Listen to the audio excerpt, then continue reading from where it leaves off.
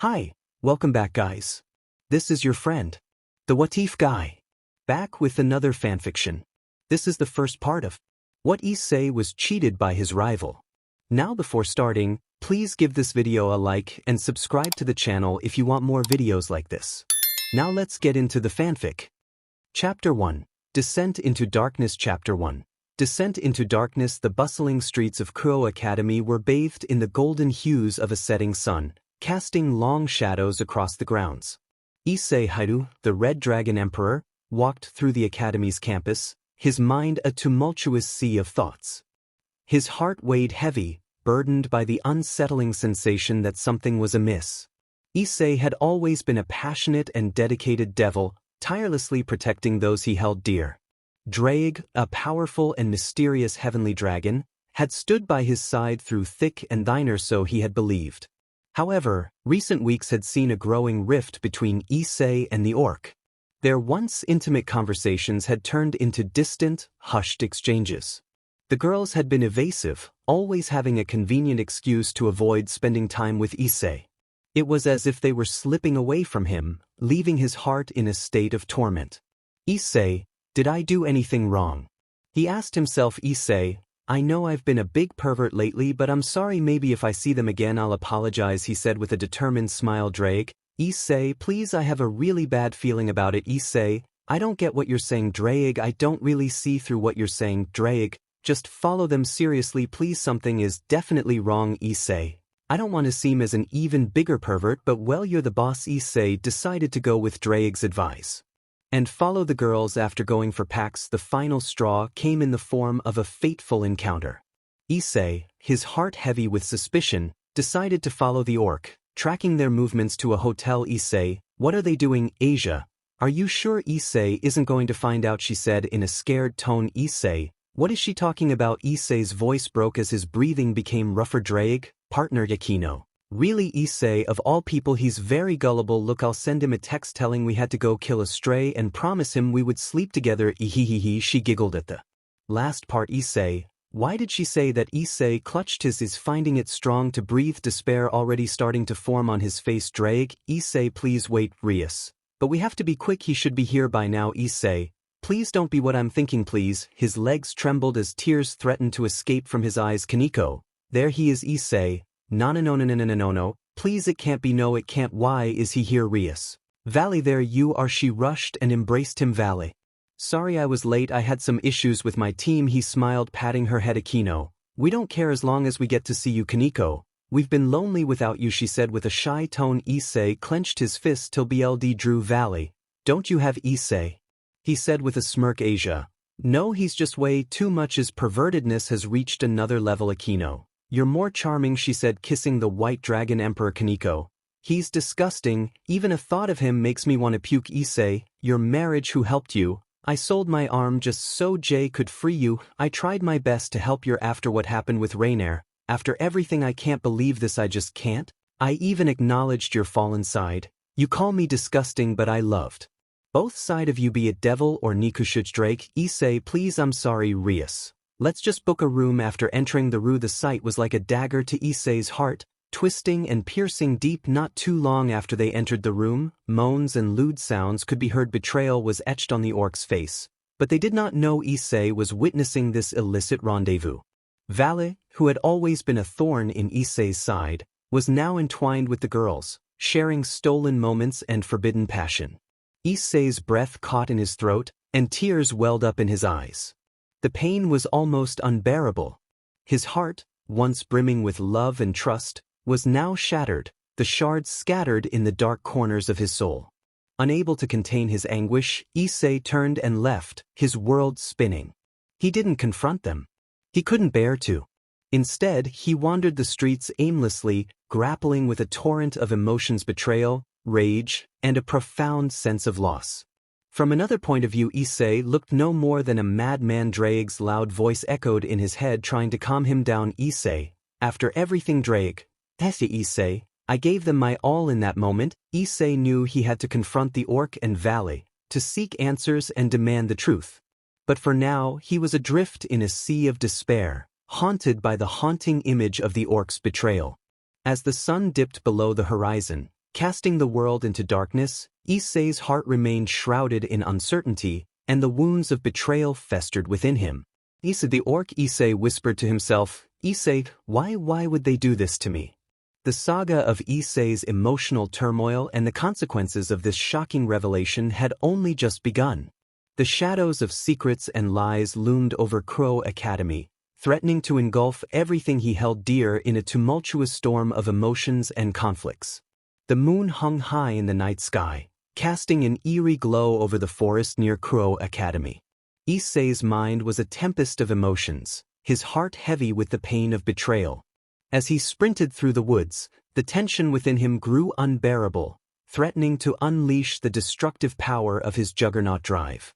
His footsteps pounded on the earth as he raced through the dense trees, his breaths coming in ragged gasps. The images of Rias, Aquino, Kaneko, Zenobia and Asia with valleys swirled in his mind, fueling a torrent of anger and despair. Issei's voice quivered as he muttered to himself, Issei, I can't believe they did this to me. How could they betray me like this? His thoughts spiraled out of control, and the overwhelming urge to unleash his destructive power grew stronger. His anger and pain threatened to push him over the edge. Then he noticed that he was near a fountain, the same fountain where he and Yuma Amano Yuma. Would you die for me? Those same words echoed in his mind. Issei laughed. He clutched his head with tears dropping. He fell on his knees. Issei, use and throw away, is that how my life is? I was such a fool, he yelled in nothing but rage. He summoned his sacred gear and smashed the ground, forming a crater. Issei, I have the juggernaut drive, he thought, his eyes wide with desperation.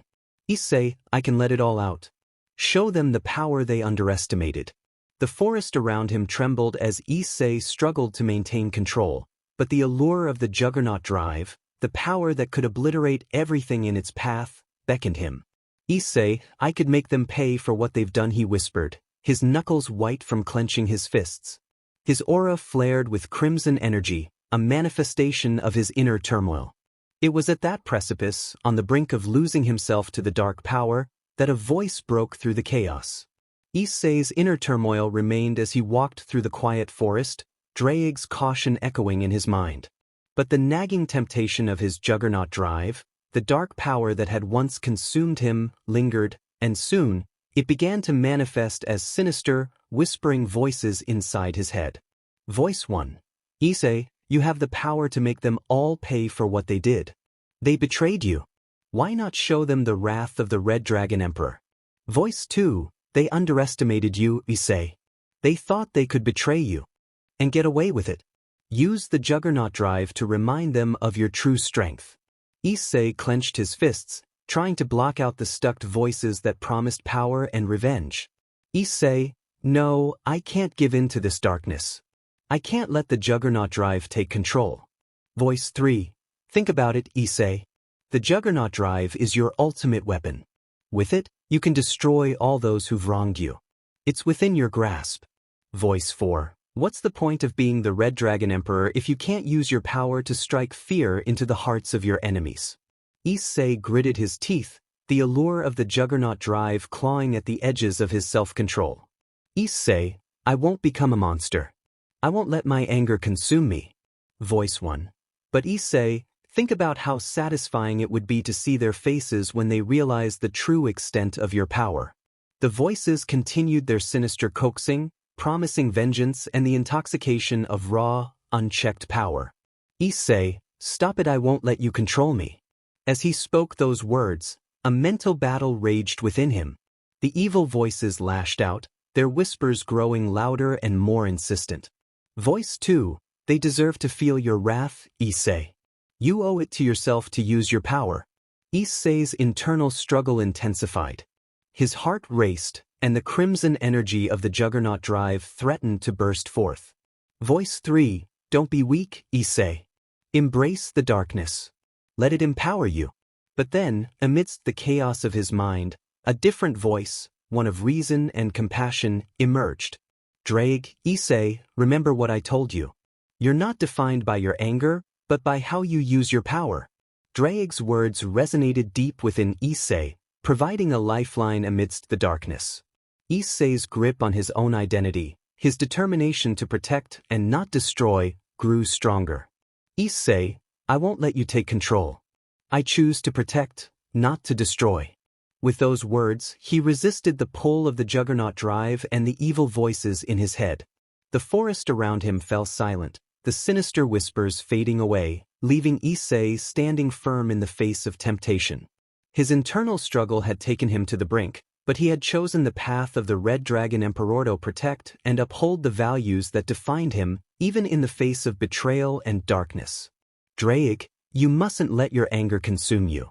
The Juggernaut drive is a path of destruction, and once unleashed, it's strong to control. You'll hurt the ones you care about. Issei trembled, his internal storm subsiding as Drake's words reached him. Drake, you're the Red Dragon Emperor, and your power is meant for protection, not destruction. Channel your emotions, Issei, but don't let them control you. Tears welled up in Issei's eyes as he took a shuddering breath. He had come dangerously close to unleashing a destructive force he might never be able to contain. Issei, you're right, Drake. I can't lose control like that. I need to find a way to handle this pain and anger without destroying everything. Drake nodded in approval. Drake, that's the spirit, Issei. It's okay to feel anger and pain, but it's how you use that energy that defines you as a true protector. Issei got home to see his two parents watching TV. They got up as soon as they saw him. Issei, Mom, Dad, the two people who would never betray him. Mom, Issei, what's wrong? You look upset. Come on, sit down and let's talk. Dad, yeah kiddo, you look down in the dumps. Their tone was filled with nothing but parental love, which made Issei's shattered heart heal up a bit. He sat down. Issei, Mom, Dad, am I a disappointment because of my pervertedness? And please be honest, he said, looking down with his hair covering his eyes. Dad, kiddo, what's this all about? He said with a raised eyebrow. Mom, sure, we find some of your perverted antics disappointing, but that doesn't mean your disappointment. Issei, look at you. You're good at computers, things like coding and programming and the likes. We've seen you when you're writing down some programming things only specialists do. You're smart and a very, very nice person. Dad, we're proud of you. Issei, both me and your mom and your girlfriends. Issei gritted his teeth, and the last part. Issei, Mother, Father, I love you both, but please do not mention anything about those sluts. They were both taken aback. Issei, please Mom, if you don't want me to kill myself, I don't want anything related to them in this house, please, he said, sobbing. Dad, what happened? Issei, please talk to us. What did they do? Issei, they cheated on me. Okay, this past few weeks they've been cheating on me with someone I absolutely despise. You could say my eternal rival. Dad, even Asia. Issei nodded. His mom embraced him. Issei, it hurts.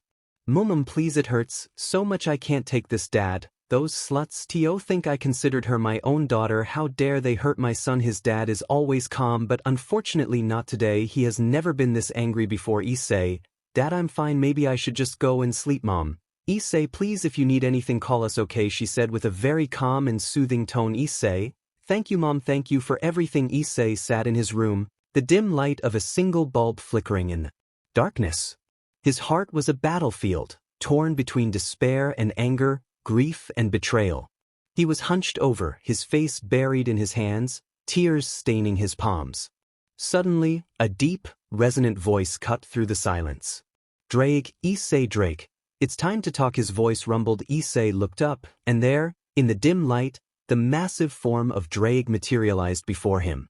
The dragon's eyes, a fiery crimson, held a warmth and understanding that Issei desperately needed.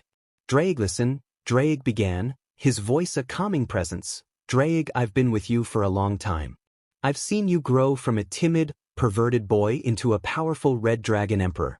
But there's more to being the Red Dragon Emperor than just strength and battles. It's about resilience, too. Issei sniffled, wiping away his tears, and looked at Drake with a mixture of confusion and longing. Issei, I don't understand, Drake. Why did the orc do this to me? Why with Valley of all people? Drake sighed, the sound like a gust of wind rustling through leaves. Drake, sometimes, Issei, people we trust let us down. It's a painful reality of life. But you have to remember, it's not a reflection of your worth. Your strength as the Red Dragon Emperor is in your ability to rise above adversity, even when it hurts the most. Issei nodded slowly, absorbing Drake's words. Issei, I just feel so lost, Drake. I thought I knew the orc, that we had something special. I thought I could trust them with my heart. Drake inclined his massive head, sympathy in his eyes. Drake, I know it's strong to fathom right now, but sometimes people are driven by their own desires and insecurities. It doesn't mean you're any less of a person or a devil. In fact, it's in moments like these that you grow and become stronger. Issei pondered Drake's words for a moment. Issei, so what should I do, Drake? How can I move on from this? Drake's eyes glinted with determination. Drake, you confront your pain, Issei. You acknowledge it, let it wash over you, and then, you use it to fuel your determination. You're the Red Dragon Emperor, a symbol of strength and power.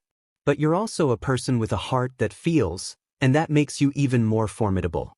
Issei sighed, his shoulders slumping as he considered Drake's advice. Issei, I suppose you're right, Drake. I can't let this consume me. I have to find a way to move forward. Drake nodded in approval. Drake, that's the spirit, Issei. It's in your darkest moments that your true strength shines.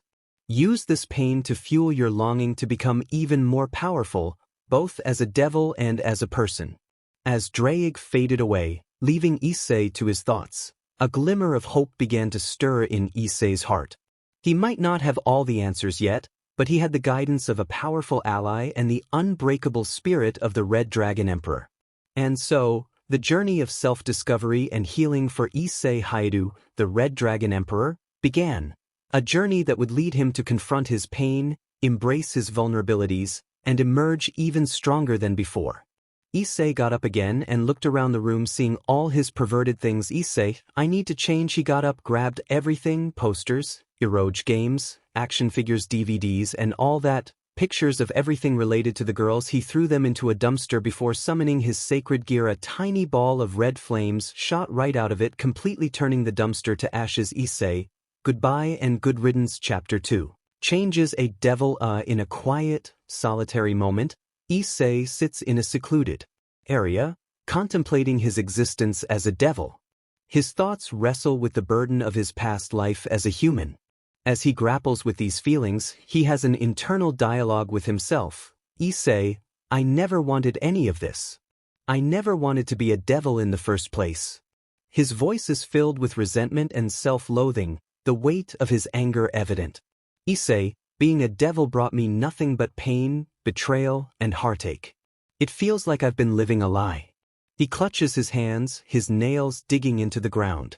Issei, I hate what I've become, what I was forced to be. And I hate those who dragged me into this world of deceit and treachery.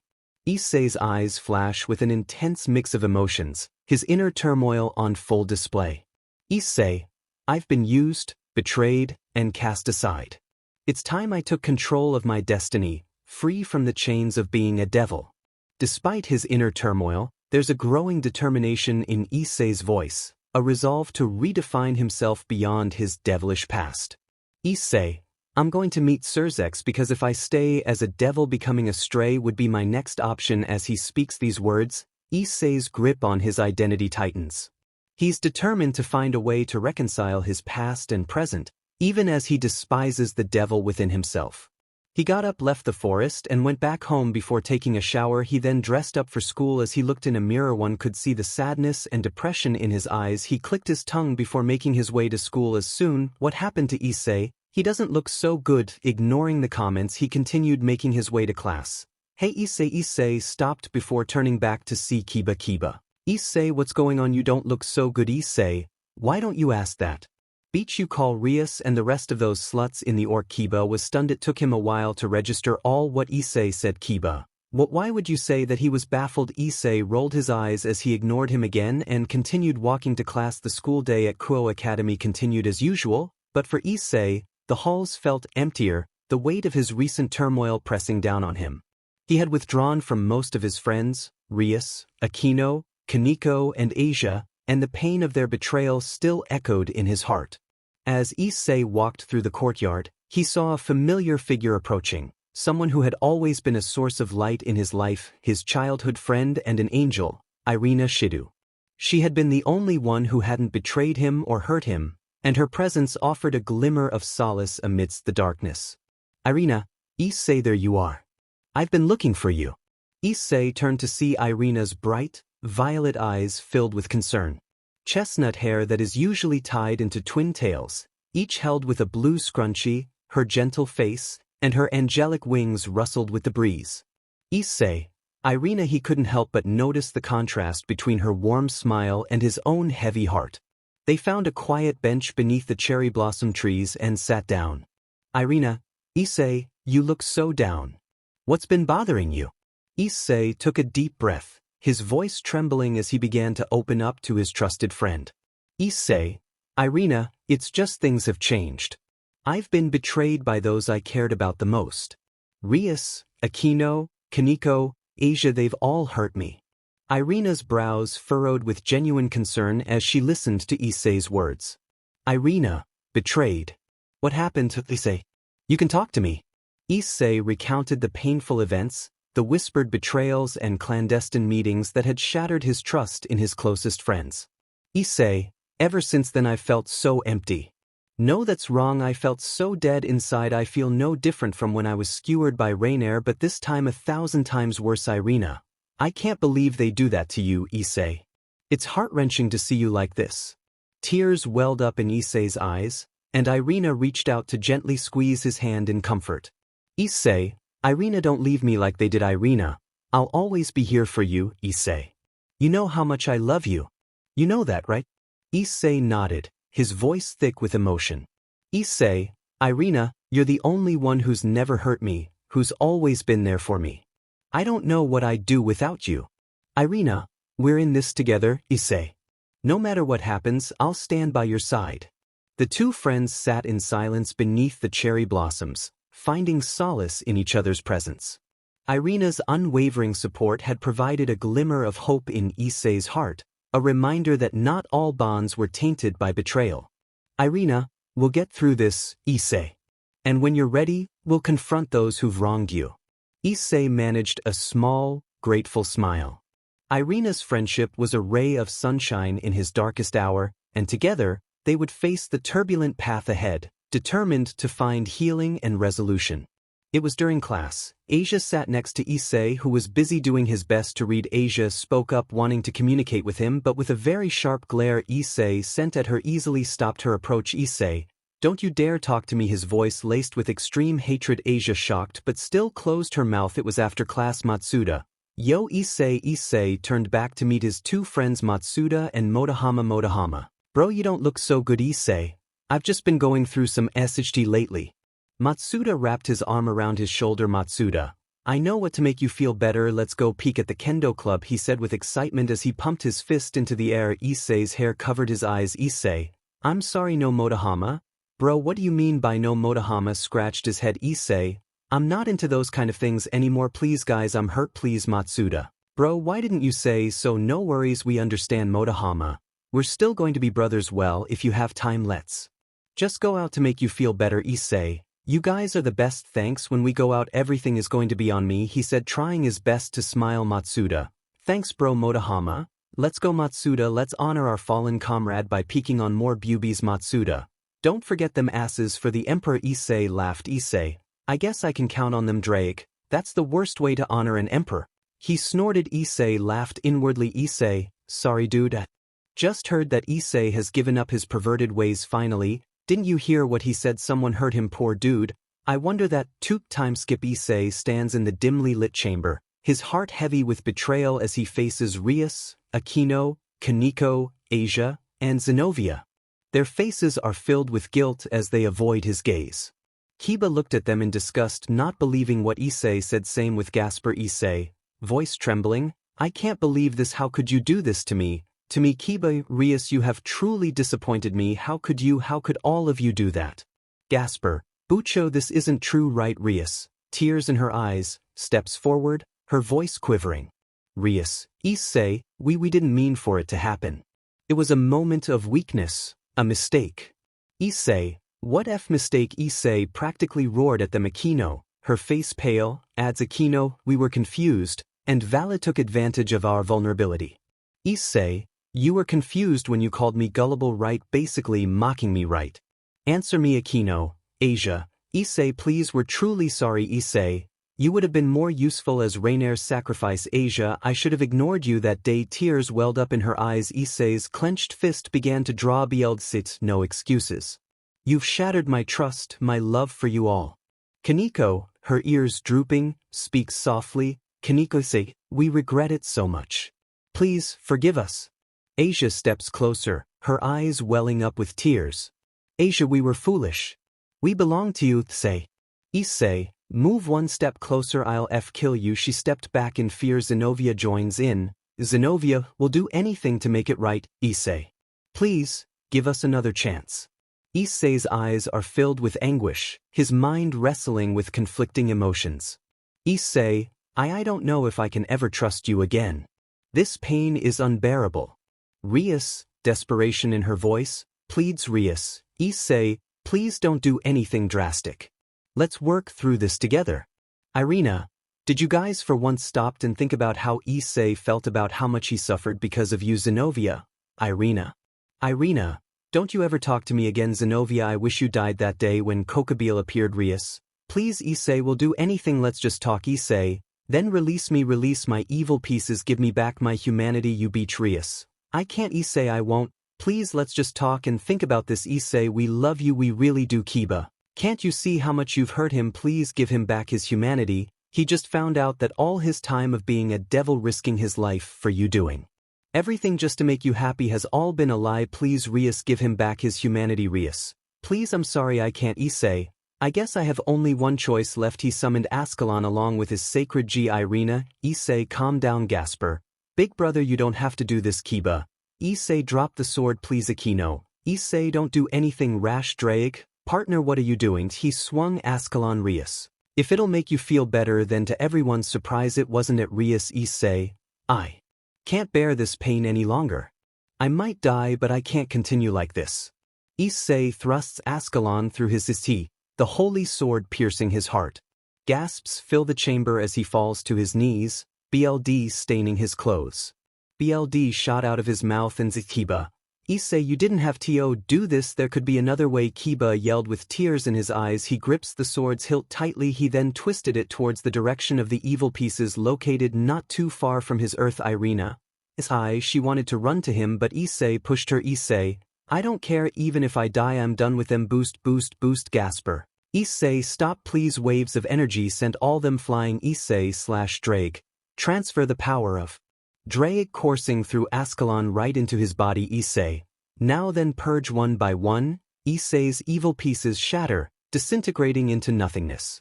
His body began to spasm as BLD shot out of both his wounds and mouth, and the ORC trembles with the unleashed power. Rias, Akino, Kaneko, Asia, and Zenobia rush forward, but it's too late.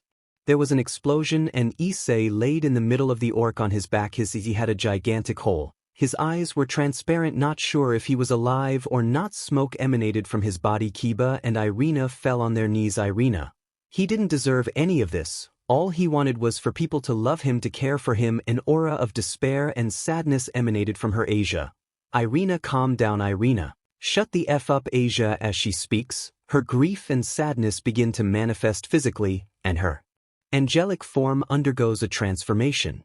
Her wings turn dark and shadowy, her aura tainted by the emotions overwhelming her. Kiba's eyes widen in alarm as he watches Irina's transformation into a fallen angel. This art belongs to me. Kiba, you fell. Irina gazed at her new wings. Irina, I honestly don't care.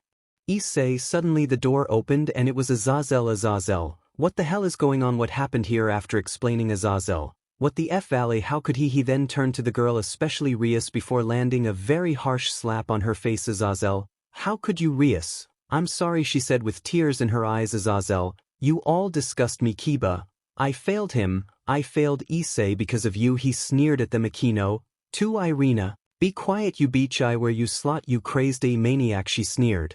Azazel, Irina, that's enough. Irina, I've already fallen, I don't care, I'll say what I want. Azazel, she fell because of him. This is the first time in a very long time someone fell because of this. Where's Rosweiss? Where you need her? Rosweiss had some things to do in Asgard, leaving Azazel to sort this issue. The boosted gear materialized on Issei's arm as his broken body was resting on the bed. Drake, I can save him. Asia, really Drake, Shut your trap, you useless nun, if not for me being in this sacred gear I would have incinerated you all with my flames. Not knowing what to say, she kept quiet as tears fell from her eyes. Drake, you girls disgust me. Like I said, now I can save him, but they should not go anywhere near him after he has awakened. Gasper, please help Issei. Kiba, Drake, I beg of you, help him. Irina, I'll do anything, please just save him. Drake, like I said, I can save him, but not completely. If he survives or not, it's based on him. Azazel, what do you mean? Drake, his body is badly damaged, same with his life force. Now that he is now human, even his genetics has been affected, but I have a way I can turn him into a dragon. Irina, wait, dragon. Drake, yes. Kiba, then please hurry. Drake, okay then. Azazel, Kiba, Gasper and Irina, thank you for what you've done for Issei. They all nodded. Drake, now then hold on. Gasper, well Drake sir, how would we know when he is changing? Drake, trust me, you'll know. In the midst of his pain and inner turmoil, Issei clutches his feeling his lifespan rapidly leaking away. He falls to his knees, his vision blurred by the tears of betrayal. Drake's voice echoes in his mind, a flicker of hope in the darkness. Drake, you have a choice. I can help you become a dragon, a creature beyond devils and humans. It will save your life, but it's a path with no return. Are you willing to accept it? Issei, struggling to breathe, hesitates. He gazes at the blade Ascalon, a symbol of his past, his love, and his pain. Issei, I choose to become a dragon. Anything to escape this pain and betrayal. Drake's presence envelopes him, and a surge of power courses through his veins. Issei's body convulses, and the room is filled with brilliant, blinding light. A cocoon manifested where Issei was. Azazel, leave this place, I'll keep seals here just in case. Now then all of you leave. Chapter 3. In a dimly lit room within the ORC building, Surzex and Graphia stand before Rias, Aquino, Kaneko, Asia, and Zenobia.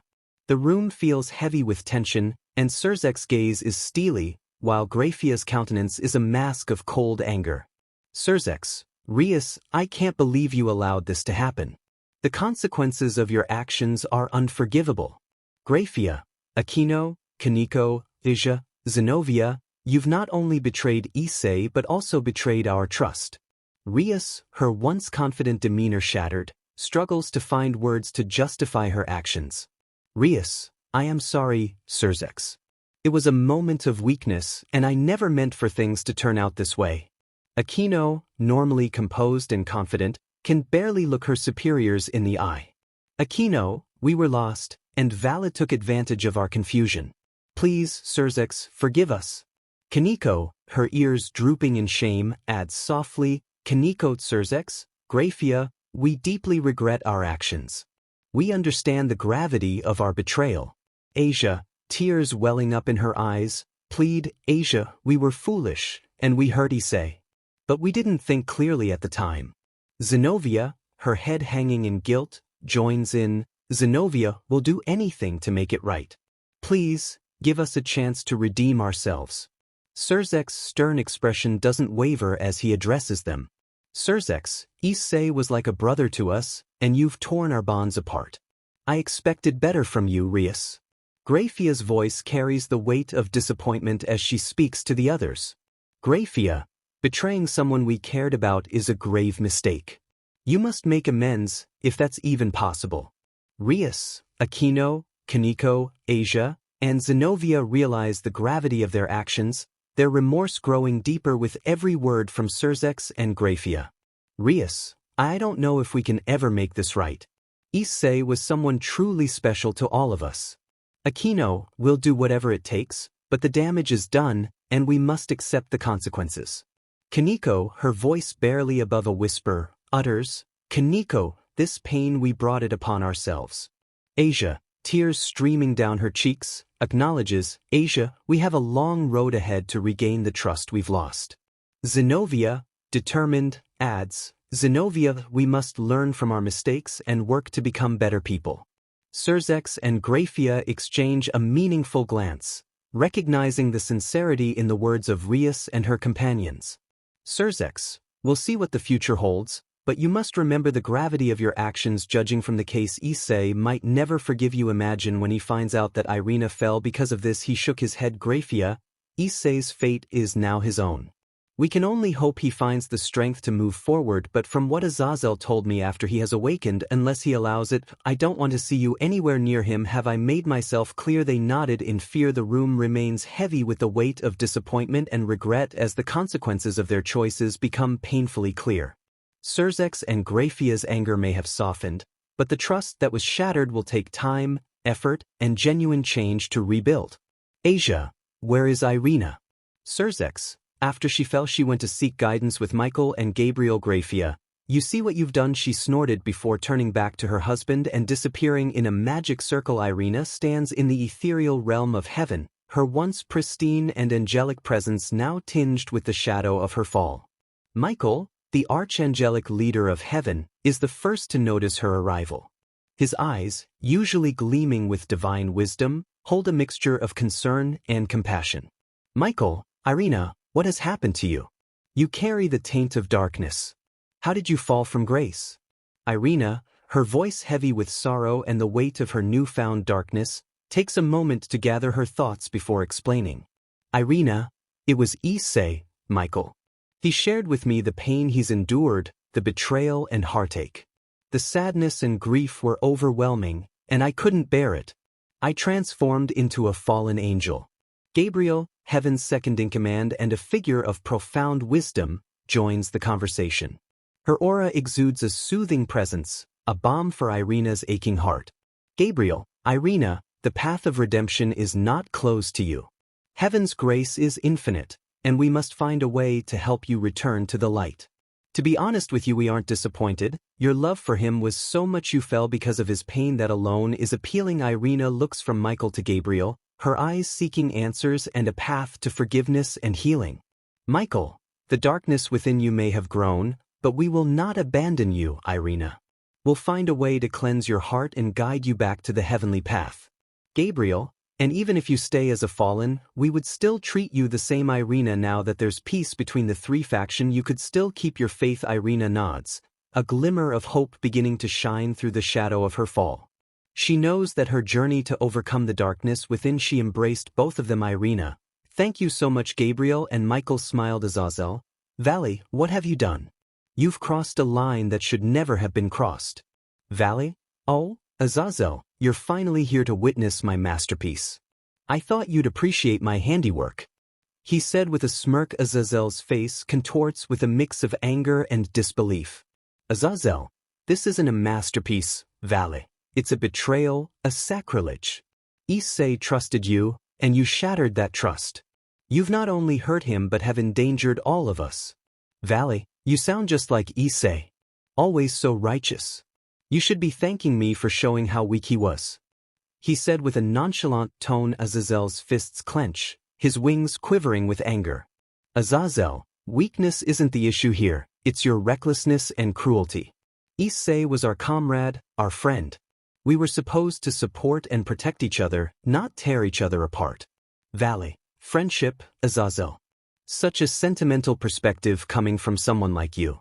I'm merely pursuing my own path to power, and if breaking Issei will make him get stronger. Azazel's voice grows colder, his anger simmering beneath the surface. Azazel, power at any cost is a dangerous road, Vali. You're endangering not just Issei but the balance and safety of the entire supernatural world. Vali, that's the beauty of it, Azazel. Chaos is a ladder, and I intend to climb it, no matter the consequences, he said with a smirk. Azazel's eyes flash with a fierce rage. Azazel, Vali, if you continue down this path, you'll become a threat to everyone we care about, including yourself. Vali, I don't care about your concerns, Azazel. I'll do what I must to reach the pinnacle of power, he said in a defiant tone. Azazel takes a deep breath, trying to find a way to get through to Vali. Azazel, Vali, you were once a part of our team, a young man searching for purpose. Don't let your obsession with power blind you to the bonds we've built and the friendships we've nurtured. Vali's expression remains resolute, his eyes locked on Azazel. Vali, those bonds mean nothing to me, Azazel. I'll continue my ascent, no matter who stands in my way. Azazel, with a heavy heart, realizes that Vali's resolve is unyielding. Azazel, then we're at an impasse, Vali. You've chosen your path, And I can only hope that one day you'll see the consequences of your actions, and from now on we have nothing to do with each other. I should have left you to your wounds that night. With that, Azazel turns and leaves Vale, the rift between them widening as Vale's pursuit of power leads him further down a perilous and destructive path. Vale scoffed before using his magic circle to disappear. In the aftermath of Vale's actions with Azazel, he went to his team. Before then he has a conversation with his partner, Albion. Albion, a wise and ancient white dragon, is deeply disappointed in Vale's choices. Vale, Albion, it had to be done. Issei was holding us back, he said with a sigh. Albion, his massive white form coiled on the ground, fixes Vale with a piercing gaze, disappointment evident in his eyes. Albion, Vale, I never thought I'd see the day when you'd prioritize power over the bonds of friendship. Vale, you don't understand, Albion. Power is everything. I won't let sentimentality cloud my judgment. Albion's voice takes on a somber tone, a sense of ancient wisdom behind his words. Albion, power without purpose is empty. Vale, what's the point of becoming strong if you lose your humanity in the process? Vale, humanity has held me back for far too long. Albion, I won't be limited by it. Albion's eyes narrow as he continues to speak, his voice laced with disappointment. Albion, Vale, you've always been a maverick, but this path you're on will lead you to ruin. True strength is not about abandoning those who care about you.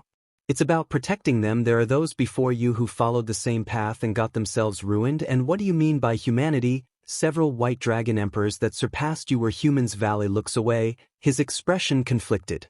Vale, I've made my choice, Albion. I won't turn back now. Albion's form shimmers with a profound sadness as he watches Vale walk away.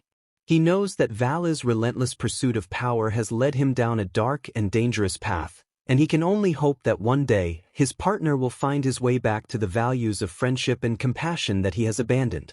Kuroka, Vale, what in the world have you done? You've betrayed Issei and the team. She stepped in front of Vale. Vale, I did what I had to do. Issei was weak, and his weakness was dragging us down. He snapped back at her. Fenrir, this is beyond reckless, Vale. You never asked for our input.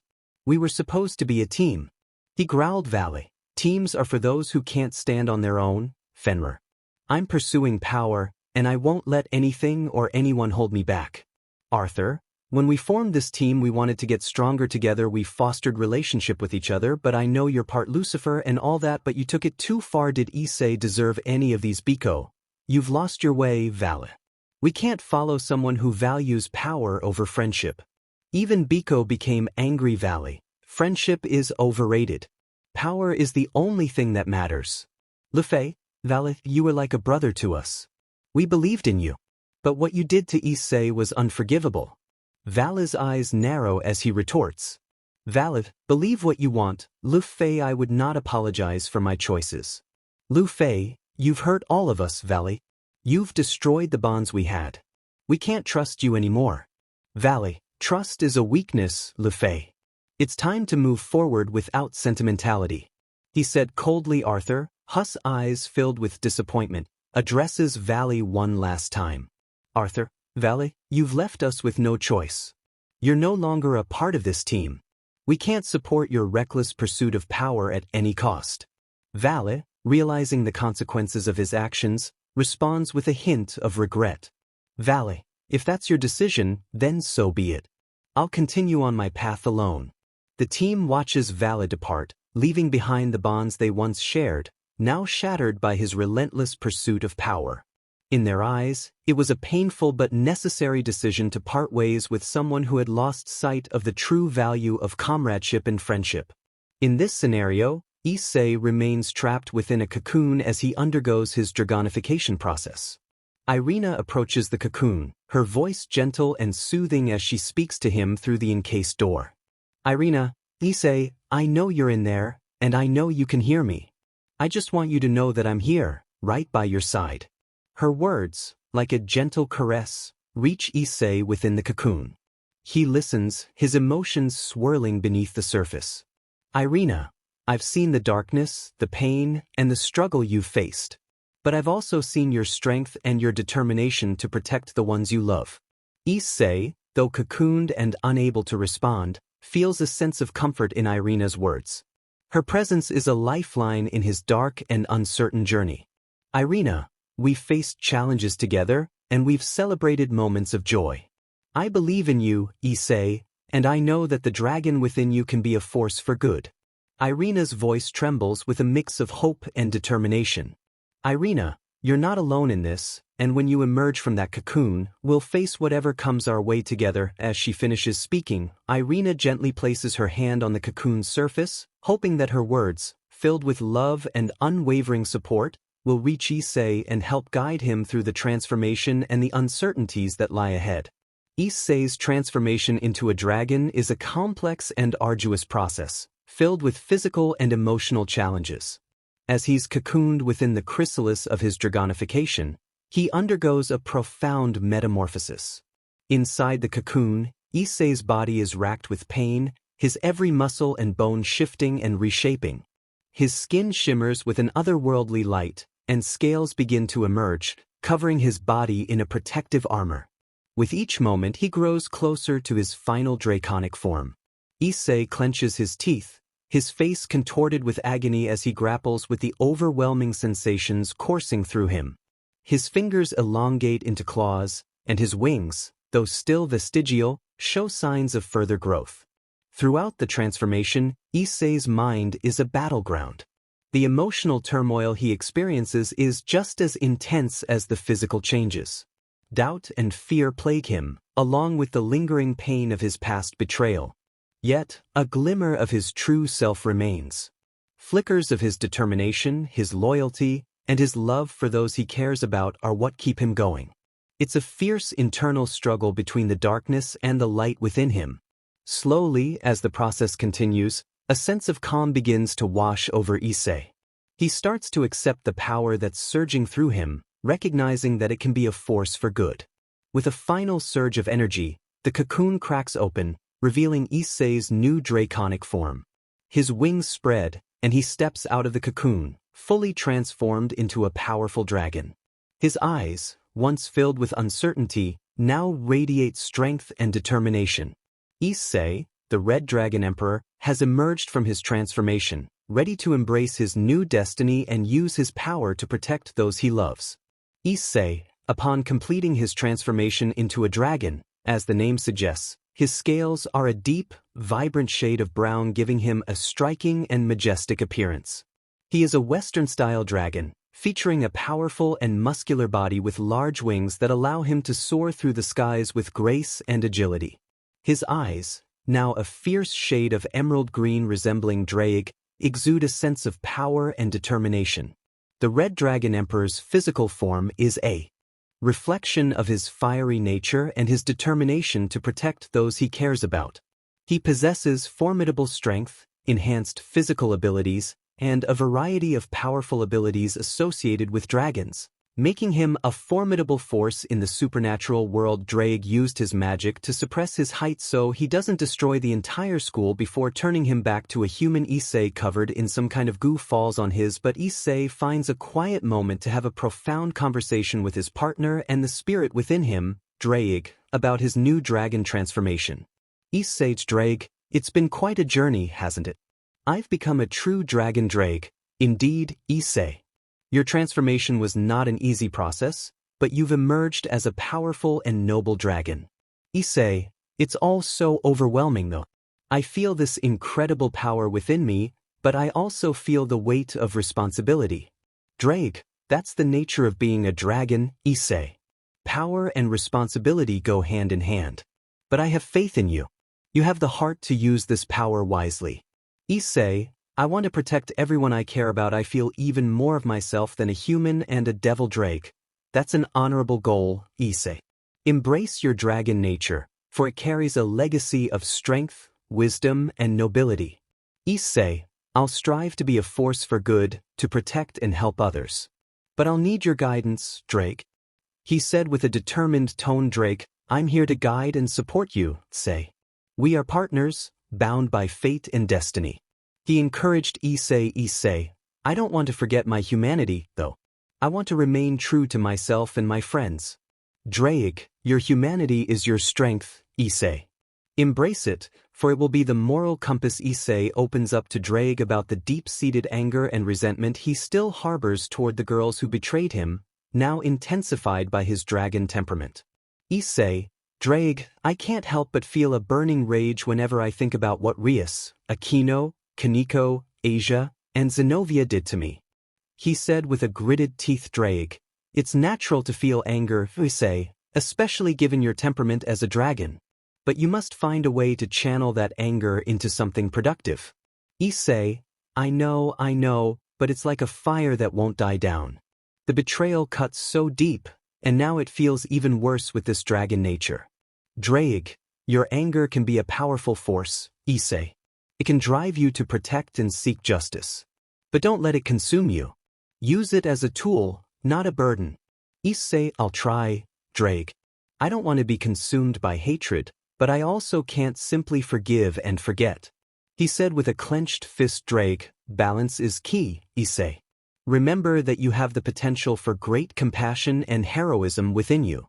Let that guide you as you navigate these complex emotions. Issei, I will. I'll find a way to make peace with my past and move forward. Drake, that's the spirit, Issei. The path of a dragon is not without challenges, but I believe you have the strength to overcome them. But that doesn't mean you should be weak or emotional towards them. Issei laughed. Issei, of course, Drake. But Issei, there are things I want to tell you now. Drake takes a moment to discuss the perks and advantages of Issei's new dragon nature, helping him appreciate the benefits of his transformation. Drake, Issei, being a dragon comes with a wealth of perks and advantages. It's not just about power, but also about the unique abilities that set dragons apart. Issei, curious, tell me more, Drake. I want to understand the full extent of what I've gained. Drake, well, first and foremost, you now possess incredible physical strength and endurance. Your scales provide a natural armor that's highly resistant to many forms of damage. Issei, that's a huge advantage in battles, isn't it? Drake, absolutely. Your ability to breathe fire or other elemental attacks can be a game changer. Your breath is a formidable weapon. Issei, what about flight? I've always dreamt of flying. Drake, you can soar through the skies with your wings, which gives you unparalleled mobility and tactical advantages. And don't forget your enhanced regenerative abilities. You can recover from injuries much faster than before. Issei, I've noticed my senses are sharper too. Drake, yes, your senses have been heightened. You can detect magic and energy more accurately, which is essential in this supernatural world. Issei, I've also felt a powerful aura emanating from me. Drake, your draconic aura can weaken and intimidate your opponents. It's a reflection of your power and presence, and you've also unlocked the true power of draconic energy, which is stronger than demonic energy. Issei, but how does it affect my sacred gear? Drake takes a moment to explain how Issei's control over the boosted gear, his sacred gear, has improved in his new dragon form. Drake, Issei, your transformation into the Red Dragon Emperor has significantly enhanced your control over the boosted gear. It's now more in sync with your dragonic nature. Issei, how so, Drake? He said in an intrigued voice. Drake, you see, the boosted gear's power has always been connected to your emotions and desires. As a dragon, your emotions are more intense and your willpower stronger. Issei, so, my emotions can affect the boosted gear's abilities more directly. Drake, exactly. Your heightened emotions can influence the boosted gear, allowing you to unleash more power and use it more effectively. It responds to your determination and convictions. Issei, that sounds incredible. It means I can push my limits even further. Drake, indeed, Issei. You now have the potential to unlock new forms and abilities within the boosted gear, especially in times of great need. Issei, and what about controlling the scale of my boosts? Can I be more precise with it? Drake, your control over the boosted gear's power and the scale of your boosts has improved. You can tailor your power to suit specific situations, whether it's a small boost for a precise maneuver or a massive surge for a decisive attack. Issei, and that's awesome. I should have been a dragon instead. Drake takes a moment to explain to Issei why he couldn't turn him into a dragon before and why it was fraught with danger. Drake, Issei, I want you to understand why I couldn't turn you into a dragon earlier. While it might seem like a great power, there are immense dangers associated with this transformation. Issei, what kind of dangers are we talking about, Drake? He asked curiously. Drake. First and foremost, the process of turning a devil or human into a dragon is extremely risky. It's not something to be taken lightly. It can lead to physical and mental instability, even loss of self. Say, so I could have lost who I am. Drake. Yes, there's a real danger of losing your humanity, your sense of self, and becoming a feral creature. The process requires an incredible level of control and balance. Issei, I see, so it's not just about gaining power, but about preserving who I am. Drake, precisely. The transformation also carries the risk of tapping into your darker instincts and emotions, which can lead to destructive behavior. You would be no different from your juggernaut drive or an evil dragon Issei, so it's not just about gaining power but also about managing it responsibly. Drake, that's correct, Issei. I wanted to make sure you were ready and had developed the right mindset to handle the immense power and responsibilities that come with being a dragon. Say, appreciate your caution, Drake. I understand now why it couldn't happen earlier. It's not just about power, it's about balance and control. Drake, I'm glad you understand, Issei. It's crucial that you harness this power responsibly and in harmony with your humanity. Issei, so, being a dragon comes with a host of perks, not just physical but also tactical advantages. Drake, indeed, Issei. You have the potential to be a force to be reckoned with in this world. It's all about how you use these perks for the greater good. Issei, I'll learn to wield this power responsibly, Drake. It's not just about me, it's about protecting the ones I care about. Drake, that's the spirit, Issei. With your determination and the perks of being a dragon, you have the tools to make a significant impact.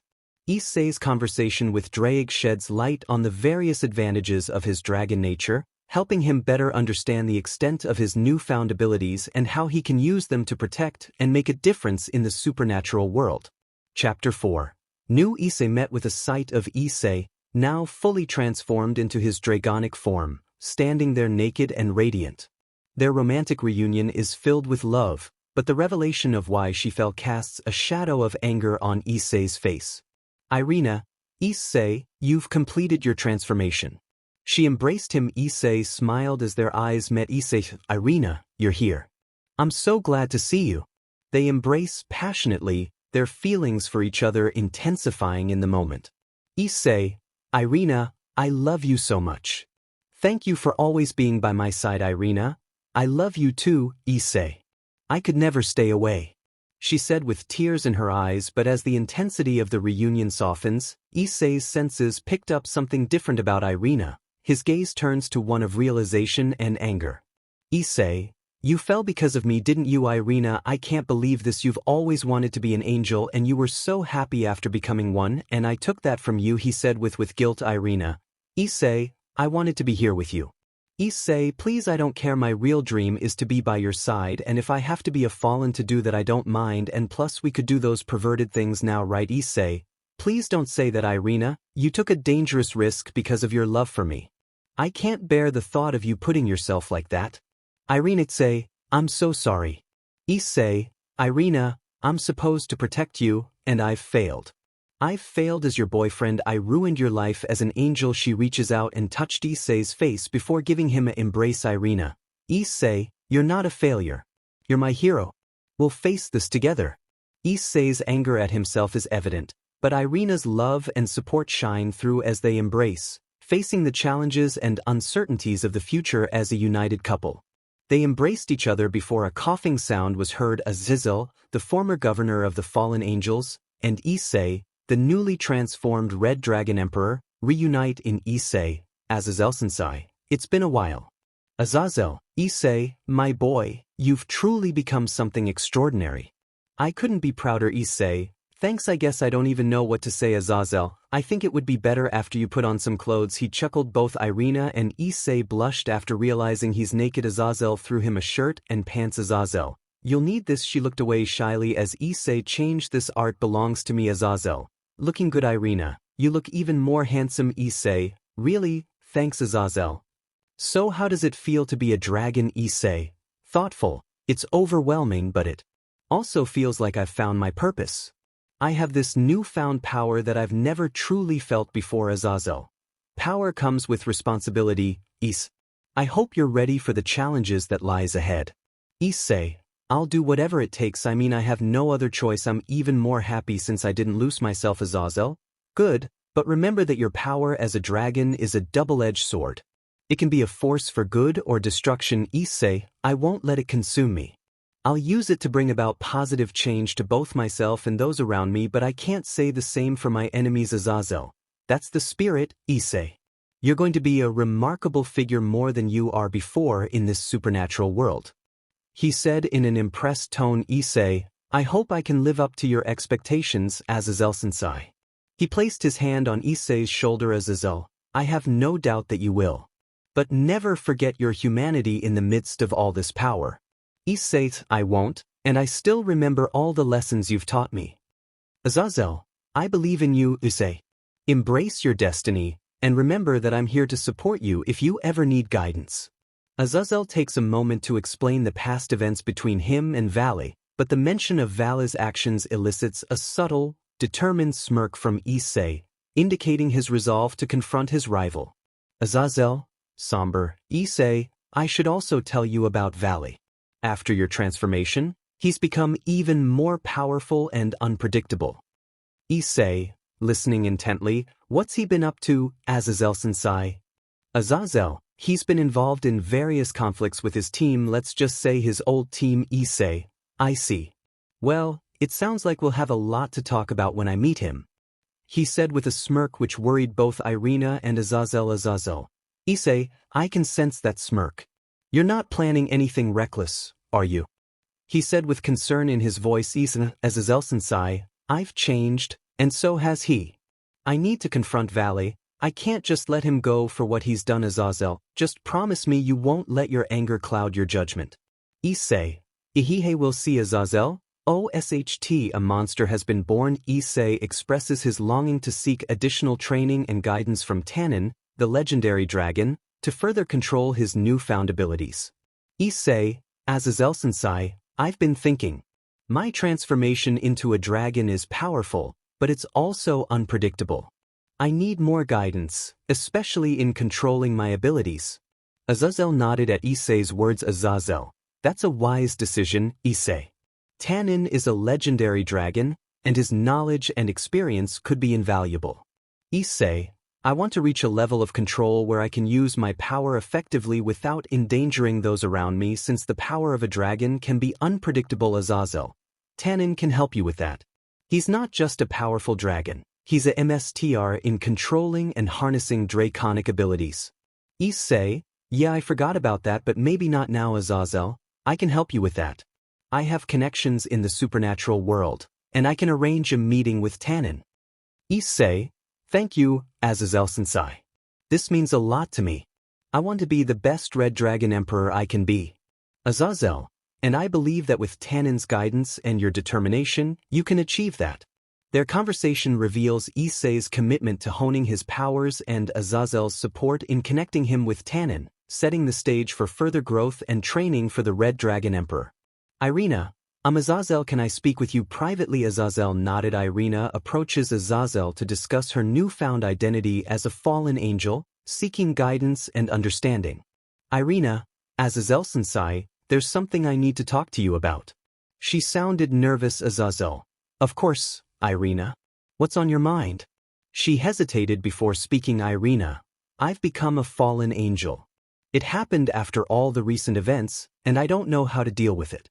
Azazel, Irina, becoming a fallen angel can be a significant change. But it's not the end of the world. How are you feeling about it? Irina, I'm confused. I was once an angel, and now I'm something entirely different. I'm afraid I've lost my place. Azazel, you haven't lost your place, Irina.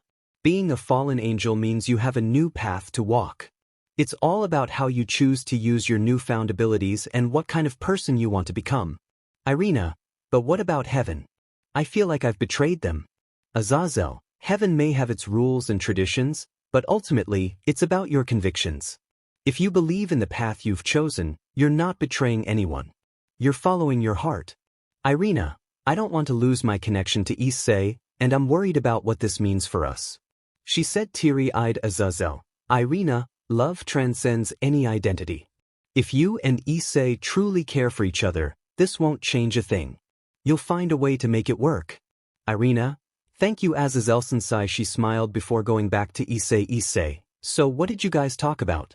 Irina, nothing, let's go somewhere else to take our minds off everything that has happened. Issei, you're right, I need some time to relax. Irina and Issei decide to take a break from the intensity of their recent experiences and go on a relaxing, detailed date to unwind and enjoy each other's company.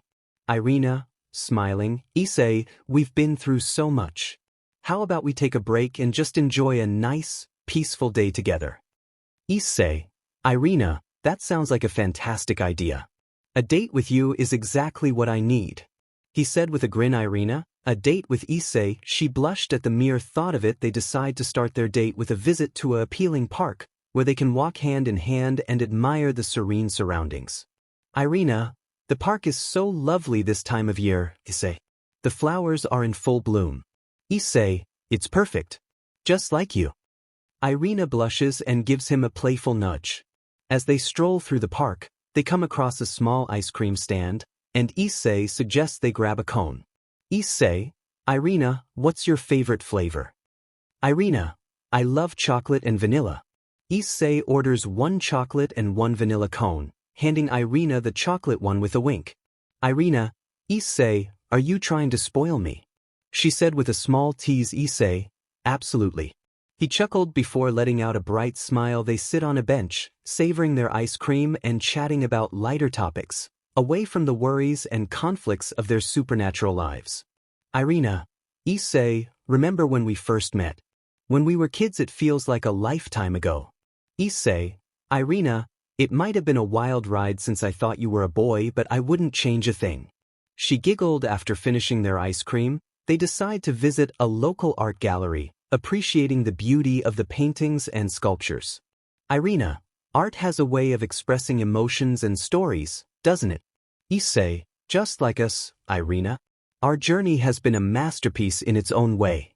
As the day winds down, they have a romantic dinner at a cozy restaurant, lit with soft candlelight. Irina, Issei, I've had such a wonderful time today. Thank you for this date. Issei, Irina, every moment with you is special. I needed this to remind me of the love and joy we share.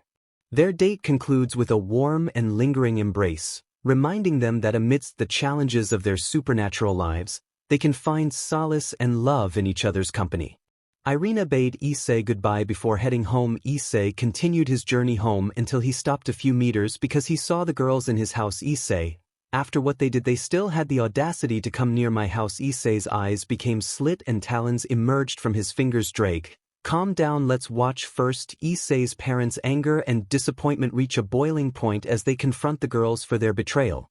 The tense, emotional conversation is long and filled with raw anger and hurt. Father Urias, Aquino, Kaneko, Asia, and Zenobia, how could you do this to our son? He said in a very furious tone. Rias, Mr. Hai, we made a terrible mistake, and we deeply regret it. She said in tears. Mother, mistake. You shattered our son's heart. This goes far beyond a simple mistake. Her tone was even more cold than Graphia's ice. Father, our family welcomed you all with open arms, and you betrayed us. He said with his voice trembling in anger. Asia, I never wanted to hurt Issei. It was a terrible misunderstanding. Mother, misunderstanding or not, you've destroyed our trust, and we'll never forgive you for that. And you, Asia, how could you? You were abandoned and alone, and Issei helped you, gave you a home and a family, so this is how you repay him. If I knew this would have happened, I would have chased you out of my house with a knife. You wear, Asia, and you girls, I give you all 5 minutes, pack everything that has to do with you all and get the F out of my house. Asia fell on her knees in tears. Aquino, please, we'll do anything to make this right. We never meant for things to turn out this way. She pleaded desperately. Father, anything. Do you think a mere apology can heal the wounds you've inflicted on our family? Kaneko, we don't expect forgiveness, but we will do everything in our power to make amends. She used a solemn tone. Zenobia, we just want Issei to be happy. Mother, you talk about happiness, but you've taken our son's happiness away. He's suffering because of you. She spoke to them with disdain. Father, we disown Asia. The only person who truly cares about my son is Irina. Only her is allowed into this house. Have I made myself clear? Rias, I understand. Mr. and Mrs. Hai will all leave. Sir Issei's parents' anger and disappointment cut deep, and the girls are met with fierce resistance and disapproval. The emotional intensity of the confrontation is palpable, leaving a rift in their relationships that may never fully heal. Issei, thank God. Oh, I can say his name again. After several minutes he entered his home, seeing his sobbing mom and his dad consoling her. Issei, Mom. She looked at Issei. Using illusions, he used it to make his eyes hazel. Just the hair was still seen. Father, Issei, you changed your haircut. Mom, it looks good on you. Issei, Mom, please don't cry. After the emotional confrontation with the girls and disowning Asia, Issei takes it upon himself to console his deeply depressed parents. Issei sat down with his parents. Issei, Dad, I understand that you're hurting, and so am I. But we're a family, and we can get through this together. Father, Issei, we're just so disappointed and angry about what happened. He said with his voice plagued by grief. Issei, I know, Dad. I'm angry too, but I don't want this anger to tear our family apart. I love you both. Mother, Issei, you're our son, and we love you more than anything. It's just strong to see you hurt. Issei, I appreciate your love and concern, but we need to find a way to heal from this. I've made some decisions, and I want to be responsible for my own life. Mother, you want to move out? Issei, please don't go. His mom pleaded. Issei, I'm not moving, Mom, I just want to make decisions. Father, what kind of decisions? Issei, J plan to take control of my own destiny and not let the actions of others define my future. I want to be strong and protect the people I care about, including both of you. Mother, we want you to be happy. Issei, but we don't want to see you hurt again. Issei, I understand, Mom, I've tried my best to heal. Sure, it's still hurt, but I'm slowly healing and Irina is helping me. I'll do my best to protect myself and the people I love. But I also want to show you that we can overcome this together. Issei's parents, though still hurt and confused, begin to see their son's determination and resilience. They may not fully embrace his decisions, but they begin to realize that the love and strength of their family bond can help them navigate the challenges they face. It was late at night and Issei texted Kiba and Gasper to talk to each other. Issei, seeking the support and company of his friends, decides to meet with Kiba and Gasper to catch up and discuss recent events. Issei, hey Kiba, Gasper. It's been a while. How have you guys been? He said with a friendly smile different from the Issei of several hours ago. Kiba, Issei, it's good to see you. We've all been through a lot recently. He nodded. Gasper, yeah, it's been quite the roller coaster, hasn't it? He said in a nervous but friendly tone. They find a quiet corner in a local cafe and start talking about everything that's happened. Issei, I've changed, guys. I've become an actual dragon. It's been a tumultuous journey. Kiba, we've heard about your transformation. Issei, it's a big responsibility and I still find it strong to believe. Gasper, but we're here for you, and we'll support you no matter what. Issei, thanks guys. I appreciate that. How have you been handling everything in your lives? Kiba and Gasper share their experiences and challenges, discussing the growth and changes they've gone through. Issei, it's good to hear that you're both doing well, despite all the chaos. Kiba, we've learned a lot from our experiences, just like you. But Issei, I wish you never had to go through those kind of things. I apologize on their behalf, but after what happened we may never be the same again. Issei, I get it. Gasper, and we're always here for you. Issei. Their conversation is filled with a mix of reminiscing, discussing their transformations and responsibilities, and reaffirming their strong bond of friendship. Chapter 5. Going to train. Issei looked at Rosweiss, his gaze steady despite the turmoil of emotions he'd been through. Issei, Rosweiss, I know things have been difficult lately, and I appreciate your concern, but I'm pretty much done, he said, taking a sip of water. Rosweiss, her voice slurred with alcohol, leaned in closer. Rosweiss, you don't understand. It's not just difficult, it's infuriating. I can't believe what they did to you, to us, she said in her drunken state. Issei nodded somberly. And Issei, I never thought they would betray me like this, especially Rias and Aquino. But I'm not the same Issei anymore. I've become something more. Better, I guess. I was completely different from last week. Rosweiss' anger flared. Rosweiss, that's precisely it, Issei. You've transformed into this magnificent dragon, and instead of standing by your side, they turned to Vali. Vali, of all people. Issei sighed deeply. Say, I know it hurts, Rosweiss. It hurts me too. But we can't change the past. I've been trying to find myself, to come to terms with this new power and responsibility. Maybe they didn't know how to handle it. Rosweiss' cheeks were flushed from the alcohol, but her eyes were filled with determination. Rosweiss, Issei, that's not an excuse. We've been through so much together, fought countless battles, and faced unimaginable odds. If they couldn't stand by you in your time of transformation, then maybe they weren't worth it. Issei's eyes softened as he considered her words. Issei, I've always admired your strength, Rosweiss. You've been a pillar of support for me. But you're right, I'll be going to meet Tannen tomorrow. Rosweiss' anger subsided, replaced by a sense of empathy. Rosweiss, I understand, Issei. I do. But they hurt you, and it's not just about them. It's about us too, the way they've torn us apart. We deserve better, see? Issei reached out, gently placing his hand on Rosweiss. He smiled. Issei, you're right. We do deserve better. And I promise you, I won't let this define our future. We'll find a way to heal, to move forward, together. Rosweiss gave a faint smile despite her flushed face, her anger dissipating. Rosweiss, believe in you, Issei. I believe in us. We'll overcome this, no matter what. As the night continued, Issei and Rosweiss shared more about their hopes and dreams, finding solace in each other's company, and a renewed determination to face the challenges ahead. Rosweiss, I wish you were my boyfriend, she said before succumbing to the alcohol as she fell asleep snoring loudly. Issei, she's joking, right, Drake? I don't know, he chuckled as Rosweiss slept. A group of menacing-looking thugs began to approach her. Issei, his eyes narrowing, confronted them with a commanding presence. Thug 1.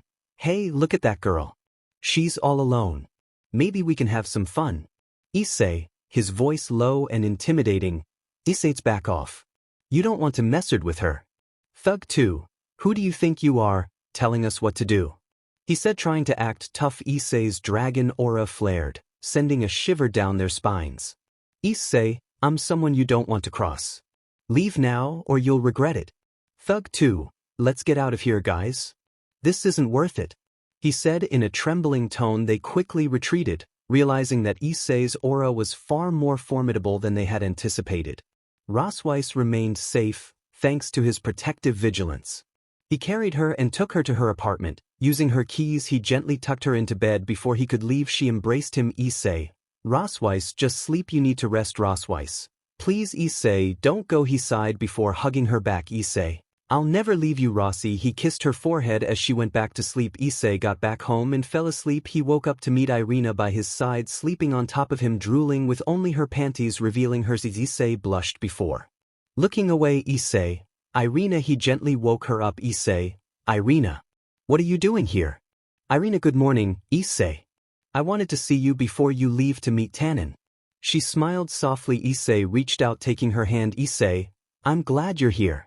I've been feeling a bit nervous about this training. I trained with him as a devil, but now as a dragon. Irina, you'll do great, Issei. I have faith in you. Plus, I know Tannen is an excellent mentor. Issei, I know, but it's still a big step. Becoming a dragon and all, it's overwhelming. Irina, I can only imagine. But I know you'll handle it like you always do, with courage and determination. Issei, thanks, Irina. You always know how to boost my confidence. Irina, well, that's my job as your girlfriend, right? She said with a red face. Issei, right, I'm going to miss you though. She embraced him. Issei, I'll miss you too, Issei. But this is an incredible opportunity, and I wouldn't want you to miss it. Issei, I promise I'll come back even stronger, and we'll continue to spend more time together. Irina looked into his eyes. Irina, I believe in you, Issei.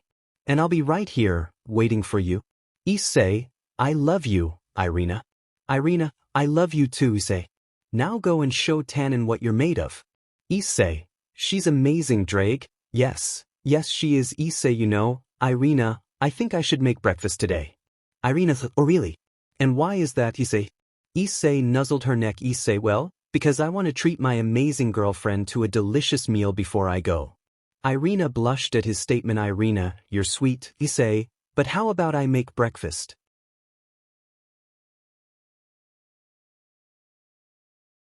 For you. It's the least I can do before you embark on this journey. Issei pulled her closer. Issei, Irina, you know I love your cooking, but let me do this for you. It's a way to show my appreciation. Irina, all right, fine. But only if you promise to come back to me safely. Issei, I promise, Irina. Now, what would you like for breakfast? As they lovingly debate over who should make breakfast, their affection for each other shines through. Issei gave her an embrace before she left for school, leaving Issei to pack his things. As Issei prepares to leave for his training with Tannen, he's reassured by Irina's support and love, knowing he has someone to come back to after this transformative experience.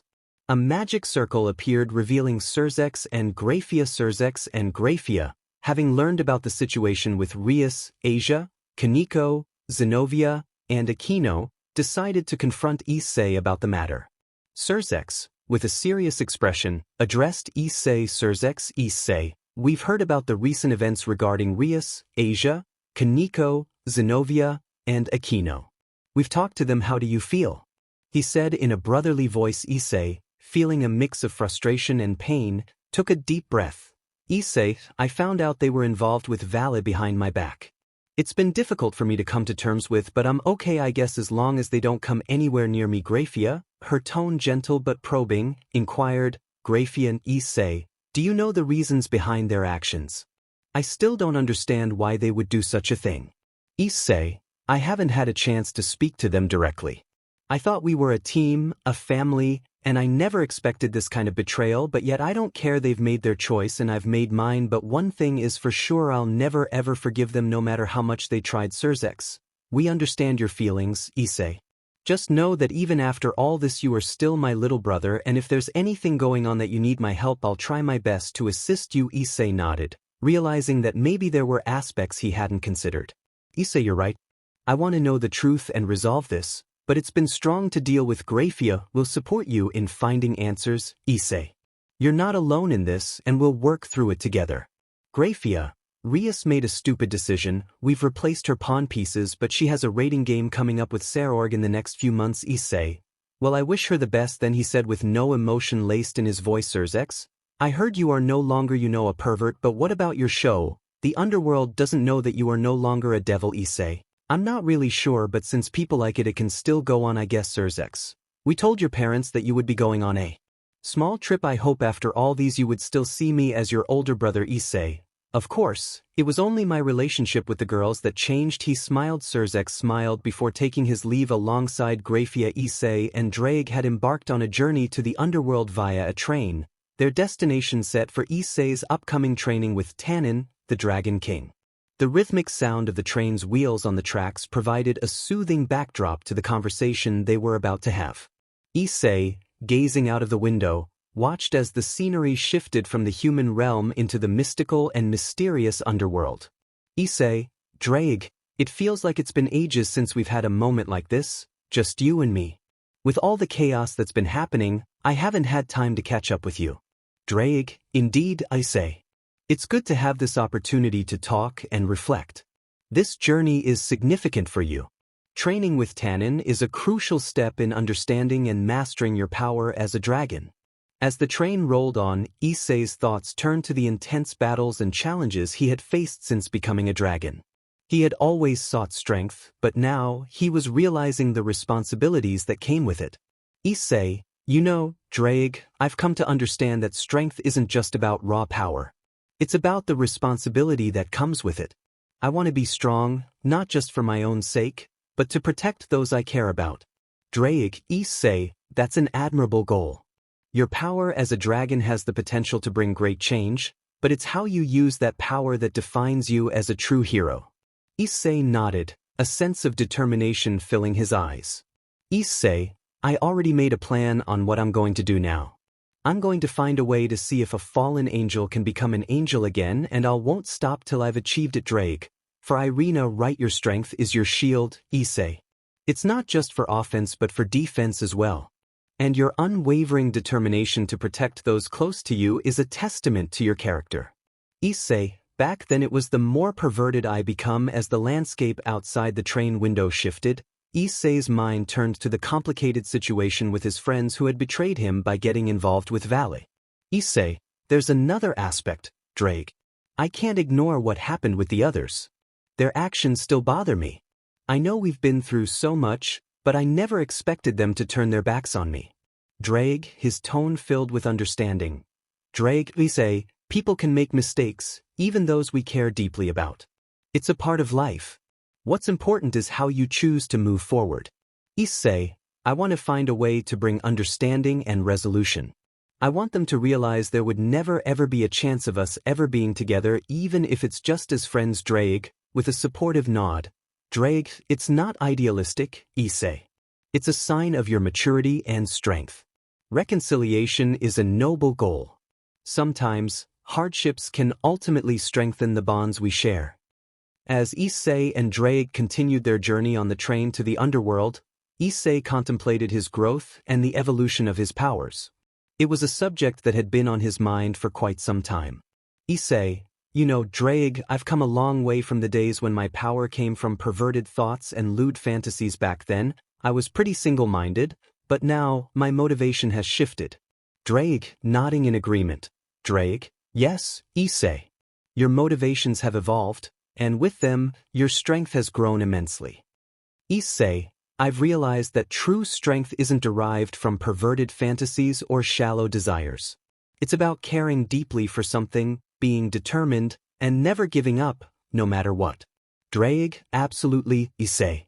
The power that comes from conviction and unwavering determination is far greater and more enduring. It's the mark of a true hero. Issei, that's what I've been striving for. I want my strength to be rooted in my love and dedication to my friends, Irina and my parents, in my commitment to protect them, and in my unyielding resolve. Drake, with a hint of pride in his voice. Drake, Issei, you've already demonstrated the potential of such power.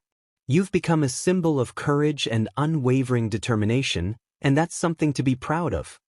As they continued their journey, Issei's thoughts were filled with the changes he had undergone, both as a person and as a dragon. He knew that his quest for true strength and his commitment to protecting those he loved would only continue to drive him forward, and he was ready to embrace the challenges that lay ahead. As the train continued its journey into the depths of the underworld, Issei turned to Drake with a resolute expression. Issei, under Tannen's guidance, I hope to not only harness my power but also find the inner peace and clarity I seek. Only then can I hope to mend the bonds that have been strained. Drake, your journey will be both physical and spiritual, Issei. With your determination and the wisdom of the Dragon King, I believe you'll find what you're looking for. The train finally reached its destination, and Issei and Drake disembarked, ready to face the challenges of Issei's training and the uncertain future. Their lengthy and profound dialogue reflected the journey that lay ahead, not only in mastering Issei's newfound abilities but also in healing the bonds with his friends and finding inner balance and peace. Time skip. Issei had been eagerly anticipating his meeting with Tannen, the Dragon King, as he and Drake embarked on their journey to the underworld. After a considerable train ride, they finally arrived at the designated location where Tannen was to meet them. As they disembarked from the train, Issei couldn't hide his excitement. The prospect of learning from a legendary figure like Tannen was both thrilling and humbling. They waited, and soon, a powerful presence made itself known as Tannen approached them. Tannen, towering and majestic in his dragon form, greeted Issei with a nod. Tannen, Drake, welcome to the underworld. Azazel has told me everything. Issei, slightly awestruck but also determined, replied.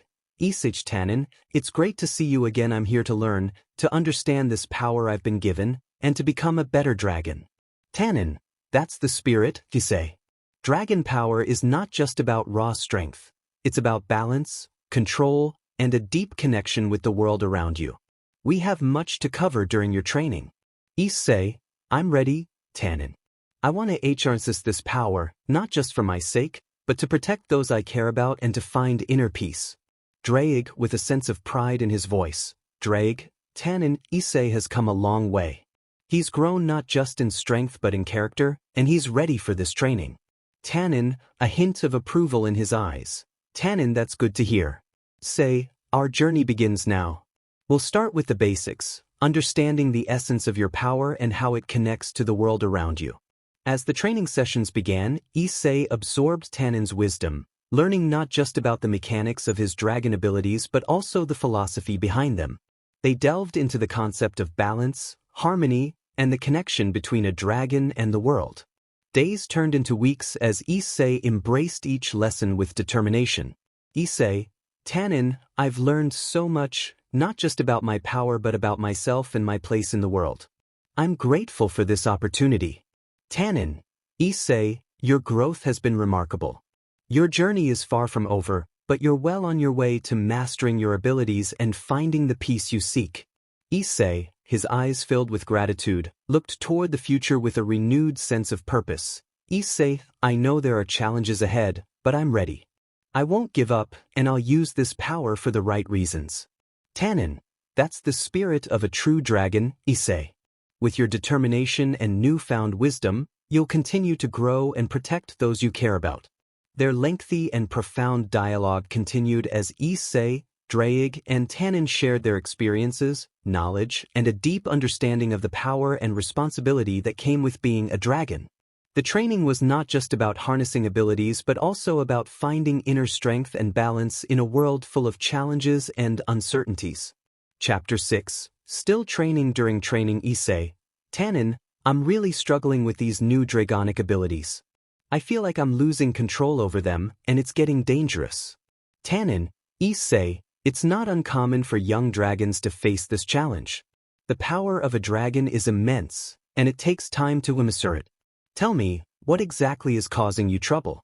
Issei, well, for one, I can't control my fire breath properly. It just bursts out randomly when I get emotional. And my scales keep appearing at the worst times, making me look like a monster. Tannen, controlling your fire breath requires discipline. Try to focus on your emotions, calm yourself, and envision the fire as a controlled stream. As for the scales, it's a matter of regulating your dragon aura. Think of it as armor you can choose to activate or deactivate.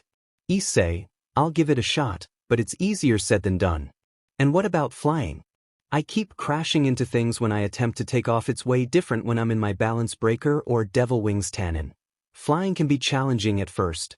You need to find your balance and maintain a steady posture. Imagine the air currents around you and how they can lift you. Don't rush it. Take your time to learn the nuances. Issei, I guess I'm just impatient. I feel like I need to get a handle on these powers quickly to protect my friends and loved ones. Tannen, it's noble to want to protect others, but remember, true strength comes from mastering yourself first. Train regularly, focus on your weaknesses, and in time, you'll be able to protect those you care about without endangering them with your uncontrolled powers. Issei, thanks, Tannen. Your guidance means a lot to me. I'll keep practicing and striving to become a responsible dragon. Tannen, I have no doubt that you'll succeed. Issei. Just remember, even dragons have to learn and grow. Don't be too hard on yourself, and you'll achieve mastery over your dragonic abilities. Issei and Tannen stood in a spacious training area, ready to engage in a sparring match.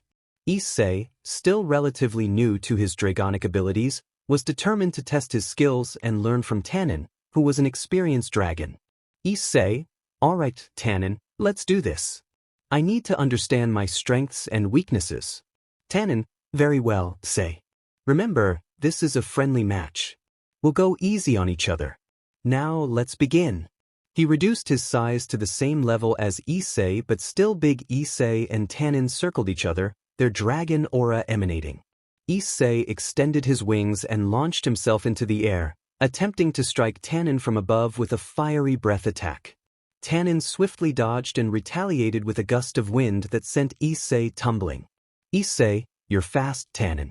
Tannen, speed and agility are crucial for a dragon. Now try to catch me. Tannen took to the air, and Issei pursued. They weaved through the sky, exchanging blows and demonstrating their mastery of the aerial battle. Issei managed to land a few punches, but Tannen's experience shone as he deftly avoided most of Issei's attacks. Issei, I need to be more precise with my strikes. Tannen, indeed, Issei. Precision is key. And don't forget to use your aura for defense. The two dragons descended to the ground, where the fight continued. Issei summoned his dragon scales as a protective armor and focused on enhancing his punches with his dragon aura. He launched a powerful punch at Tannen, who blocked it with his own scaled arm. Tannen, good, Issei. But you can still do better. Let's see what else you've got. Issei gathered his strength and unleashed a devastating roar, sending a shockwave of energy toward Tannen. Tannen countered by summoning a barrier of wind, deflecting the attack. Issei, seeing an opening, attempted to tackle Tannen. Tannen, impressive, Issei, but watch out. Tannen, with a quick and graceful maneuver, evaded Issei's tackle and sent a burst of fire towards him. Issei tried to dodge, but the flames grazed his scales, leaving scorch marks. Issei, you got me there, Tannen. Tannen, that's the spirit, Issei. Learn from each exchange. You're making progress. The sparring match continued, with both Issei and Tannen pushing each other to their limits. Issei was gaining a deeper understanding of his dragonic abilities, and Tannen was impressed by his determination. After a long and intense battle, they both landed on the ground, exhausted but satisfied. Tannen, you did well, Issei. Keep practicing, and you'll become a formidable dragon. Issei, thanks, Tannen. I've learned a lot today. Let's keep training. And with renewed determination, they continued their journey to master the dragonic powers that Issei possessed. Issei, now I want to try using both my draconic strength and my sacred gear. Issei, having completed his sparring session with Tannen, decided to take it a step further. He wanted to test his abilities while incorporating his sacred gear, boosted gear, into the battle. Issei raised his left arm and activated boosted gear, the red gauntlet that adorned it glowing with a fiery intensity. Issei, Tannen, I want to see how I can handle my sacred gear in combat. Are you up for it? Tannen, impressed by Issei's determination, nodded. Tannen, of course, Issei. Let's see how you've progressed with boosted gear. With a surge of power from his sacred gear, Issei's physical abilities were greatly enhanced. His strength, speed, and stamina skyrocketed, and he felt the overwhelming power coursing through him. Boost Issei charged at Tannen with incredible speed. He unleashed a barrage of punches and kicks, each strike infused with boosted gear's power. Tannen skillfully blocked and dodged Issei's attacks, but the impact of each blow left craters in the training ground. Boost Tannen, impressive, Issei. Your sacred gear's boost is formidable. Issei, I've got more tricks up my sleeve. Welsh Dragon Balance Breaker. Issei activated his balance breaker, taking his power to another level. He sprouted dragon wings and a tail, and his aura flared even brighter. Issei's aura started to change color, taking on a crimson hue as he was surrounded by his signature armor. Issei, the armor, it's completely different. Drag. Of course the balance breaker responds to the host. Since you're a dragon, it became more draconic. Issei, awesome. Issei's strength and speed increased further, and he could now channel his boosted power into devastating ranged attacks. Boost, boost, boost. Issei, dragon shot. He fired a crimson beam of energy at Tannen, who responded with a powerful gust of wind to deflect the attack. Tannen, you've certainly improved. Issei, but don't let your power consume you. Maintain control. Issei, right, control. I can do this. Issei focused on his power, trying to find a balance between his enhanced abilities and retaining control over his actions. He launched himself at Tannen again, this time with a controlled fury, landing precise strikes and holding his ground more effectively. I can certainly describe a fictional fight scene between Issei in his balance breaker form and Tannen, the legendary dragon. The arena was set, a vast expanse with craggy terrain that stretched as far as the eye could see. Issei, now transformed into a formidable dragon, stood ready, his balance breaker form radiating power. Tannen, a massive and ancient dragon, coiled his serpentine body, his scales glistening with centuries of experience. The battle commenced with a ferocious clash of claws and scales. Issei's balance breaker form allowed him to move with extraordinary speed and agility, and his punches were like cannon shots. Tannen, however, was no pushover. With centuries of combat knowledge, he countered Issei's blows with precise and calculated movements. The two dragons engaged in a dance of hand-to-hand combat, their punches creating shockwaves that shattered the landscape. Issei unleashed his powerful boosted gear, sending crimson energy surging through his limbs. Each strike carried the force of a meteor, causing the earth to tremble. Boost, boost, boost. Tannen, displaying his mastery of martial arts, weaved through Issei's attacks with grace. He used his massive wings to create gusts of wind that sent Issei tumbling, but Issei quickly recovered, his determination unshaken. The sky above roared with their clashing powers, and the ground beneath them crumbled from the impact of their blows. Issei, driven by his longing to protect his friends, fought with unparalleled resolve. Tannen, respecting Issei's determination, pushed himself to his limits. As the battle raged on, it became a breathtaking display of skill and power. The clash between the young dragon with a heart of gold and the legendary dragon who had seen countless battles continued, a testament to their unwavering determination and strength. Tannen, that's better, Issei. Keep refining your control, and you'll be a formidable force. Their battle continued, with Issei integrating his sacred gears abilities into his combat style, all under Tannen's watchful guidance. It was a challenging but rewarding experience for Issei, as he learned to harness the power of boosted gear while maintaining control and precision. Issei, thanks, Tannen. I've still got a long way to go, but I'll get there. Tannen, I have no doubt, Issei. Your determination will carry you far on this path. Issei continued his training, striving to master his dragonic abilities and the formidable power of boosted gear. A few hours later. Tannen, Issei, I have created a list of what you are to learn. Okay, Issei nodded. Certainly, here are some training exercises, meditation techniques, and teachings about dragons. Training exercises for dragons. 1. Aerial agility training. Dragons should practice flying through a series of obstacles, such as floating hoops or weaving between trees. This improves their control and maneuverability in the air. 2. Elemental breath control. Dragons can practice directing and controlling their elemental breath attacks. For example, they can aim at targets with precision or create controlled bursts of flames, ice, or lightning. 3. Scales mastery. Dragons can learn to control the appearance and toughness of their scales. They practice summoning scales for defense and adjusting their thickness according to the threat they face. 4. Stamina challenges. Endurance training involves maintaining their dragon form for extended periods, flying long distances, and even engaging in prolonged sparring sessions to build their stamina.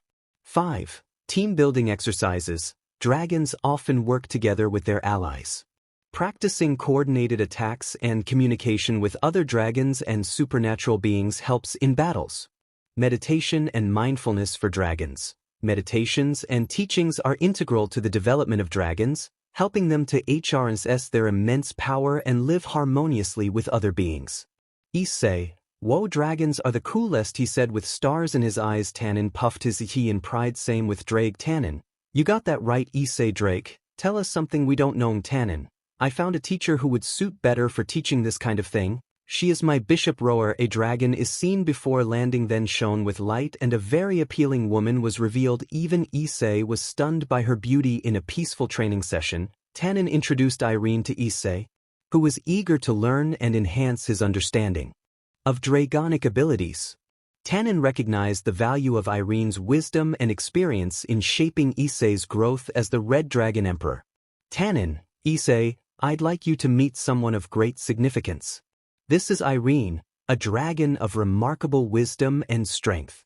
She has chosen to share her knowledge and serve as your mentor in the path of mastering your dragonic abilities. Issei looked at Irene with a sense of respect and curiosity, recognizing that he was in the presence of a powerful and knowledgeable dragon. Irene, Issei, it's a pleasure to meet you. I've heard about your journey and the responsibilities you've undertaken. I'm here to share my insights and help you navigate the path of a responsible dragon emperor. Issei nodded, acknowledging her presence with gratitude and humility. Issei, Irene, I'm honored to learn from you. Tannen has been an incredible mentor, and I look forward to gaining wisdom from you as well. Tannen, Irene's teachings will be invaluable in your journey, Issei. Together, we will help you become a formidable and wise Dragon Emperor.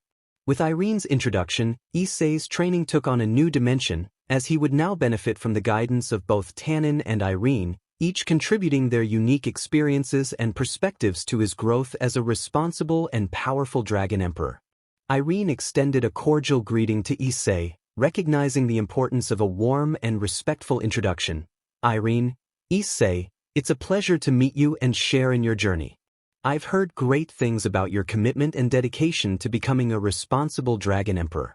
Issei met Irene's gaze with a sense of gratitude and determination. Issei, thank you, Irene. I'm excited to learn from you and to deepen my understanding of the path I've chosen. Irene, era handsome and polite, I'm going to have fun training you. Issei's face couldn't help but turn red. Irene's presence brought an air of serenity and wisdom to the training grounds, and Issei looked forward to the lessons and insights she would impart on his quest to become a powerful and responsible guardian of the supernatural world. In the heart of this serene grove, Issei sat next to Irene, whose beauty and elegance surpassed anything he had seen before. Irene had an ethereal aura which impressed Issei. Issei was awestruck by Irene's presence but managed to regain his composure. Issei, it's an honor to meet you, Irene. You are truly remarkable. Irene, the honor is mine.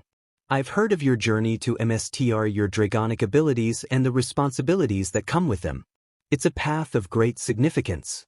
Issei, indeed, it's been quite a journey. I've learned so much from my mentor, Tanin. Irene, Tanin is a wise and experienced dragon. But, Issei, the path of a dragon is unique for each of us.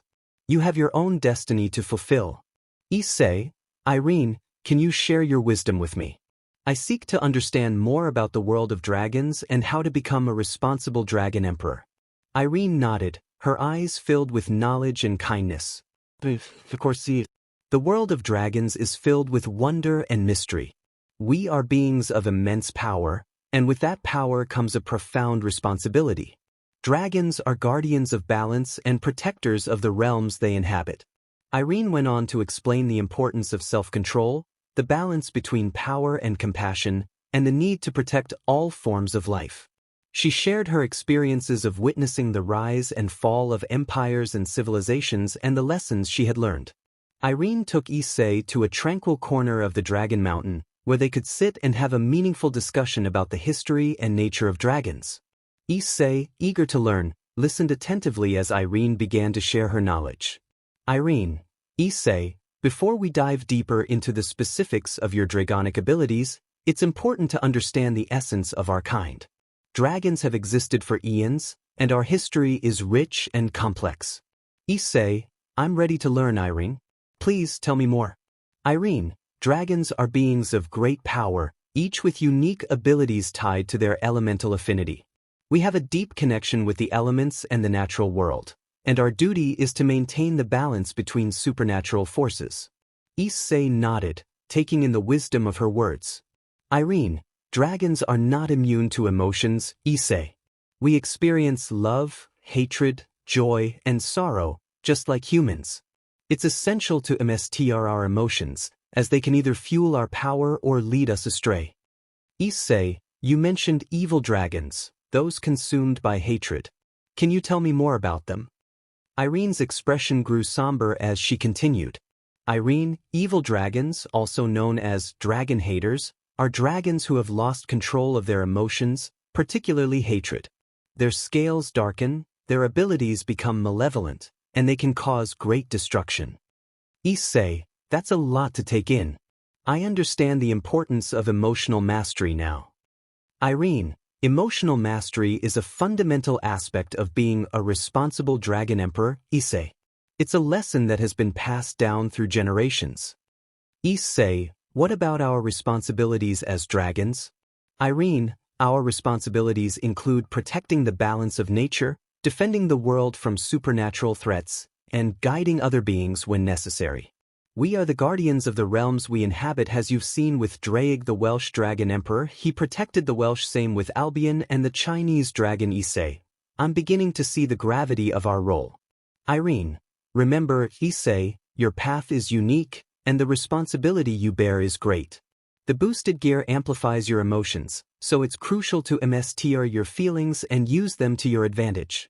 Issei, Irene, I'm grateful for your wisdom and guidance. I'll do my best to live up to the legacy of the dragons. Irene, you have the potential to be a remarkable dragon emperor, Issei. With knowledge, wisdom, and the mastery of your emotions, you will become a beacon of balance and strength. Their discussion continued, with Irene sharing her insights about the history and responsibilities of dragons. Issei's journey as the Red Dragon Emperor was not only about harnessing his powers but also about understanding the profound role he played in the world of the supernatural. Issei listened intently, absorbing Irene's teachings like a sponge. Her words resonated deeply with him, and he realized that being a Dragon Emperor was not just about strength but also about wisdom and empathy. Issei, Irene, your wisdom is invaluable to me. I will carry your teachings with me on my journey and strive to be a responsible Dragon Emperor. Irene, I have faith in you, Issei. Embrace your destiny and remember, the power of a dragon is not measured by the flames they breathe or the scales they bear, but by the impact they make on the world. With newfound inspiration and the guidance of Irene's wisdom, Issei left the Dragon Mountain, ready to continue his path as the Red Dragon Emperor with a deeper understanding of the responsibilities that lay ahead. Chapter 7. Stronger than before. Eldraxia and their eyes burned with determination. The stage was set for a battle that would go down in history. Pyroclaw, let's do this already. Eldraxia, a majestic creature with shimmering blue scales that refracted the sunlight, possessed control over water and ice. Pyroclaw, on the other hand, was a living volcano, its obsidian scales glowing with molten fury, and it commanded the power of fire and magma. The four dragons circled one another, the tension in the air palpable. Eldraxia unleashed a torrent of frigid water, but Issei countered with his own fiery breath, evaporating the liquid into a cloud of steam that shrouded the battlefield. Tannin's swift movements allowed him to evade Pyroclaw's searing lava strikes. As the dragons clashed, their colossal bodies sent shockwaves rippling through the sanctuary. Issei's crimson fire clashed with Eldraxia's icy blasts, creating a breathtaking display of steam and sparks. Tannin dueled Pyroclaw amidst volcanic eruptions and molten rivers, each strike and counterstrike causing the earth to tremble. Eldraxia's icy winds threatened to encase Issei in a frozen prison, but his boosted gear-powered flames burned hotter, melting the ice and pushing back the water-based onslaught. Tannin executed intricate aerial maneuvers to avoid Pyroclaw's searing breath, retaliating with powerful tail whips and precision strikes. The skies darkened as a cataclysmic battle unfolded. The clash of elements and the roar of the dragons might created an awe-inspiring symphony of power. Eldraxia summoned massive icebergs and launched them with incredible force, only for Issei to shatter them with a single, explosive roar. Pyroclaw erupted with volcanic fury, spewing rivers of molten lava. Tannin met the challenge with a gust of wind that created a protective vortex, preventing the lava from reaching them. Issei, meanwhile, summoned a colossal fireball that streaked across the sky and engulfed Pyroclaw in a searing inferno. But these were no ordinary dragons. They had seen centuries of combat and possessed an unparalleled mastery of their respective elements. Eldraxia and Pyroclaw countered with a combination of water and ice that crystallized Issei's fire and a surge of lava that threatened to breach Tannin's defenses. Exhausted but undeterred, Issei and Tannin pushed their limits. They combined their powers, creating a scorching vortex of fire and wind that swept through the battlefield, engulfing Eldraxia and Pyroclaw. The dragons' roars of anguish and fury echoed through the sanctuary as they were overwhelmed by the fusion of elemental fury. The battle entered a new phase. The battlefield itself had transformed into a surreal fusion of fire and ice, as remnants of their previous elemental clashes still lingered. Eldraxia, her sapphire scales shimmering, launched herself into the sky, forming storm clouds with her water-manipulating abilities. From above, she summoned torrents of freezing rain and hail, unleashing a frigid tempest upon Issei and Tannin. The icy barrage threatened to encase the two dragons in thick layers of ice. Tannin, with his mastery of wind and fur countered by generating an enormous flaming tornado that intercepted the freezing onslaught. The winds howled with deafening intensity as they clashed with the ice storm, creating a mesmerizing display of elemental chaos in the sky. Meanwhile, Pyroclaw, his obsidian scales aglow with molten power, surged forward with a ground-shaking roar. He belched forth rivers of lava and volcanic rock that flowed like a torrential river of fire, aiming to engulf Issei and Tannin in a fiery maelstrom. Issei responded with a concentrated burst of flames, meeting the lava flow head-on. The two elements clashed in a cataclysmic explosion, with steam and ash obscuring the battlefield. Issei's power and determination burned hotter than ever, determined to protect his world and friends. Tannin, in a dazzling display of agility, soared through the ash and smoke, his wings slicing through the haze as he evaded Pyroclaw's relentless assault. With a breathtaking aerial maneuver, Tannin unleashed a cyclone of wind and fire that spiraled toward Pyroclaw. Eldraxia and Issei, meanwhile, continued their aerial battle above, her water powers clashing with his fiery breath in an awe-inspiring display of elemental mastery. As the battle raged on, it was clear that Issei and Tannin had pushed themselves to their limits. The battle was a testament to their growth, unity, and indomitable spirit. Their bond as comrades and protectors of the world had been forged in the crucible of this fierce conflict. With each passing moment, the power of the elements swirled around them, and the battlefield became a surreal spectacle of fire, ice, wind, and water. Their true dragon forms pulsed with an extraordinary intensity that defied comprehension. The battle was far from over, and the outcome hung in the balance as Issei, Tannin, Eldraxia, and Pyroclaw continued their elemental clash of titans. The world itself watched in awe as these mighty dragons rewrote the definition of what it meant to be a guardian of the natural world. Certainly, let's continue with part 2 of the intense physical combat between Issei, Tannin, Eldraxia, and Pyroclaw. Having previously tested each other's elemental might, the four dragons descended from the sky, wings creating thunderous gusts as they crashed onto the battlefield, ready for a close-quarters showdown. The once pristine sanctuary was now marred by their earlier elemental assaults, an arena fit for an epic battle of physicality. Eldraxia, her sapphire scales shimmering, lunged at Issei with incredible speed. Her razor-sharp claws, propelled by the strength of water and ice, aimed to cut through his fiery defenses. Issei responded with a thunderous roar and a mighty swing of his crimson-scaled tail, deflecting Eldraxia's assault. Tannin, the ancient and experienced warrior, squared off against Pyroclaw. The earth quaked as their colossal forms clashed. Pyroclaw's molten breath scorched the ground, but Tannin's agile movements allowed him to dodge the deadly streams of lava. Tannin countered with precision strikes, landing powerful blows on Pyroclaw's obsidian armor. As the battle raged, the dragons engaged in a breathtaking display of martial prowess. Their colossal bodies moved with astonishing grace and agility, despite their enormous size. Each strike and counterstrike sent shockwaves rippling through the scorched landscape, and the heavens themselves seemed to tremble from the force of their clashes. Issei, now in the heart of the battle, unleashed a relentless series of punches and kicks, his enhanced dragon strength allowing him to strike with the force of a hurricane. Eldraxia, MSTR of water manipulation, defended with fluid grace, creating barriers of ice and mist to deflect Issei's blows. Tannin and Pyroclaw's duel was equally intense. Pyroclaw's magma-enhanced strikes sent plumes of molten rock into the air, while Tannin's precise strikes targeted weak points in his opponent's defenses. It was a battle of raw power versus cunning technique, with the very ground beneath them bearing witness to the fury.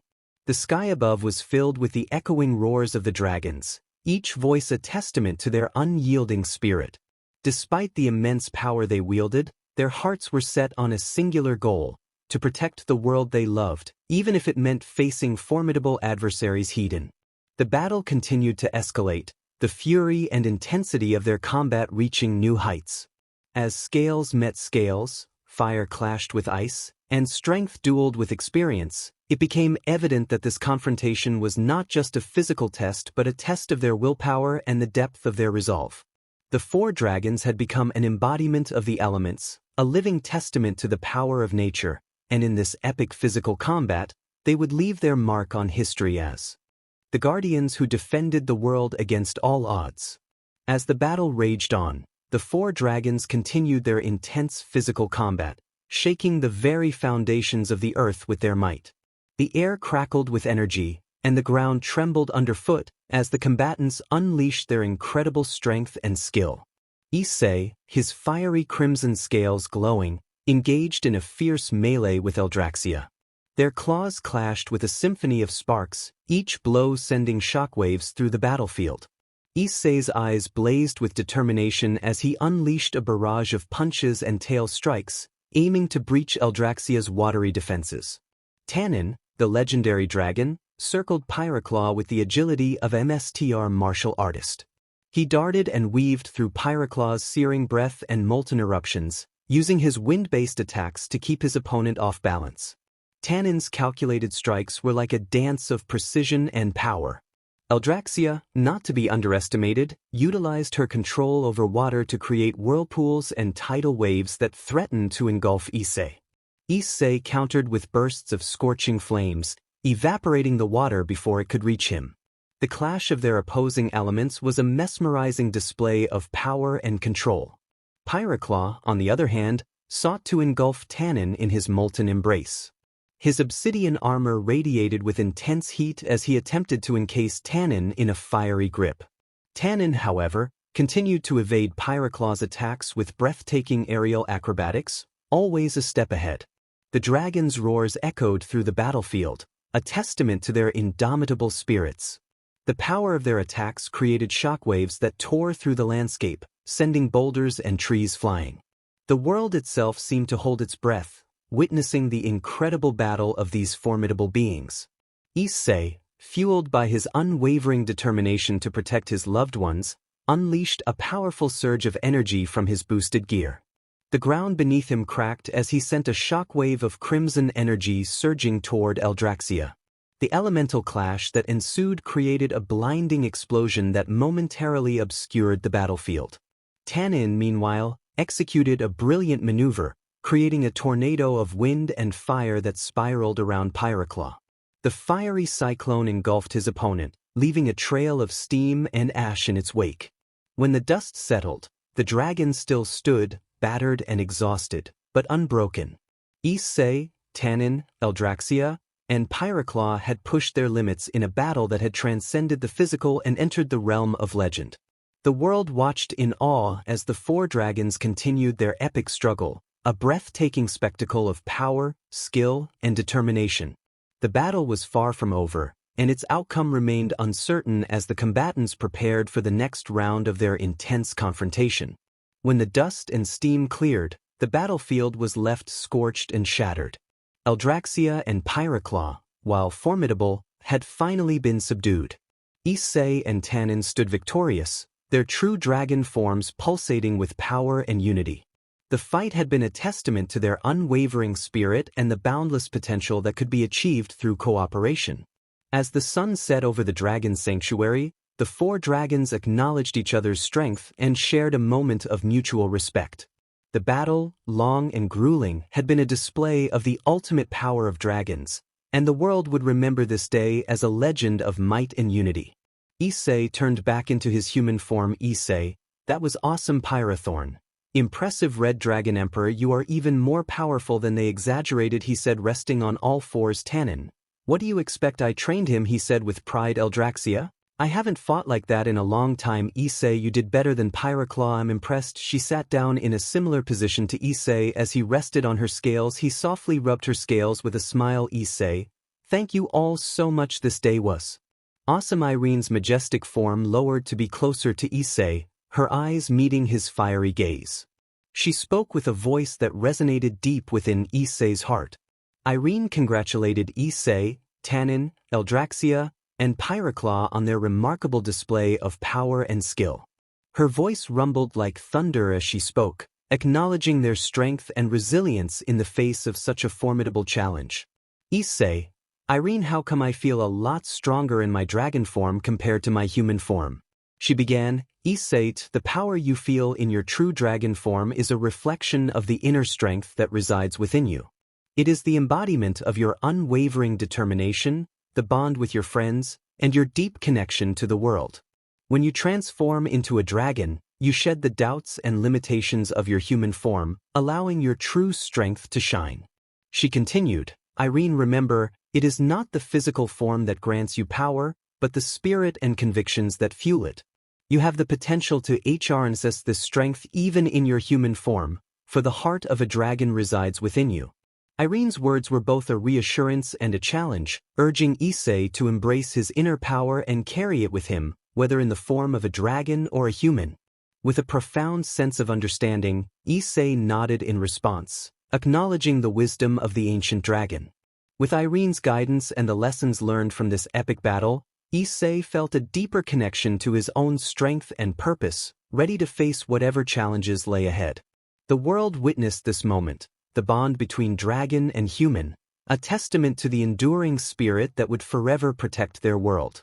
He faced Tannin, Eldraxia, and Pyroclaw, who awaited his departure on the scorched battlefield.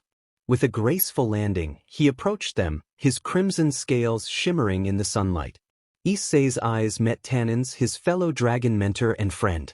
Issei, Tannin, he began with a deep sense of gratitude. Issei, thank you for everything, for the training, and for being there for me in this incredible journey. I'll never forget the lessons we've learned together. Tannin, his ancient and wise eyes gleaming with pride, nodded in acknowledgement. Tannin, it has been an honor to fight alongside you and witness your growth. Your strength and determination are a testament to what it means to be a dragon.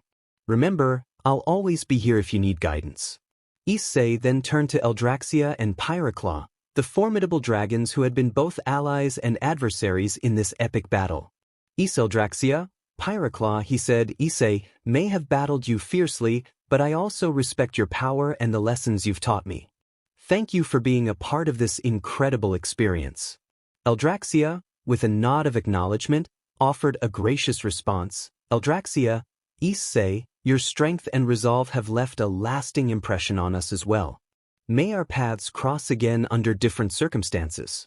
Pyroclaw, the living volcano, rumbled in agreement, his molten eyes expressing a shared respect for Issei's indomitable spirit. With their goodbyes exchanged, Issei spread his wings and took to the skies once more, leaving behind the battlefield and his fellow dragons. As he soared towards his human life and the bonds he cherished, he carried with him the memories of this epic journey, the wisdom of the dragons, and a renewed sense of purpose. As Issei continued his journey through the sky, he noticed that Irene, the wise and ancient dragon, had also taken to the air and was flying alongside him. Her presence was a symbol of her acknowledgement and respect for the lessons Issei had learned during the epic battle. Issei, his fiery eyes meeting Irene's wise gaze, greeted her with a heartfelt expression.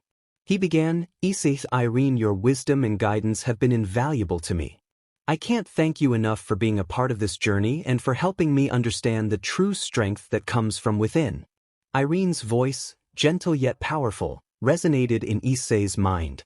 Irene, Issei, the journey of a dragon is one of growth and understanding. You have embraced this path with remarkable courage and determination. Remember that my presence is always here, a reminder of the knowledge and wisdom that you carry within yourself. Issei nodded with a sense of profound appreciation. Issei, I will carry your teachings with me as I return to my human life, Irene. Your words have left a lasting impact on me, and I'm determined to continue protecting the world with the heart of a true dragon. Irene's eyes shimmered with approval, and she gave a graceful nod in response. Go forth, Issei, with the strength of a dragon and the wisdom of your journey. May your path be filled with courage and the unwavering spirit that defines you. With their parting words exchanged, Issei and Irene continued their flight through the boundless skies, each carrying with them the knowledge and understanding that came from their epic encounter. Issei knew that he was now equipped with both physical and spiritual strength as he prepared to rejoin the human world. Issei shifted into his dragon form before shooting to the sky high in the sky. Issei, now in his dragon form, began to communicate with Draig, the legendary Red Dragon Emperor whose power resided within him. Their telepathic connection allowed them to share thoughts and reflections on the epic journey and battle they had just experienced. Issei spoke with a sense of gratitude and contemplation. "Drake, this journey has been incredible. I've learned so much about myself, about the true strength that comes from within. I thought my power was all about my boosted gear, but it's so much more than that. It's about my determination, my bonds with my friends, and my unwavering longing to protect the world." Drake's voice echoed in Issei's mind, filled with pride and wisdom. "Drake, you've grown, Issei. The power of boosted gear is a reflection of your heart and spirit. It's a tool that amplifies your resolve. It's important to remember that true strength comes not just from your sacred gear but from your convictions and the love you have for those you hold dear." Issei nodded, his dragon form resonating with understanding. "Issei, I won't forget this lesson, Drake. I'm going back to my human life with a renewed sense of purpose, ready to face whatever challenges come our way. The power of the Red Dragon Emperor will always be a part of me, but it's how I use that power that truly matters." Drake's presence in Issei's mind was reassuring. "Drake, you've already surpassed your previous self several times over your strength, can even rival Tan, and Issei's taken a significant step on your path, Issei. I have no doubt that you'll continue to grow and protect your world with the heart of a true dragon. Remember, I'm here to guide you whenever you need." With these words of encouragement and the knowledge that he carried the strength of both his boosted gear and his newfound understanding, Issei continued on his journey, heading back to his human life, ready to face the challenges that lay ahead. Issei smiled. Chapter 8.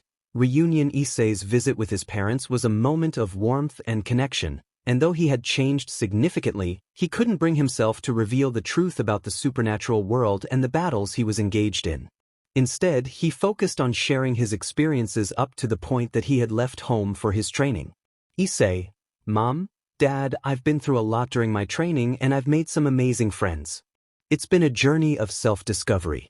Dad, wow, Issei, you look really good. Something is different about you, and wow, your muscles have grown." His mother, sensing there was more to the story, asked with a curious smile, "Mom, Issei, is there something you're not telling us?" Issei hesitated, knowing that the truth about the supernatural world, devils, angels, and the battles he had fought might be too much for them to handle. "Issei, there are some things I can't talk about yet. I promise I'll share more when the time is right." His father, understanding the seriousness in Issei's tone, nodded and said, "Dad, we trust you, Issei. We know you'll do what's right." Their unwavering trust brought a sense of relief to Issei.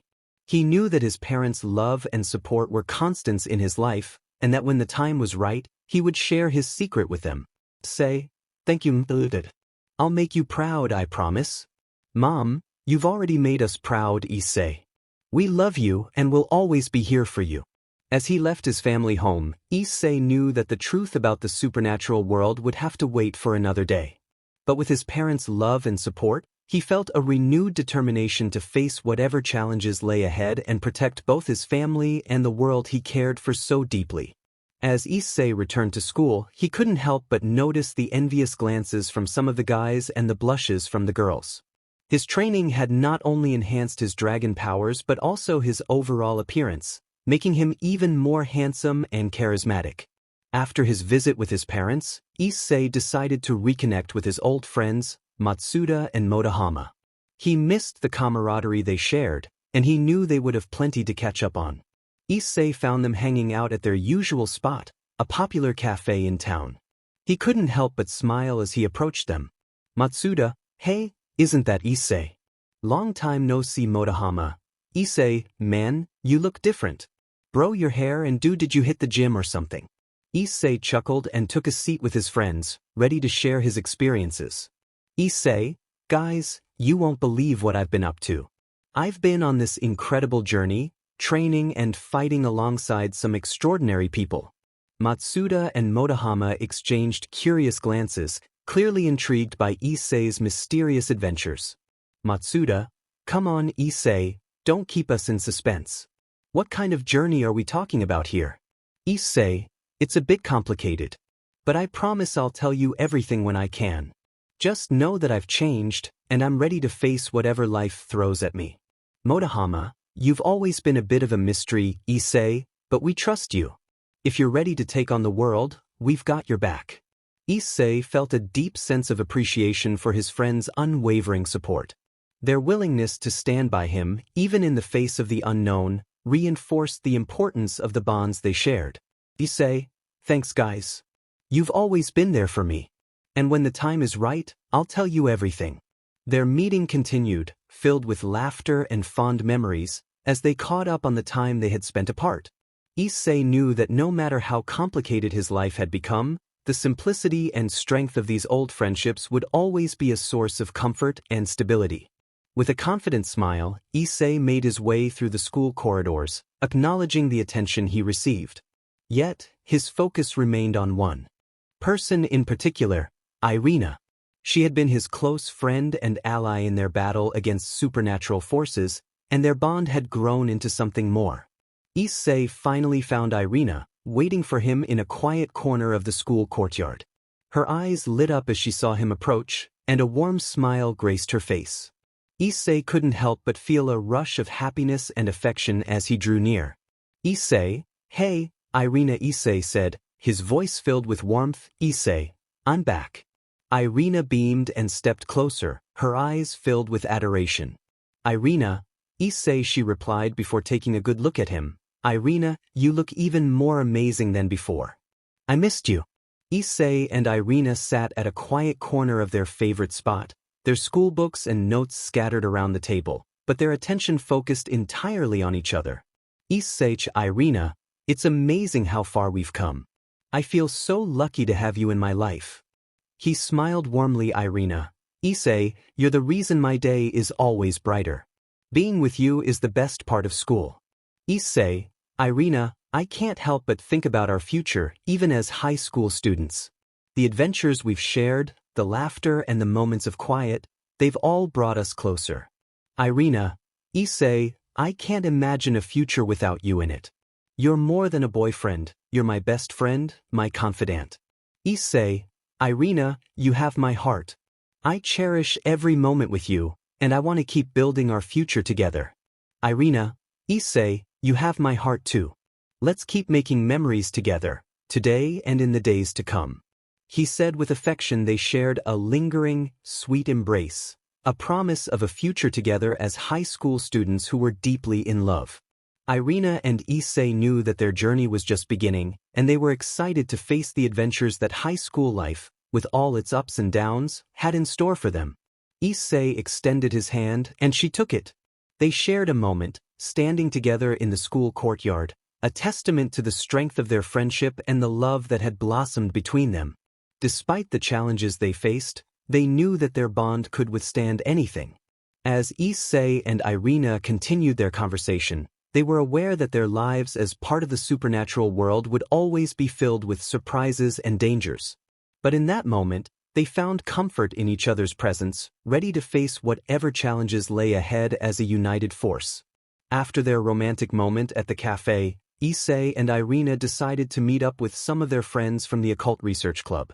They found Kiba, Saji, and Gasper at a nearby park, enjoying the late afternoon sun. Kiba, grinning, Irina, it's great to see you guys. You've been gone for a while. Saji, yeah, we missed you both. What have you been up to? Issei, oh, you know the usual. Training, battles, and he glanced at Irina with a knowing smile. Well, a bit of romance too. Gasper, romance. Tell us more, he said with a red face. Irina, that's a story for another time. But let's just say it's been wonderful. Kiba, mystery romance aside, we're glad you're back. We could use your help in the club. He rose an eyebrow. See, absolutely, things have been quite lively. Issei and Irina shared a knowing look, and their friends couldn't help but smile at the unspoken bond between them. Issei, we're ready to jump back into action, but you guys should know I can't go back, right? Kiba, you're absolutely right, Issei, but even though you're not part of the ORC, all four of us, we're a team, and we'll face whatever comes our way together. Then after that he decided to go and meet Issei. I've missed this, you guys. It's good to be back and catch up with everything that's been happening. Rasweiss, it's been quite eventful, Issei. We've had our share of challenges, but having you back gives us renewed hope. Azazel, indeed. Your return is timely. We've uncovered some new threats that we'll need to deal with. Issei, I'm ready to take on those threats. During my training, I've learned about my potential, and I'm more determined than ever to protect our world. Rosweiss, that's great to hear, Issei. Your growth has always been impressive. Azazel, but before we dive into those threats, how about you tell us more about your mentors and the insights you've gained during your training? Issei went on to share the details of his training, the powerful dragons he had encountered, the techniques he had learned, and the wisdom he had gained. Rosweiss and Azazel listened intently, asking questions and offering their own insights. Issei, and speaking of dragons, I encountered Tannin, the legendary Dragon King. He taught me a lot about balance and the essence of a true dragon, and also Irene, his Bishop Rosweiss. Tannin is a formidable presence. It must have been an incredible experience. Azazel, you're fortunate to have learned from such powerful beings, Issei. Their conversation continued, touching on the complexities of the supernatural world, the challenges they faced, and their evolving strategies to keep the peace. As the day turned to evening, the trio found themselves deep in discussion, the bond between them growing stronger with each passing moment. Issei knew that he was once again a vital part of the team, ready to face whatever the supernatural world had in store for them. As their conversation continued, Azazel's expression turned more serious, and he leaned in closer to Issei, his voice hushed. Azazel, serious tone, Issei, there's someone very important who wishes to meet with you. It's imperative that you see them. Here's a card with the details of where and when you should meet. They've requested that the conversation be private. Azazel handed a small, intricately designed card to Issei. On it, there was a location and a time, and the name of the contact was written in elegant script. Say, who is it, Azazel? Why the secrecy? Azazel, I can't reveal more at the moment, Issei. But I assure you, this person holds crucial information and may be able to help you in the challenges you might face, and he is a very, very important and powerful person. Please, meet him alone and be cautious. Issei accepted the card, a sense of intrigue and anticipation washing over him. Issei, I understand, Azazel. I'll go to the meeting and I'll be cautious. I'll find out what this is all about. He nodded as the details of the meeting remained shrouded in mystery. Issei knew that he was stepping into a new and important chapter of his supernatural journey. He had always been ready to face the unknown, and this meeting was no exception. Issei and Irina's evening was filled with warmth and romance. As they prepared to sleep, Issei couldn't shake off the urgency of the meeting Azazel had arranged. He turned to Irina, a serious expression on his face. Issei, Irina, there's something I need to tell you. Azazel gave me a card with details of a meeting. It's important, and I have to go alone. Irina, Issei, alone. What's going on? Is it dangerous? Issei, I can't say much, but it might be a significant development for us and the supernatural world. Azazel believes it's important. I'll be cautious, I promise. Irina, Issei, I trust you. Just promise me you'll be safe and return to me. Issei, I'll be back as soon as I can, Irina. We're a team and we'll face this challenge together, no matter what. They shared a loving embrace, knowing that their love and the strength of their bond would carry them through the uncertainties of the supernatural world. Left to meet the mysterious contact, he knew he had Irina's unwavering support and love to guide him. As we walked across the streets, he couldn't help but frown as he remembered his accidental run-in with Ria. Certainly, here's a more detailed scene depicting Issei's anger and frustration towards Rias. Rias had approached him, wanting to have a conversation, but Issei's emotions were running high. Rias, Issei, I need us to talk about what happened. I want to make things right, Issei. Make things right. Rias, you don't get it. What you did has changed everything. I can't just forget or forgive. I hate you for what you did, and I never want to see you or the girls again. Get that through that skull of yours, or I'll beat it. And then his words were harsh, but they reflected the depth of his anger. The hurt and betrayal he felt had festered for weeks, and he couldn't contain his emotions any longer. Issei, now leave and get out of my sight. You beach. Hurt by Issei's words, with tears in her eyes, she spoke one more time before taking her leave. Rias, Issei, I never meant to hurt you like this. I made a terrible mistake, and I regret it every day. Issei, Regret won't change what's been done, Rias. You've broken our trust, and I don't know if I can ever trust you or the girls again. His aura of domination leaked out, causing her to be scared. Their conversation continued, marked by the intensity of Issei's anger and the sorrow in Rias's eyes. The wounds ran deep, and it was clear that their relationship was already destroyed, if not already shattered beyond repair. The weight of Issei's declaration, stating that he never wanted to see Rias or the girls again, echoed heavily in the air. Issei entered the restaurant as per the details on the card Azazel had given him. As he looked around, he spotted a man with striking silver hair, impeccably dressed in a suit. What caught Issei's attention was the intense, divine aura emanating from the man, giving an air of significance to the meeting. Issei, it feels like an angel but different. I sense divine power. Drake, could it be Issei? You know him, Drake? I'm just trying to recall. The man stood as Issei approached, his expression both serious and enigmatic. Man, Issei, hey, it's a pleasure to meet you. My name is Seraphiel, and if you don't know, I'm the first angel to be ever created, thus the name Seraphiel. Seraphiel, I've been keeping an eye on your journey, and I believe we have much to discuss. Issei felt the mix of curiosity and respect as he engaged in small talk with Seraphiel. Issei, it's an honor to meet you. Issei, having grown up with the belief that Lucifer was the first angel, couldn't help but express his surprise when Seraphiel corrected him. Issei, wait, I always thought Lucifer was the first angel. What you're saying isn't expected?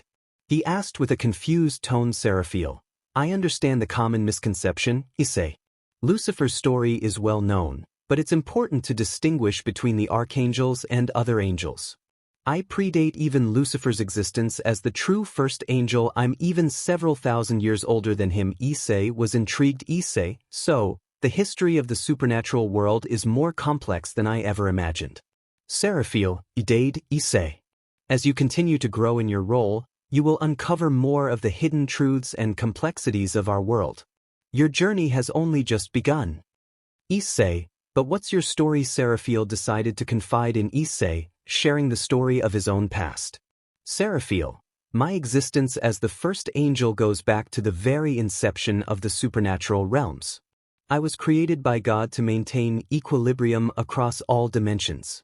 But as the world evolved, so did the power structures, and I became an enigma, an outsider to the newly established hierarchies. He said in a reminiscent tone. Issei, so, they cast you aside because you didn't fit into their systems anymore. Seraphiel, exactly, Issei. The rest of the angels could not comprehend my role, and I was no longer a part of the divine orders they followed due to the fact that I was created using divine light while the rest of the angels were created out of holy light. It was a lonely time, but I could not let go of my purpose. After Father's death, I formed the loyal guardians of Eternit to ensure that balance and harmony remain. Issei, you turned your isolation into an opportunity to do something incredible. Your dedication is inspiring, Seraphiel. He said with nothing but respect for Seraphiel. Seraphiel, thank you, Issei. My past experiences have driven me to create an organization that stands for unity and protection. I believe that together, we can make a difference. Issei, wait, what's the Loyal Guardians of Eternity? That's actually an awesome name. Seraphiel. The Loyal Guardians of Eternity is an organization I founded after the Great War, dedicated to ensuring the safety and balance of both the human and supernatural worlds. We are a group of individuals from various factions who share a common goal: to protect our realms and maintain harmony. He said with a sense of pride. Seraphiel, Issei, your unique abilities, your growth, and your unwavering commitment to protecting both worlds make you an invaluable addition to our organization. Together, we can shape a better future. Ever since I've heard you are no longer a devil and read about your story, I viewed you as a very selfless, brave and determined person, and you would do anything to help the innocent if it's within your power, and I respect that. He smiled warmly. Drake, Issei's trusted partner and Red Dragon Emperor, decided to speak up and share his perspective regarding Issei's involvement with the Loyal Guardians of Eternity. Drake, Issei, I've been with you on this incredible journey, and I've seen your growth. I understand your commitment to protecting our world. But I also see the importance of this organization, and I believe it aligns with our mission. He said in a deep voice. This means he and Drake are internally speaking. Issei, Drake, I know this is important, but I can't help but wonder if it'll change our dynamic. What if I can't fulfill my responsibilities as the Red Dragon Emperor? Drake, Issei, our bond is strong, and nothing can change that. The loyal guardians of eternity recognize the significance of the Red Dragon Emperor's role. They respect your mission as much as we respect theirs. By joining them, we can ensure that both worlds remain safe, and you can still fulfill your destiny. Issei, you make a good point, Drake. Maybe we can find a way to balance our responsibilities. Drake, exactly, Issei. Together, we can protect both realms and make a lasting impact. Issei's inner conflict began to ease as he considered Drake's perspective. He realized that by joining the loyal guardians of eternity, he could continue to fulfill his role as the Red Dragon Emperor while also contributing to the greater cause of preserving balance and harmony in the supernatural world. With this clarity, he was ready to embrace his new responsibilities. Issei, but Seraphiel, I need a favor. If you can help me with something, I promise I'll join Seraphiel, if it's within my power. Issei, my girlfriend Irina, she fell because of me. Well, after what happened that I almost died made her fall. Seraphiel, and you think I can help with that? Issei, yes Seraphiel, of course I can. Issei, wait, what? He stretched out his palm and a silver light formed into the form of a ball, then turned into a pill. Seraphiel, well Issei, this pill I created out of my divine power. It would do the trick, and here is a better bonus. Unless she becomes evil or the likes, she won't fall even if she, you know what, with you, and I know I'm not a virgin. He smirked. Issei, thank you, I don't know what to say. Drake, smiling, it's a special pill, Issei. It can help Irina regain her lost angelic role and powers. I could sense the energy it gives off. It's a gesture from the loyal guardians of eternity, a sign of their commitment to you and your cause. Issei, yeah, I can feel it also. Issei's eyes widened with realization, and his heart filled with gratitude. Issei, with a resolute and determined expression, made his decision. Issei, I'm in. Seraphiel, Drake, I'll join the loyal guardians of eternity. Let's work together to protect our worlds and maintain balance. Seraphiel and Drake both nodded in agreement, their expressions filled with appreciation for Issei's commitment. Seraphiel, thank you, Issei. Your decision is a significant step toward preserving harmony in the supernatural and human realms, and if you want to reach our group dimension, just pour in magic into the card I gave you. Have a nice day. Issei, he smiled before taking his leave. Time skip. After making the decision to join the loyal guardians of eternity, Issei knew that one of the most important steps was to share the special pill with Irina. He wanted to give her the chance to regain her lost angelic role and powers. Issei, Irina, I have something for you. He hugged her from behind. Irina, so Issei, how did it go? Issei, it was good, but Irina, take this. Irina, what is it? Issei. Issei handed her the pill. Issei, it's a chance for you to regain your angelic role. Irina, is this true? She said, almost in tears. Irina, Issei, this means everything to me. I can't thank you enough. She embraced Issei, her heart filled with gratitude and happiness. This gesture brought them closer and strengthened their bond, as they embarked on this new chapter of their supernatural journey together. Irina took the pill with a sense of hope and determination. As the effects took hold, a radiant light enveloped her, and her angelic power was restored, even stronger than before. She felt the divine energy surging within her, filling her with a sense of purpose and strength. Her wings came out. It was silver instead of white, same with her halo, and she has 6 wings this time. Irina, Issei, I can feel it. My true angelic is back, and I feel stronger than ever. Issei, this is amazing, but Irina, he blushed as he brought himself to say it. Irina, is there anything you want to say? He told her the additional perks, leaving both couples blushing. Issei, let's just go to bed. Irina, yeah. Irina and Issei, with the weight of their decisions and newfound purpose, sought comfort in each other's embrace. They lay together, wrapped in each other's arms, finding solace and strength in the bond they shared. As they drifted off to sleep, a sense of unity and determination filled their hearts, ready to face the challenges of the supernatural world with unwavering resolve and love for each other. Chapter 9, Loyal Guardians of Eternity Part 1. Issei, Azazel, I've made a decision. I've agreed to join Seraphiel and the Loyal Guardians of Eternity. Azazel was a bit shocked. They were currently at a restaurant and facing each other. Azazel, Issei, are you sure about this? Joining them means you'll be dedicating your life to protect both the supernatural world and humanity from evil threats, not just the three biblical factions. It's a big commitment. Issei, I understand the gravity of this commitment, but after everything I've seen and experienced, I can't just stand by anymore. I want to make a difference, to protect those who can't protect themselves. You know I was once like that. I mean, you get it right, Azazel. Of course it's an honorable path you've chosen, Issei.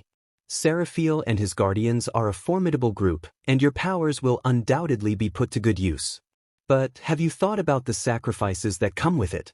The danger, the secrecy, and the constant battle against evil. Issei, I have Azazel. I know it won't be easy, and there will be sacrifices, but you forget, Azazel. I've pretty much sacrificed a lot of things to Rias, and look at where that got me. But now what I sacrifice would actually be for a good cause, but I've seen the consequences of not taking action, and I can't let that continue. I have to do my part to make the world a safer place. He voiced out his opinion. Azazel, I respect your decision, Issei. Just promise me that you'll stay true to yourself and your beliefs. Don't let the darkness you're fighting against consume you. And remember, you won't be alone in this. The Guardians are like a family, and Seraphiel is an exceptional leader and said to be one of the strongest beings on the planet. Issei, thank you, Azazel. Your support means a lot to me. I promise I'll stay true to myself and do my best to protect both worlds. I'm ready to begin this new chapter in my life. Azazel, that's the spirit, Issei. I'll be here if you ever need advice or someone to talk to. Good luck, my friend. You're about to embark on a remarkable journey. Issei, you said he's super strong, right? Maybe I'll ask him for a spar, he pondered. Azazel, idiot, he shook his head. Azazel, that's great, Issei. It's important to have the support of your friends. But what about Irina, your girlfriend? Have you talked to her about this decision? Issei, yes, I told her. Seraphiel helped me and now she's an angel again, but I'm worried if she would want to be part of the group too, if you get what I mean. Azazel, I understand your concern, Issei. It's crucial to have her on board with your decision, considering the demands and risks that come with being a part of the Guardians. She might worry about your safety and the time you'll need to dedicate to your new responsibilities. Issei, I know and I love her, Azazel. I don't want to keep secrets from her. I'll just have to get stronger and be confident I would be strong enough to protect her from everything in our way. Azazel, that's a wise decision, Issei. Honesty is essential in any relationship. I hope she'll be supportive, and you two can find a way to make it work. Just remember, the path you've chosen is noble, but it's also challenging. Having your loved ones by your side will be a source of strength. Issei, thanks, Azazel. I'll keep that in mind. I'm determined to face whatever challenges come my way and do my best to keep those I care about safe. Azazel, I have no doubt you'll succeed, Issei. Your bravery and determination are your greatest assets. Just be sure to have open and honest communication with Irina. It's a big step, but it's one you don't have to take alone. Issei, thanks. They both parted ways. Issei received a phone call from Irina telling him to meet at the park. Issei, so Irina, how are ya? Issei, Irina, did Angel Michael and Gabriel accept you back into heaven? Irina, yes, Issei, I feel so blessed and relieved to have regained my pure angelic nature. And I'm celebrating it with you, the person I love the most. Issei, I'm so proud of you, Irina. You've worked so strong to make this happen, and it's a testament to your strength and purity. This calls for a special celebration. Irina, absolutely, let's celebrate together, Issei. How about a romantic dinner tonight to mark this momentous occasion? Issei, that sounds perfect, Irina. I'll make sure it's a night to remember. This is a new beginning for both of us, and I couldn't be happier to share it with you. Irina, I feel the same way. Our love and commitment have brought us through so much, and I know our future together will be filled with even more happiness and love. Issei, cheers to that, Irina. To a bright and appealing future together as you continue to shine with your pure angelic light. He said before ending the call. He then went to the arcade to meet his friends. Issei, hey, guys, I've got some news to share. I've decided to join the Loyal Guardians of Eternity, and I've already talked to Seraphiel about it. Kiba, Issei, that's a big decision. Are you sure about this? It's a significant commitment, and we'll be fighting some serious supernatural threats. Suji, yeah man, that's not something to take lightly. But I respect your choice. We've seen some crazy stuff together, and I know you've always wanted to make a difference. Gasper, Issei, I'm a bit nervous about this, but if it's what you believe in, I'll support you all the way. I trust you to make the right choices. Issei, thanks guys. I appreciate your understanding and support. It means a lot to me. I know it won't be easy, but I'm ready to face whatever challenges come our way. Kiba, we're here for you, Issei. Just promise us that you won't forget us when you're off saving the world. Issei, I could never forget you guys. We've been through so much together, and our friendship means everything to me. I'll do my best to balance my responsibilities and stay connected with all of you. Saji, that's the spirit, Issei. We'll have your back, no matter what. And we'll be ready to kick some supernatural but when the time comes.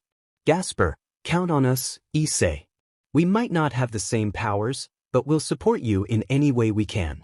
Issei, thanks, Kiba, Saji, Gasper.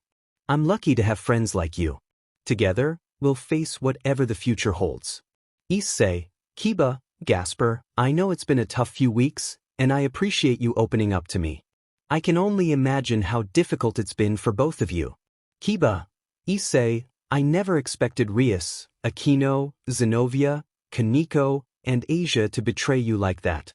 It's been a real emotional struggle, and it's strong to trust again. Gasper, yeah, Issei, it's been a real blow to our self-esteem and confidence. We were all friends, and it felt like the world came crashing down.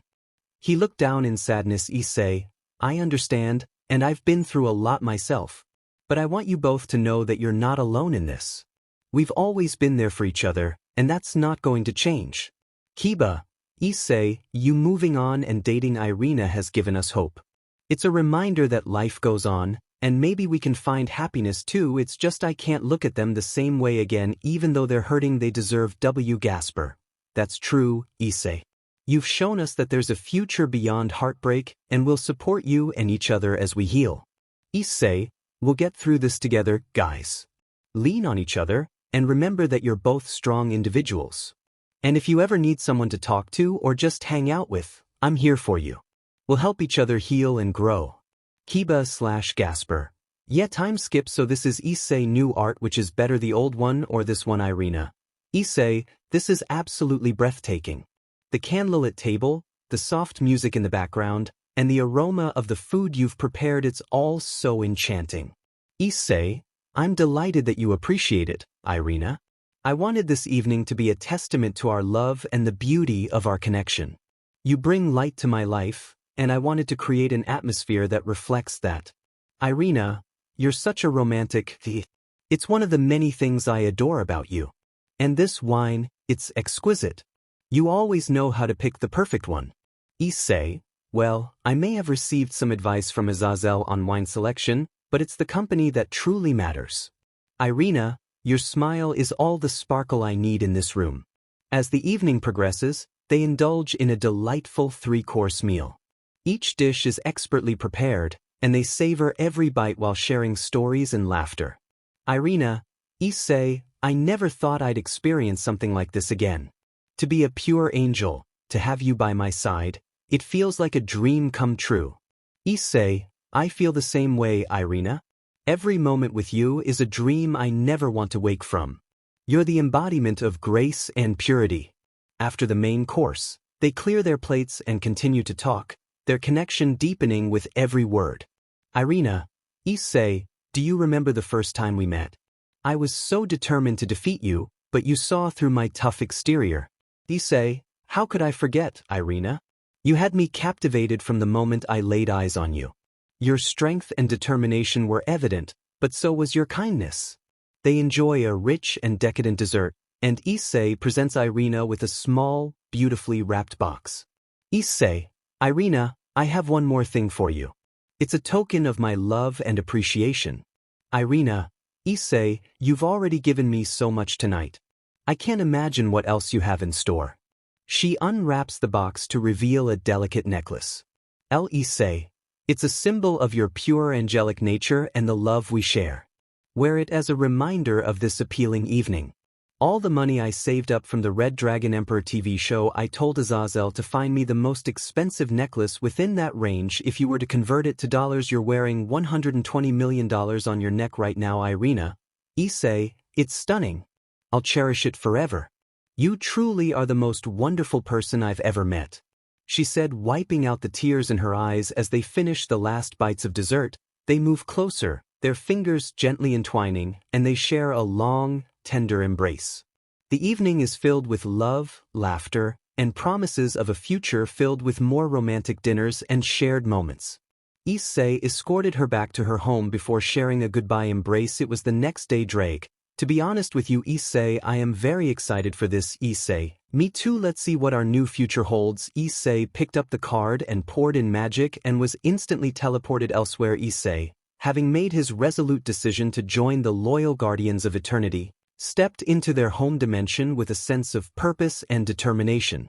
The moment he crossed the threshold, he was met with a breathtaking sight that spoke volumes about their role as protectors. The dimension seemed to blend seamlessly between the ethereal and the corporeal.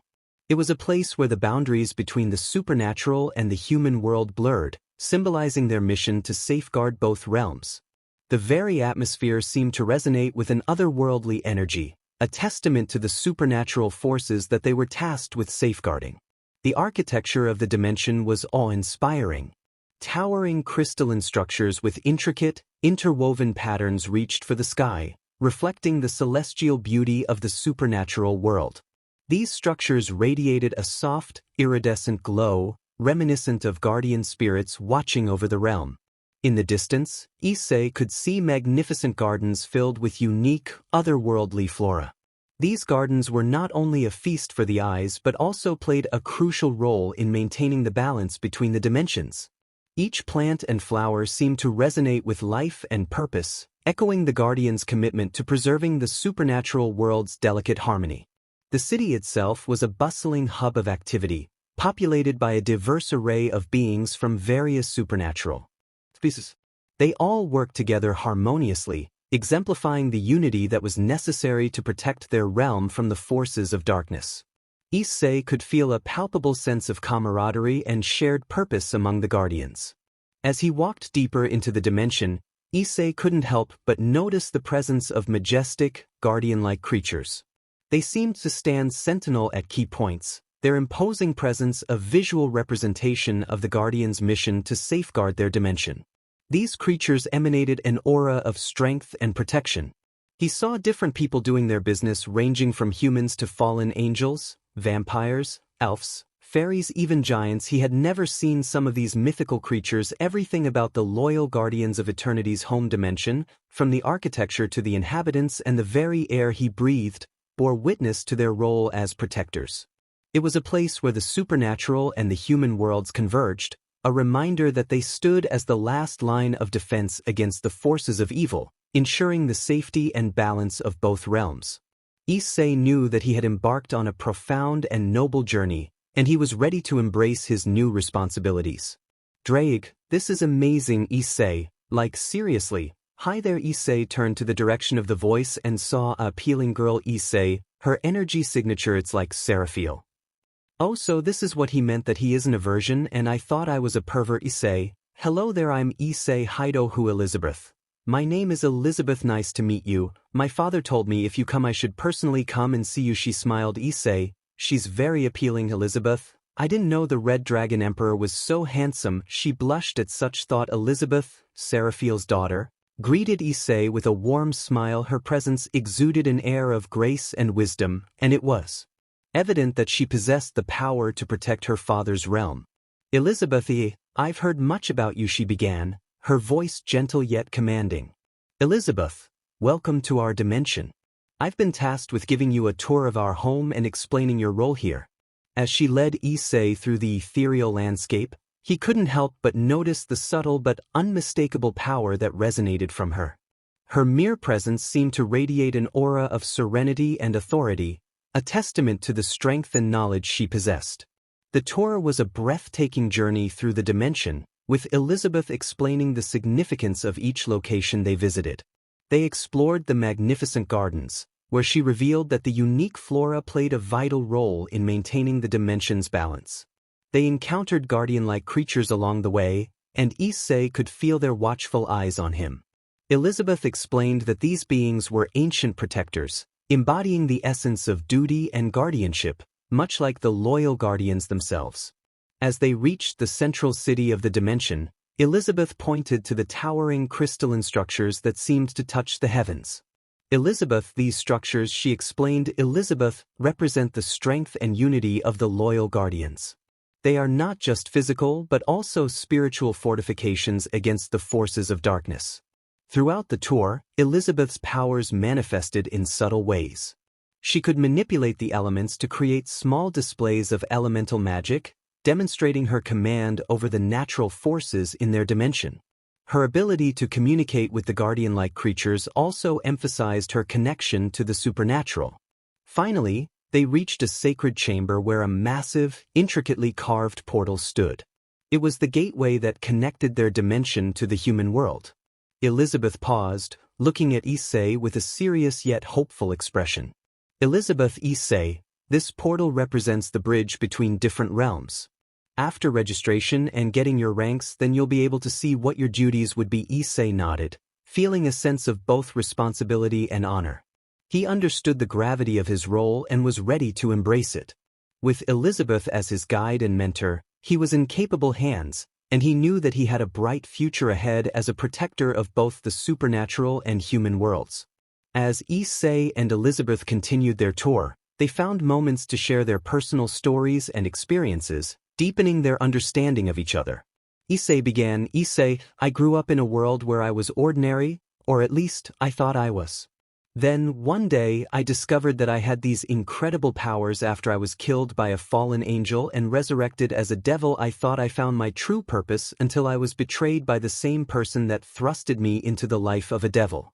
It's been a journey of self-discovery, learning to harness my abilities, and finding my purpose. Elizabeth listened attentively, nodding.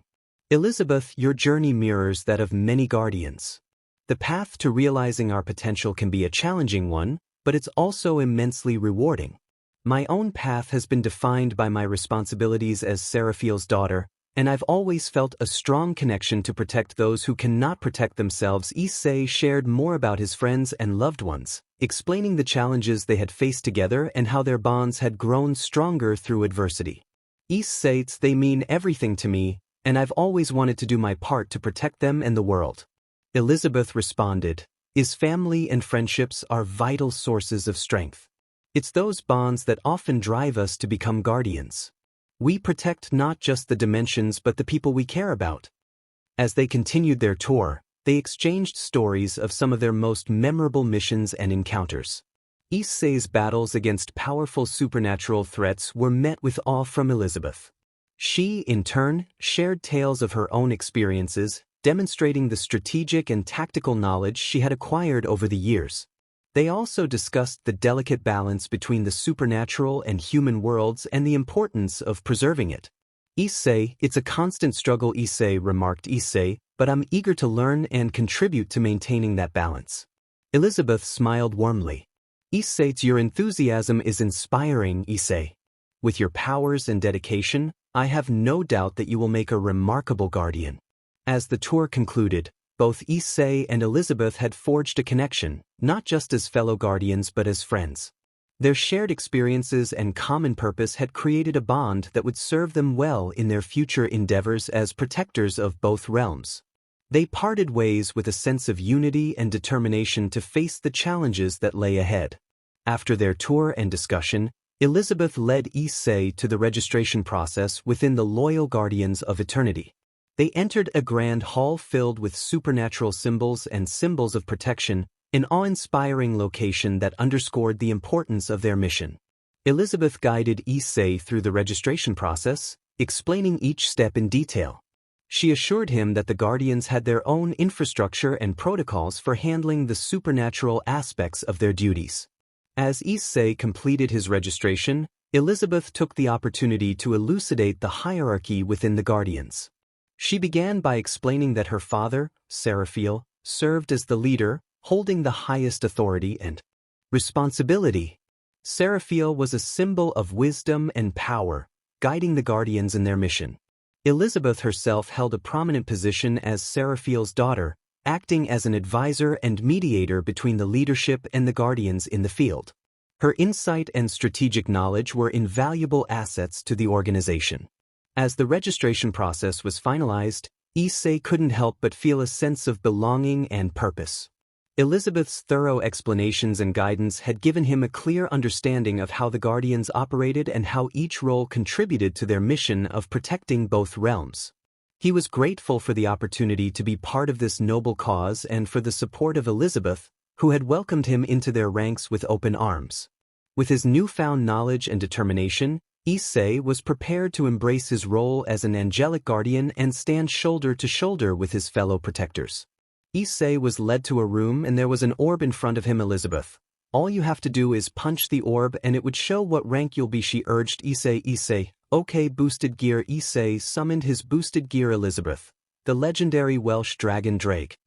Awesome, his scales began to manifest as he was covered in his dragon aura. Issei, Welsh dragon balance breaker. His power was further increased tremendously. Elizabeth, this power, it's amazing and incredible. Boost. Issei, take this. He punched with all his might. Cracks began to manifest on the wall. Also with the orb, Elizabeth had to use her own power to make sure she doesn't get blown away. The orb shook as Issei fell back to his base mode. It showed his stats attributes: strength, STR 98 agility, DJI 90 endurance, Indy 95 magical aptitude, image 92 rank SS. Issei, wait, is that bad? Elizabeth, this is beyond incredible. I'm only S rank but you're SS. Congratulations, you are now a SS rank guardian. She flashed an appealing smile filled with excitement. She tapped the orb and a card manifested. Elizabeth, recognizing Issei's incredible achievements and his official standing as an SS rank guardian, approaches him with a warm smile.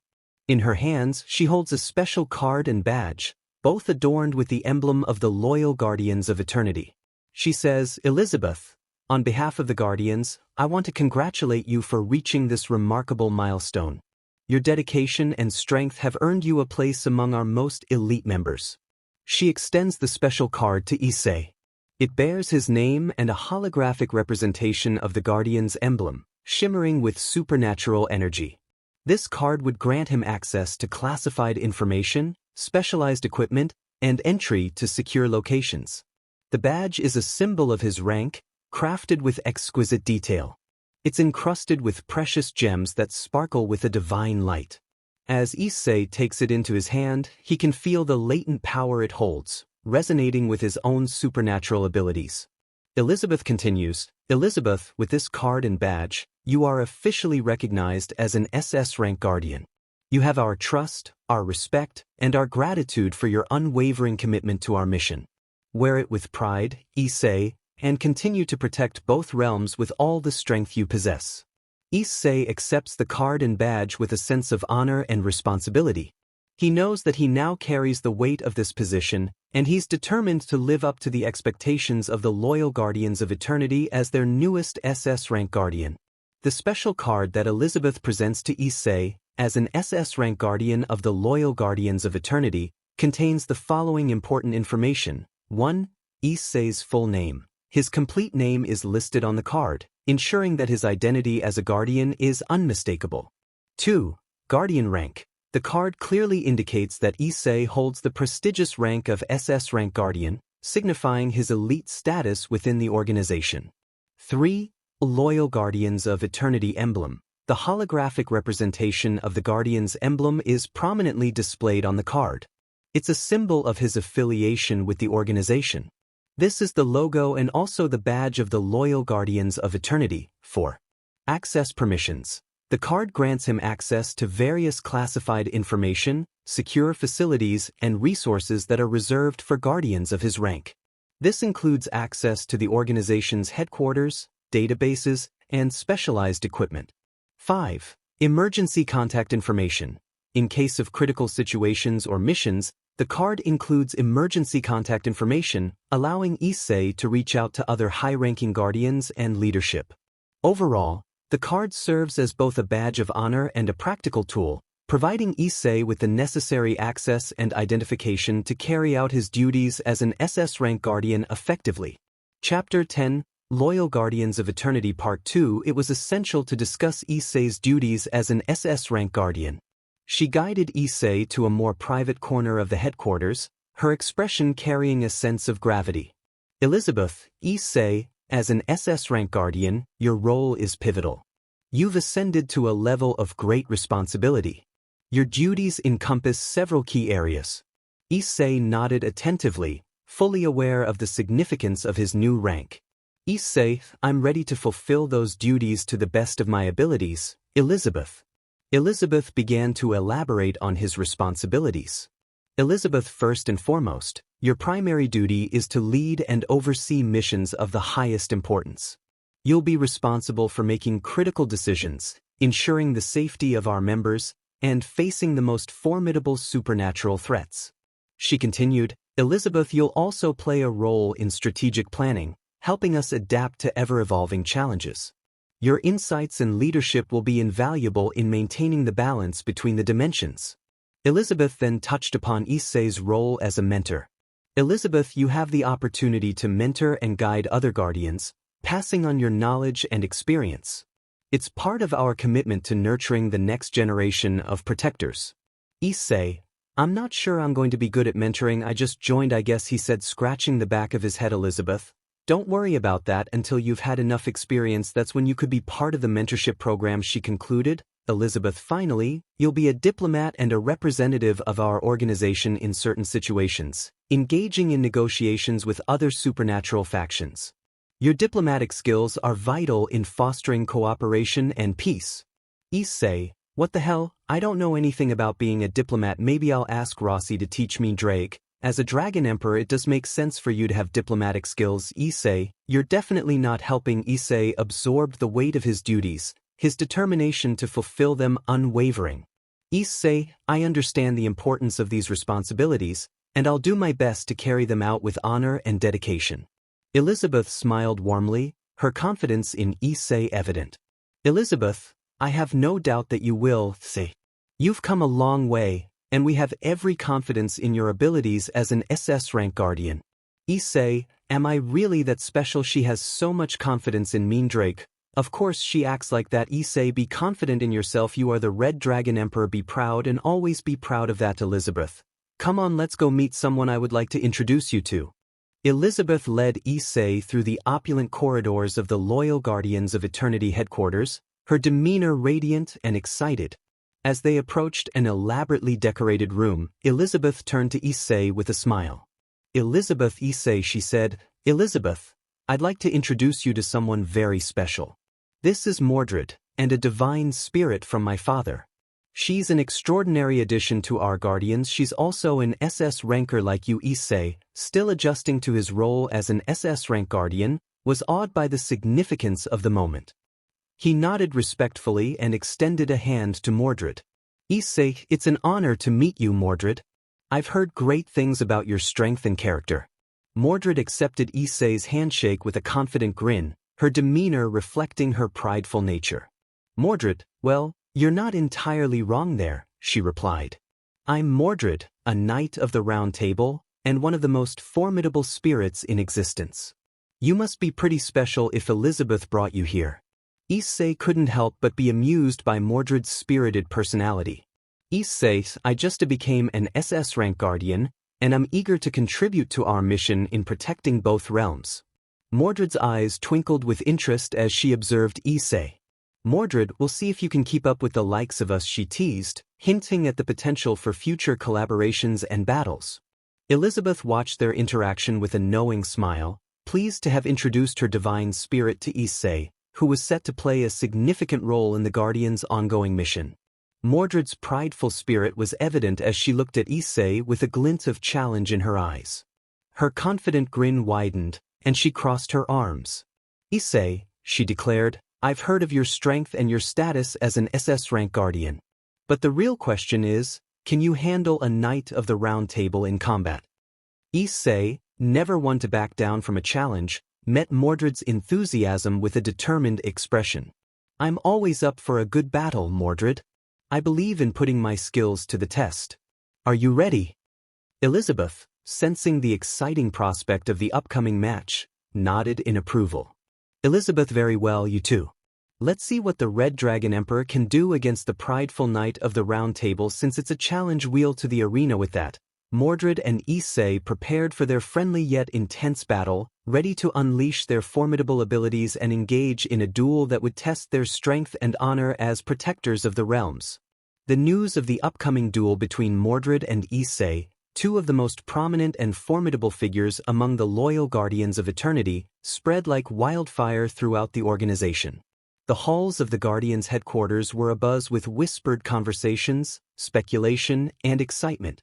In the training area, Guardians of various ranks engaged in spirited discussions about the impending duel.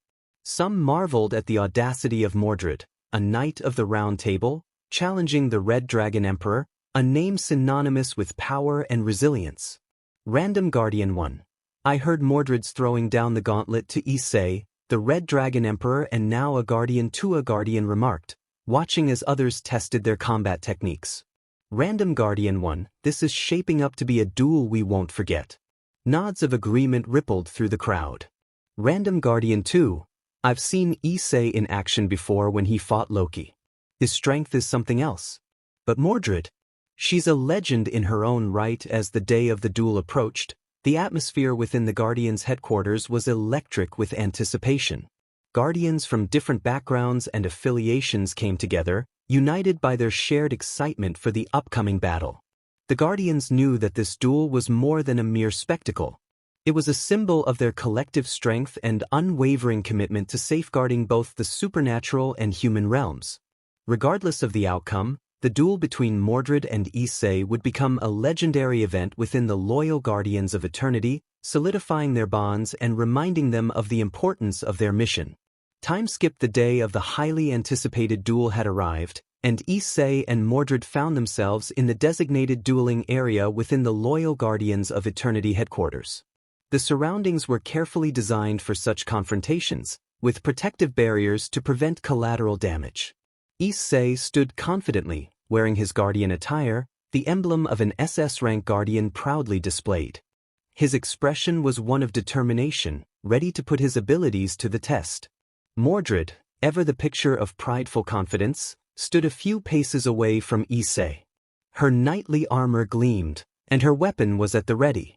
She was eager to engage in battle and prove her mettle.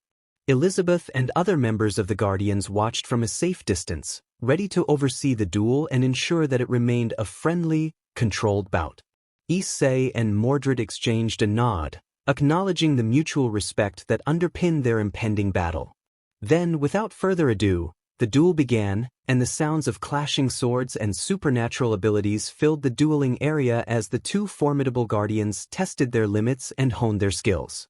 The clash of power and strategy was a spectacle to behold, a display of the strength and unity that defined the loyal Guardians of Eternity.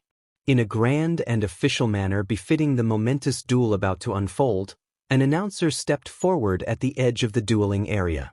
Their voice echoed through the headquarters, capturing the attention of every Guardian and onlooker. Ladies and gentlemen, Guardians and honored guests, the announcer declared, we are gathered here today for a historic occasion. In this corner, hailing from the legends of the Round Table and with the heart of a lion, we have Mordred, the proud knight. The assembled crowd erupted into applause and cheers as they acknowledged Mordred's legendary status. Mordred herself gave a confident nod, embracing the admiration of those who knew of her reputation. The announcer then turned to the other corner, gesturing to Issei with reverence. Announcer, and in this corner, bearing the title of an SS-rank Guardian and harnessing the power of the Red Dragon Emperor, we have Issei, the valiant protector. The Guardians and guests in attendance cheered once again, showing their support for Issei as he stood as a symbol of their collective strength.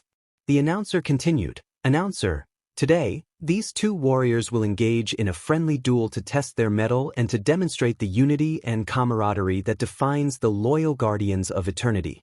Let the duel begin. With the formal introductions completed, the duel between Mordred and Issei commenced, a spectacle of power and skill that would leave a lasting impression on all who bore witness to it. With the signal to begin the duel given, Issei took the initiative and made the first move. He dashed forward with remarkable speed, closing the distance between himself and Mordred in an instant. Issei's fists crackled with the power of the Red Dragon Emperor as he unleashed a barrage of powerful punches. Mordred, with her knightly instincts and agility, gracefully parried Issei's strikes with her sword, her armor clinking with each block. She moved with precision, countering Issei's speed and strength with her own impressive skill. The dueling area was filled with the clashing of steel and the bursts of supernatural energy as Issei and Mordred engaged in their friendly battle. The onlookers watched in awe as the two guardians tested their limits and exchanged blows with a level of control and precision that demonstrated their mastery of combat. Issei was using this initial exchange to gauge Mordred's abilities, knowing that her legendary status was well-deserved. Meanwhile, Mordred relished the challenge and the opportunity to push her limits against a powerful opponent. The dueling area crackled with excitement, and it was clear that this battle would be a memorable testament to the Guardians' strength and unity. As Issei summoned his sacred gear, boosted gear, and its crimson aura enveloped him, Mordred took a step back, readying herself for Issei's enhanced power. She grinned confidently, her eyes locked onto her opponent. "Mordred, you're quick to rely on your sacred gear," Mordred remarked, her voice carrying a hint of playful challenge. "Mordred, but can it match the might of Clarent, my noble phantasm?" Mordred's sword, Clarent, gleamed brilliantly in her hand as she prepared to unleash its power. With a fierce battle cry, she surged forward, her blade slicing through the air with precision. Issei met her charge heat, the boosted gear's power coursing through his fists. Their weapons clashed, creating a burst of energy that sent shockwaves through the dueling area. Issei and Mordred exchanged blows, each strike a testament to their immense strength and skill. While engaged in this intense combat, they continued their conversation amidst the clash of steel and energy. "Issei, Mordred," Issei replied, his voice filled with determination. "Issei, the power of boosted gear has faced countless challenges. Let's see if Clarent can stand up to it." Their words and actions were a reflection of the friendly, yet fierce, duel taking place. The energy in the dueling area was electric, and both Issei and Mordred were fully immersed in the test of their abilities. Boost as Issei summoned his sacred gear, boosted gear, the atmosphere around him crackled with energy.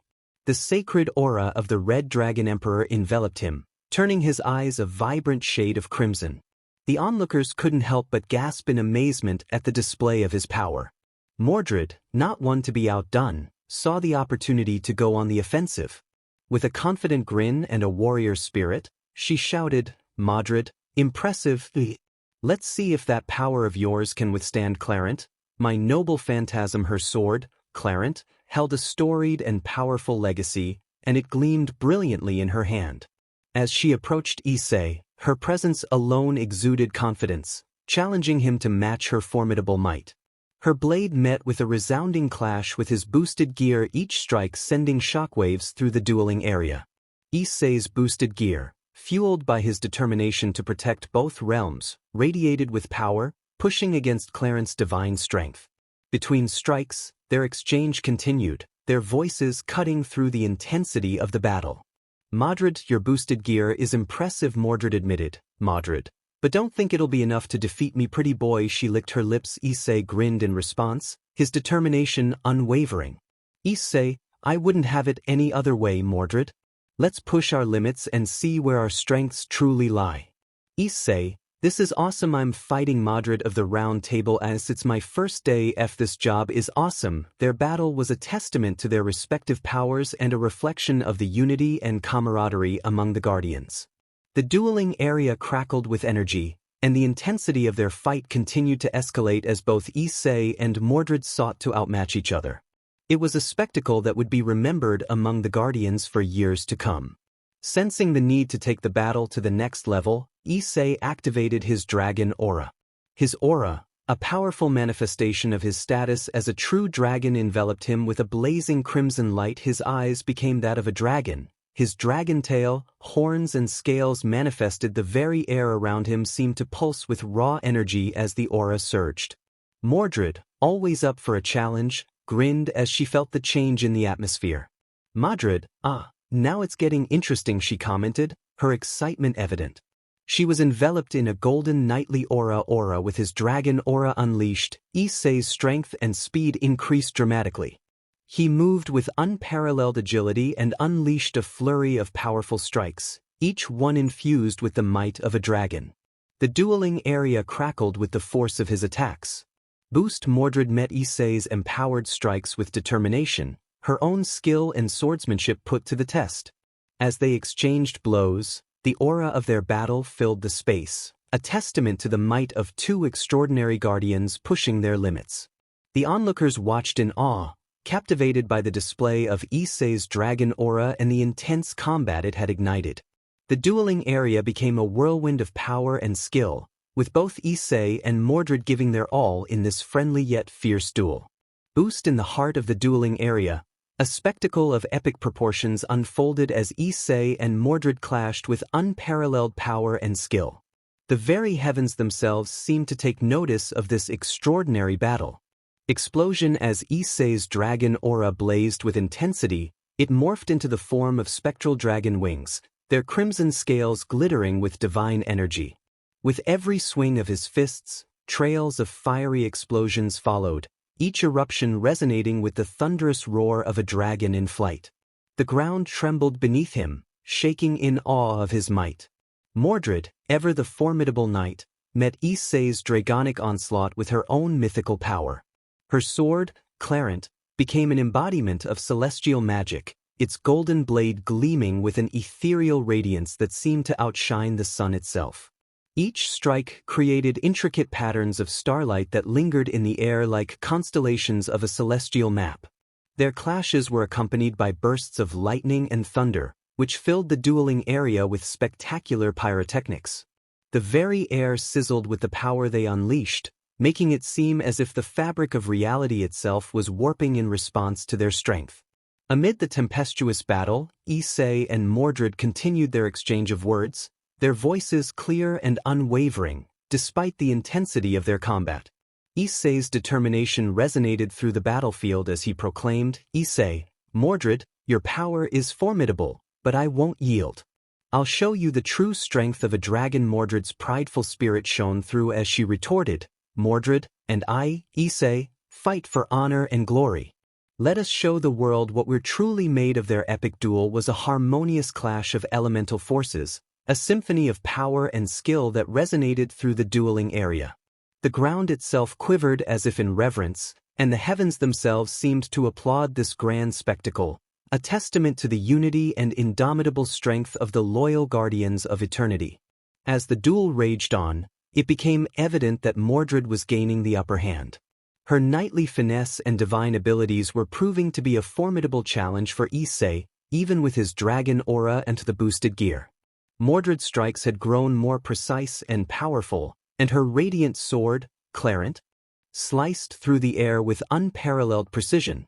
Issei, despite his resilience, found himself on the defensive, parrying her strikes and dodging with all his might.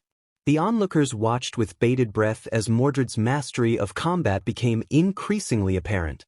Her movements were a dance of power and grace, a testament to her legendary status as a heroic spirit. Issei, while clearly facing a formidable adversary, refused to back down.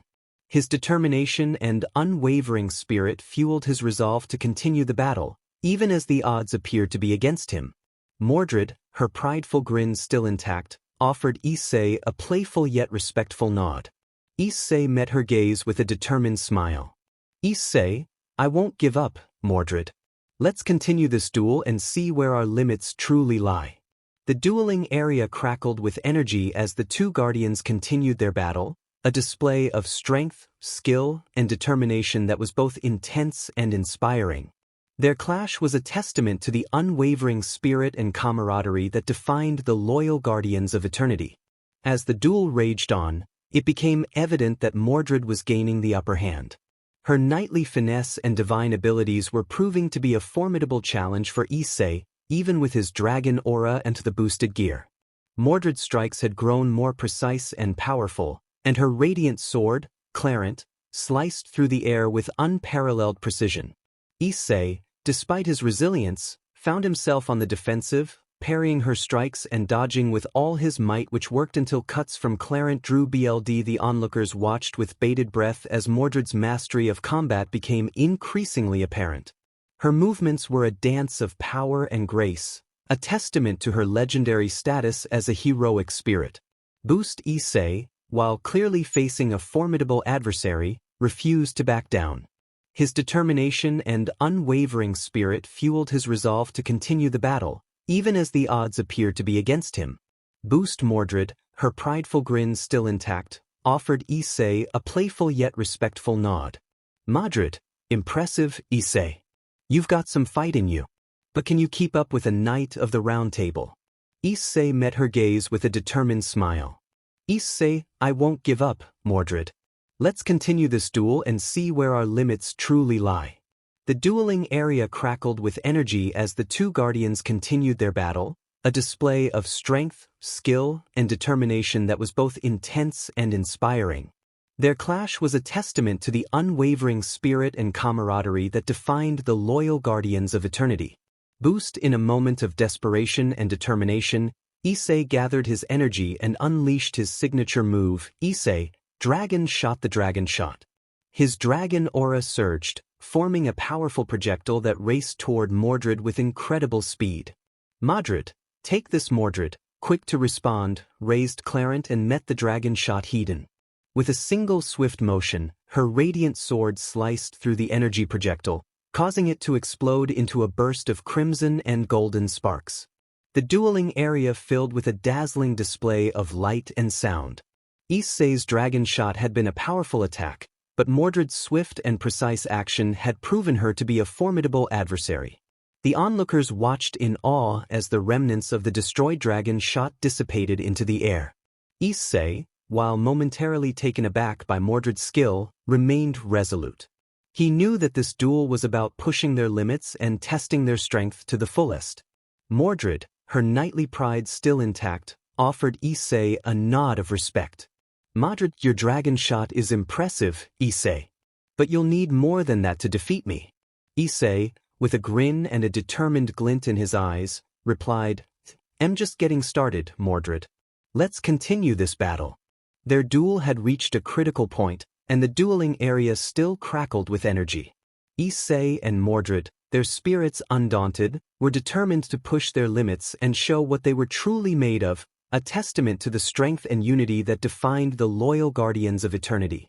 Issei, Ascalon, he summoned the holy draconic sword. Mordred's eyes widened. "Mordred, that's the legendary sword Ascalon. This just keeps on getting better and better. It's been long since I fought like this." Her eyes became crazed with the will of battle. With the clash between Issei's Ascalon and Mordred's Clarent, the dueling area was filled with a symphony of steel and magical energy. Issei's sacred sword, Ascalon, gleamed with the brilliance of a dragon's heart, while Mordred's noble phantasm, Clarent, shone with celestial radiance. Issei, determined to match Mordred's legendary might, used Ascalon to its fullest potential. His swings were precise and calculated, every strike infused with the power of a dragon's might. The ground shook with the force of his blows, and the air itself seemed to ripple with energy. Mordred, ever the skilled knight, countered Issei's strikes with her exceptional swordsmanship. Each clash of their weapons produced bursts of golden and crimson energy, creating a dazzling display of colors and light that captivated the onlookers. Their duel had reached a fevered pitch as Issei and Mordred engaged in a battle of strength and skill, both refusing to yield. The dueling area was a testament to their commitment to pushing their limits and testing the boundaries of their abilities.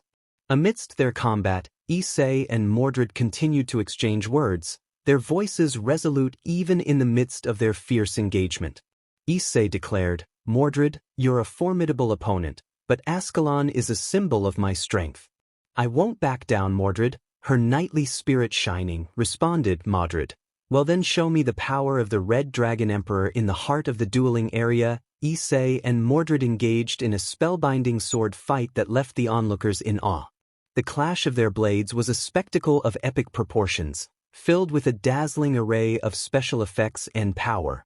Boost, boost, boost, transfer. Issei, recognizing the need to take his abilities to the next level, made a decisive move in their epic duel. Drawing upon the synergy of his boosted gear and Ascalon, he unleashed a formidable sword skill that combined his own enhanced strength with the divine power of the sacred sword. With his crimson wings of dragon energy extended to their full glory, Issei channeled the power of his balance breaker into Ascalon. The sword's blade pulsed with a brilliant azure light, and the air around him became charged with a fiery energy. Issei, Divine Dragon's Judgment. Issei's strike was a fusion of raw power and divine might mixed with his draconic flames. He launched forward with unparalleled speed and precision, his sword cutting through the air with a sonic boom. The ground beneath him quivered as he delivered a devastating blow to Mordred. The impact of Issei's strike created a shockwave of energy, sending ripples through the dueling area. It was as if the heavens themselves acknowledged the might of his attack with flashes of lightning and echoing thunder. Mordred, time to charge, let's burn the night. This red sword, born of my fate and passion, cleaves through all. Clarent. Mordred, despite her knightly prowess, found herself momentarily overwhelmed by the sheer force of Issei's sword skill. She staggered backward, her knightly armor clashing with the might of Ascalon. Their duel had reached a stunning climax as Issei's powerful sword skill showcased the true extent of his abilities. The onlookers watched in awe as he demonstrated the unity and strength that defined the loyal guardians of eternity, leaving a lasting impression on all who witnessed the spectacle. Ascalon, Issei's sacred sword, gleamed with the intensity of a dragon's heart. Its blade, infused with the very essence of a dragon's power, cut through the air with a brilliant azure glow. Each swing of Ascalon left behind radiant trails that seemed to dance through the dueling area, casting a sapphire aura in their wake. Mordred's Clarent, a noble phantasm of legendary status, responded in kind. Its golden blade shimmered like a celestial beacon, and with every strike, it emitted bursts of golden energy that arced through the battlefield. The radiant patterns created by Clarent lingered in the air like constellations come to life. The special effects intensified as the two warriors clashed with a rhythm and precision that bordered on the supernatural. Ascalon and Clarent met in a dazzling display of power and skill, creating explosions of fiery crimson and golden sparks with every impact. The ground beneath them bore the scars of their battle, marked with intricate patterns of light and energy. Both of them were sent flying. Issei had several holes in his chest and neck area with BLD occasionally letting loose. Issei, this is the definition of awesome. Hey Mordred, are you okay? Mordred released groans of pain. Mordred, Ihia never felt better. She was in no different position from him. The onlookers watched with bated breath as Issei and Mordred exchanged blows, their swords creating a whirlwind of colors and light that filled the dueling area with a breathtaking display. It was a duel for the ages, a reflection of the unity and strength that defined the loyal guardians of eternity, and a testament to the extraordinary abilities of Issei and Mordred.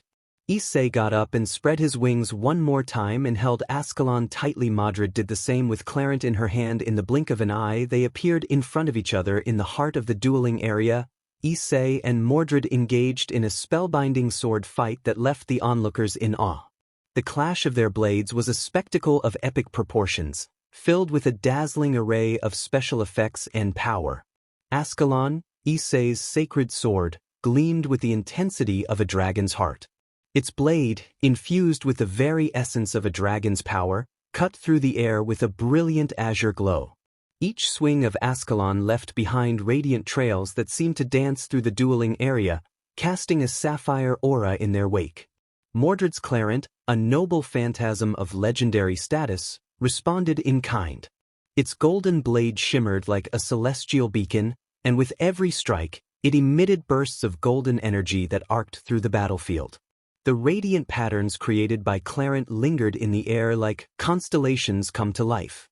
Issei narrowly avoided a slash, but it grazed his cheek, drawing BLD, but it only fueled his excitement. The special effects intensified as the two warriors clashed with a rhythm and precision that bordered on the supernatural. Ascalon and Clarent met in a dazzling display of power and skill, creating explosions of fiery crimson and golden sparks with every impact. The ground beneath them bore the scars of their battle, marked with intricate patterns of light and energy. So did Modred and Issei. She wiped the BLD from her calf where a wound formed from Issei's sneak attack. She too seemed excited. The onlookers watched with bated breath as Issei and Mordred exchanged blows, their swords creating a whirlwind of colors and light that filled the dueling area with a breathtaking display.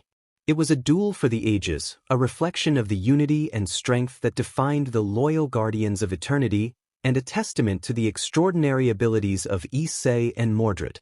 The battle between Issei and Mordred raged on, and the toll of their fierce combat became increasingly apparent.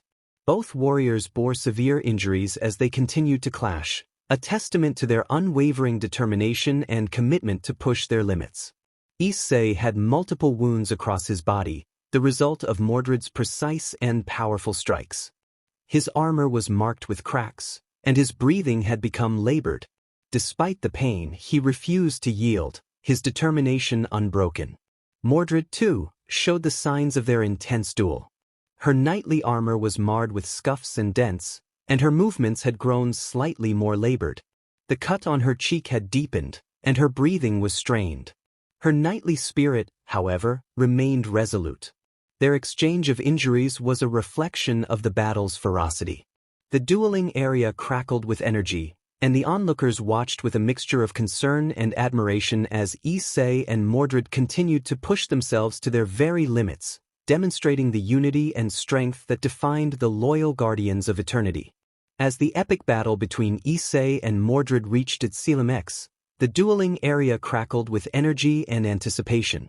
The air was filled with the aftermath of their fierce combat, and both warriors had pushed themselves to their absolute limits. With one final exchange of strikes, Issei and Mordred clashed in a display of power and unity that left onlookers in awe. Their swords, Ascalon and Clarent, met with a resounding clash, creating an explosion of crimson and golden energy that filled the battlefield. The ground beneath them shook, and the heavens above seemed to hold their breath as the two warriors locked in a decisive clash. The special effects and magical energies reached their peak, casting a dazzling display of light and color across the dueling area. In the end, as the dust and energy settled, it became clear that neither Issei nor Mordred had emerged as the victor. We both laid on the ground covered in wounds. Their battle had reached an astonishing draw, a testament to their equal strength, determination, and the unity that defined the loyal guardians of eternity. The onlookers erupted into applause and cheers, acknowledging the incredible display of power and camaraderie that had unfolded before them. Issei and Mordred, though exhausted and injured, shared a nod of respect, recognizing the honor and valor of their adversary. The duel's fantastic climax and ultimate draw were a symbol of the indomitable spirit and strength that defined the loyal guardians of eternity, leaving a lasting impression on all who witnessed this extraordinary battle. Time skip. Issei and Mordred, having been transported to the infirmary following their intense and awe-inspiring battle, slowly regained consciousness. As they opened their eyes, they found themselves lying in separate beds, their bodies bearing the signs of their recent duel. At their bedside stood Seraphiel, the leader of the loyal guardians of eternity, and his daughter Elizabeth, who had witnessed the battle with a mix of concern and admiration. Seraphiel, a wise and imposing figure, looked at Issei and Mordred with a sense of awe and pride. "Seraphiel, you both have demonstrated exceptional valor and strength," he began, his voice resonating with authority. "Seraphiel, your battle was nothing short of extraordinary, a testament to the unity and camaraderie of our guardians." Elizabeth, her eyes filled with a mixture of concern and respect, added, "Elizabeth, I've never witnessed a duel of such magnitude. The way you both pushed your limits was truly inspiring." And Mordred exchanged glances, acknowledging the depth of their battle. Despite the injuries they had sustained, there was a sense of mutual respect and camaraderie that transcended their rivalry.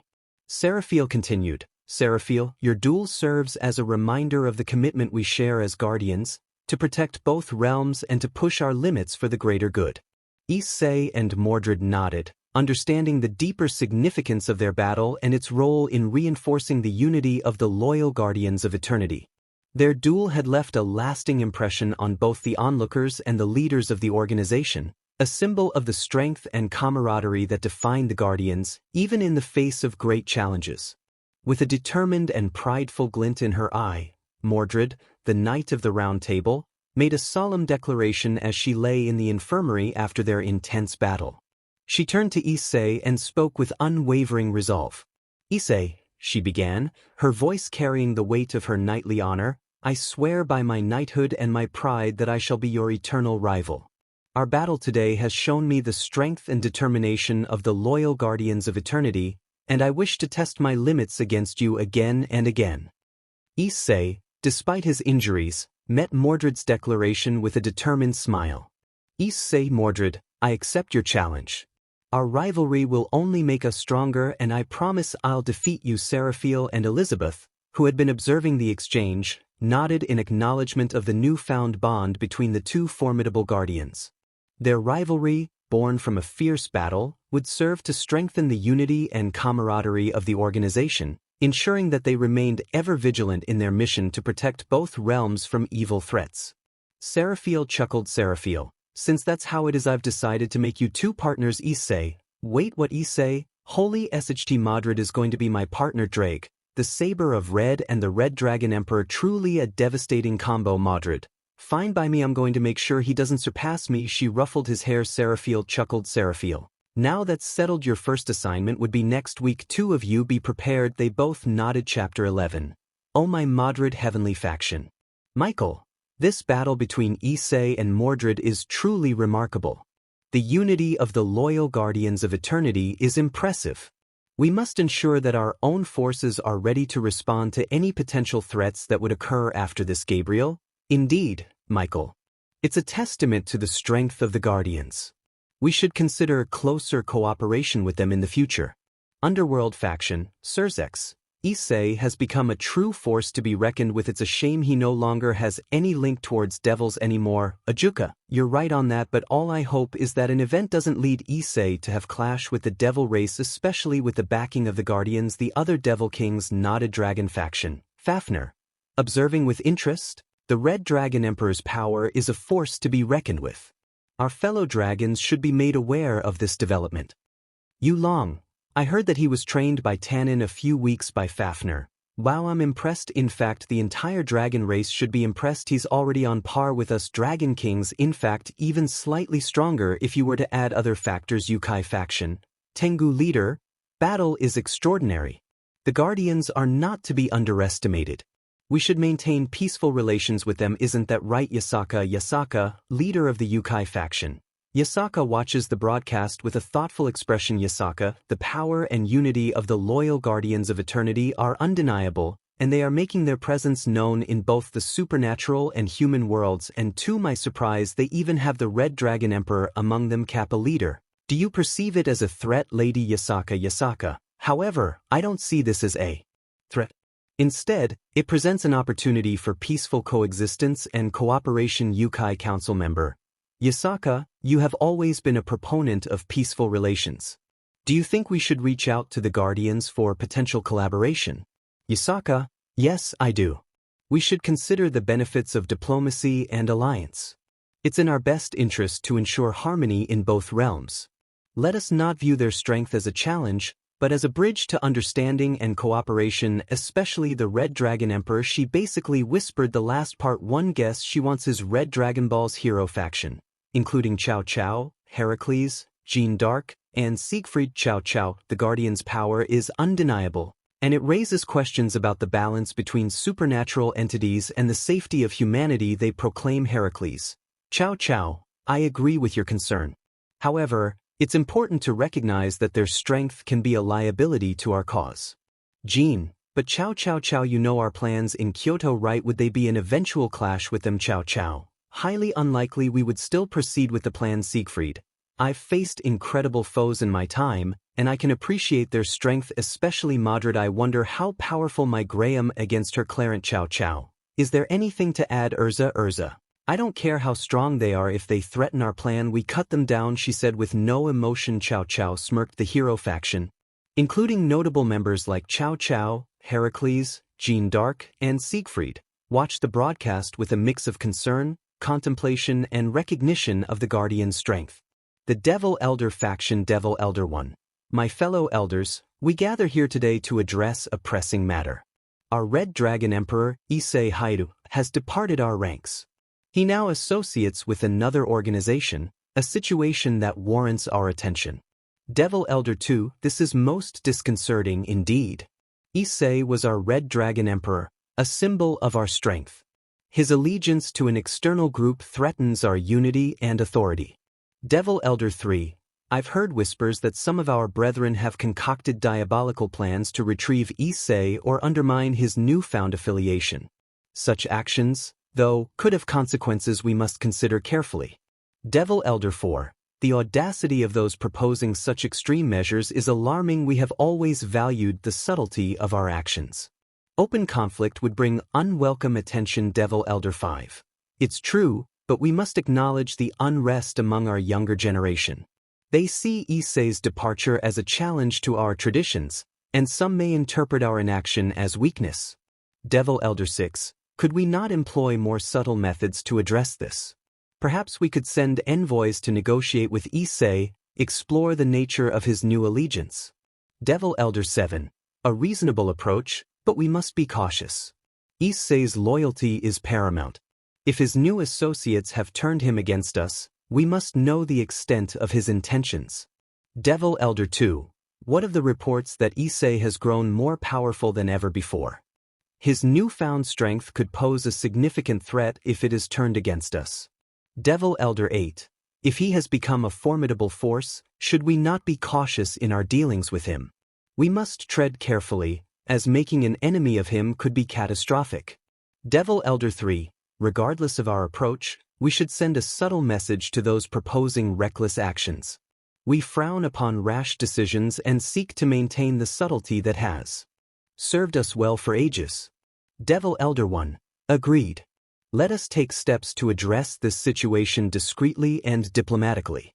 We value Issei's abilities, and it's in our best interest to understand and potentially influence his choices. Devil Elder 4, we shall proceed with caution, keeping a close eye on developments. This matter shall be handled with the wisdom and sophistication befitting the Devil Council. Devil Elder 5, as long as we maintain our principles and authority, we can guide the younger generation to understand the importance of subtlety and strategy in our world. This extensive discussion reflects the Devil Elder's concerns and deliberations regarding Issei's departure and the controversial plans that have arisen within their ranks. Meanwhile, Issei was currently sleeping until he receives a phone call. He ignores it, but it continues for the next few minutes. Issei, ugh, why did you have to wake me up? I was in the middle of the most epic dream. Mordred was on the phone, excitedly. Mordred, Issei, buddy, you won't believe it, but there's a limited time offer at the cafe nearby, free cake with every coffee, and you know, they have this new cake. Issei, really, you woke me up because it's cake? Well, you got my attention, but where are ya anyways? Mordred, I'm in Kuo, ya dumb, are you coming or not? I'll text you the address. Issei, how did you get my number? Mordred, ehehehe, I can trace your entire family lineage if I have to. Issei, why am I scared all of a sudden? Mordred, but still the cakes here are huge. Come on, you wimpy dragon, let's go. Issei, on it. Cake and strategy, now that's a combination I can't resist. But you're still on my list for disturbing my beauty sleep. Mordred, yeah, whatever. The prospect of cake lures him out of bed, and the promise of an epic cake adventure is set in motion. Issei wore his usual shirt with jacket on pants. Mom, where are you going all of a sudden? Issei, well, there is this friend I made a while back. She's from Winchester in Wales. That's where Camelot is rumored to be in real life. So she decided to move to Japan and I'm going to see her dad. Well then, have fun. Issei, thanks Mom and Dad. He smiled before leaving for the cafe. Issei and Mordred sat in a quiet corner of a bustling cafe, sipping their drinks and eating comically large cake as they began to open up to each other. Mordred leaned in, her eyes filled with empathy. Mordred, you know, Issei, it's not easy when the people you care about let you down. It happened to me too, with Artoria. Issei, yeah, it's tough. I thought Rias, Aquino, Kaneko, Asia, and Zenobia were the ones I could always count on. But then Vali came into the picture, and things changed. Mordred, I get it. Artoria and I had our differences too. We were supposed to be family, but it felt like she always favored her knights over me. Issei, so what did you do? Mordred. I rebelled, challenged her for the throne, and it ended in tragedy. But it was my way of saying I won't be ignored. It's not a path I'd recommend, but it's how I coped. Issei, wow, that's intense. I never thought of challenging Rias or anything. I just decided to move on and focus on my own growth. Mordred, and that's a commendable approach, Issei. You can't control others, only yourself. So, what's your new focus? Issei, I've been training harder, trying to become a better dragon. I still can't forget what they did, but I won't let it define me. Mordred, that's the spirit. Sometimes, the best way to show them is through your own success. It's what I'm doing now. I found my own purpose as a saber-class servant and also a guardian, Issei, and I respect that. We've both been through a lot. It's comforting to talk about this with someone who understands. Mordred, indeed, Issei. We've got our own paths now, and we're not alone. But remember, even if you've moved on, it's okay to feel hurt sometimes. It's a part of being human or dragon, I guess. Issei, thanks, Mordred. I appreciate your advice. And you can count on me if you ever need someone to talk to about Artoria. Mordred, likewise, Issei. We're in this together, forging our own destinies. We are partners. After all, their conversation continued for hours, and as the evening sun set, they found solace in the shared understanding and support they had for each other. Issei, so Mordred, what's our first mission? Mordred, in fact, our primary mission, Issei, is to handle diplomatic ties with the yokai faction. Maintaining peaceful relations with them is crucial for preventing chaos in the supernatural world. We work towards treaties and agreements that ensure both sides respect each other's boundaries and interests. Issei leaned in, showing genuine interest. Issei, so, our main job is diplomacy with the yokai. That's a big responsibility. Mordred nodded, her expression serious. Mordred, it is, but it's also rewarding. It's not just about avoiding conflict but fostering understanding between different supernatural races. We strive to find common ground and build a bridge of cooperation. It's challenging, but it's what we're trained for. Issei contemplated their mission and realized the significance of their work. Issei, I'm starting to see the bigger picture, Mordred. It's not just about fighting the battles, it's about ensuring the peace that follows. Mordred smiled, appreciating Issei's understanding. Mordred, you've got it, Issei. Our partnership may have its unique challenges, but it's all for a greater purpose, a world where humans and supernatural beings can coexist peacefully. That's basically the entire motives of the organization. You've seen the array of magical creatures that are there, right? Issei nodded. Issei, that was the first time I saw an elf and a fairy, even a giant. He said in awe. Mordred, and you get to work with them in the future, Issei, and that would be the definition of awesome. As they continued to discuss their mission, Issei felt a deepening sense of purpose in their partnership and a shared commitment to maintaining the fragile balance between the human and supernatural realms. Asia and Kaneko happened to walk by the cafe where Issei and Mordred were having their conversation. As they glanced through the window, they spotted Issei sitting with another girl, their expressions filled with shock and surprise. Asia whispered to Kaneko, Asia, Kaneko, is that Issei? And he's with another girl. I thought he was devastated about what happened. Kaneko, equally surprised, replied in a hushed tone, Kaneko, looks that way, Asia. This is unexpected. We never imagined he would even have another girlfriend apart from Irina. Both of them couldn't help but feel a mix of emotions, realizing that Issei had found comfort and support in someone else after their actions. Asia, torn between the longing to apologize and the knowledge that they had been banned from approaching Issei, looked at Kaneko for guidance. She whispered, Asia, Kaneko, should I go and apologize? I feel terrible about what we did. Kaneko hesitated, then replied in a low voice, Kaneko and Asia, I understand your intentions, but remember, we've been banned from approaching Issei after what happened.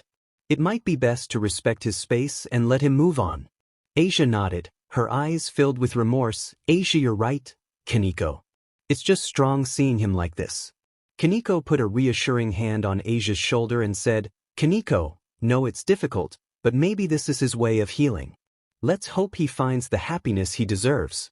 Asia, without us. I don't want that, Kaneko. I'm afraid that's not possible. She wiped the few years in her eyes. Mordred noticed Asia and Kaneko outside the cafe, their expressions conflicted. She turned to Issei and asked, Issei, it seems like someone you know is out there. Do you want to talk to them? Issei glanced outside, his expression pensive, and replied, I appreciate the concern, Mordred, but I think it's best if we continue our conversation. I've moved on, and they should realize if they live or die. I honestly don't care. Mordred nodded, understanding his choice. Mordred, all right, Issei. Your journey is your own, and it's essential to focus on what lies ahead. Issei and Mordred resumed their conversation, while Asia and Kaneko, with heavy hearts, eventually decided to leave Mordred. You should expect me in your school tomorrow, she said with a smirk. Issei. What did you say? Mordred, I said I'll be joining your school tomorrow. Issei. Well, okay then, Mordred. I was expecting you to overreact. Issei. Actually not really though. In fact, let me give you a tour of Kuo at least to get you accustomed to the place. Mordred, what a gentleman. Issei chuckled. Time skip. Issei. And we've visited every hotspot in Kuo and all the interesting places. His eyes widened but then realized she is the actual Mordred. Mordred. Thanks, kid. Issei. My mom did tell me to be respectful to my elders. He beamed a smile at Mordred, who had a huge tick mark. Mordred. Did you just call me old? She said, about to summon Clarence. Issei. I never called you old. You're a young appealing girl. Mordred punched his shoulder. Mordred. And don't ever call me a girl. Issei. Yes ma'am. Mordred. And that too, she threatened again. Issei. Geez, what a tomboy. They bade each other goodbye. The next day, Issei, Matsuda, and Motohama were seated in the school courtyard, discussing the upcoming arrival of the mysterious new student. Matsuda couldn't contain his excitement as he gushed, Guys, I've seen pictures of her on social media. She's drop-dead gorgeous. It's like an angel is descending upon our school.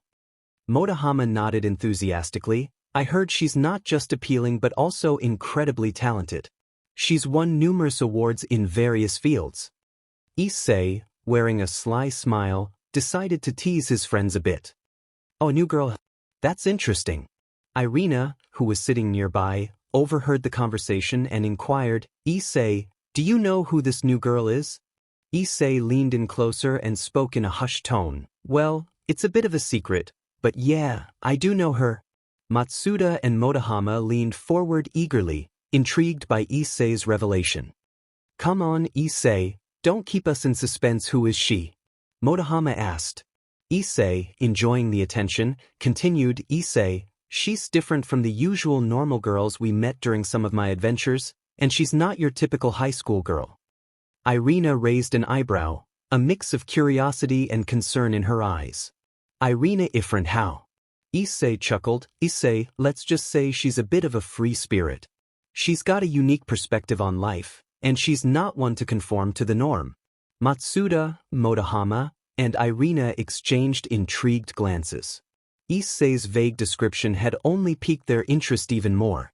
Matsuda mused. Matsuda, well, she sounds like quite the character. I'm even more excited to meet her now.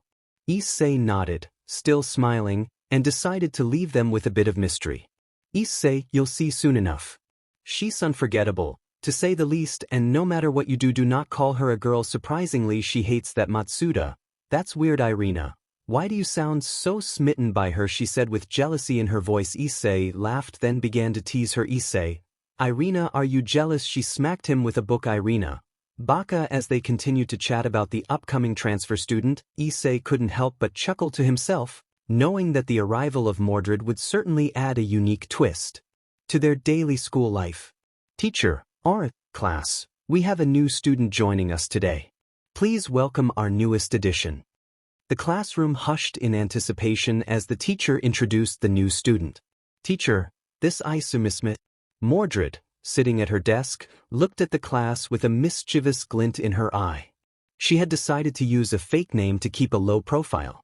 Mordred, hi, everyone. Call me Smith for now. Issei, who had been sitting nearby, couldn't help but smirk. He whispered to Irina, Issei Smith.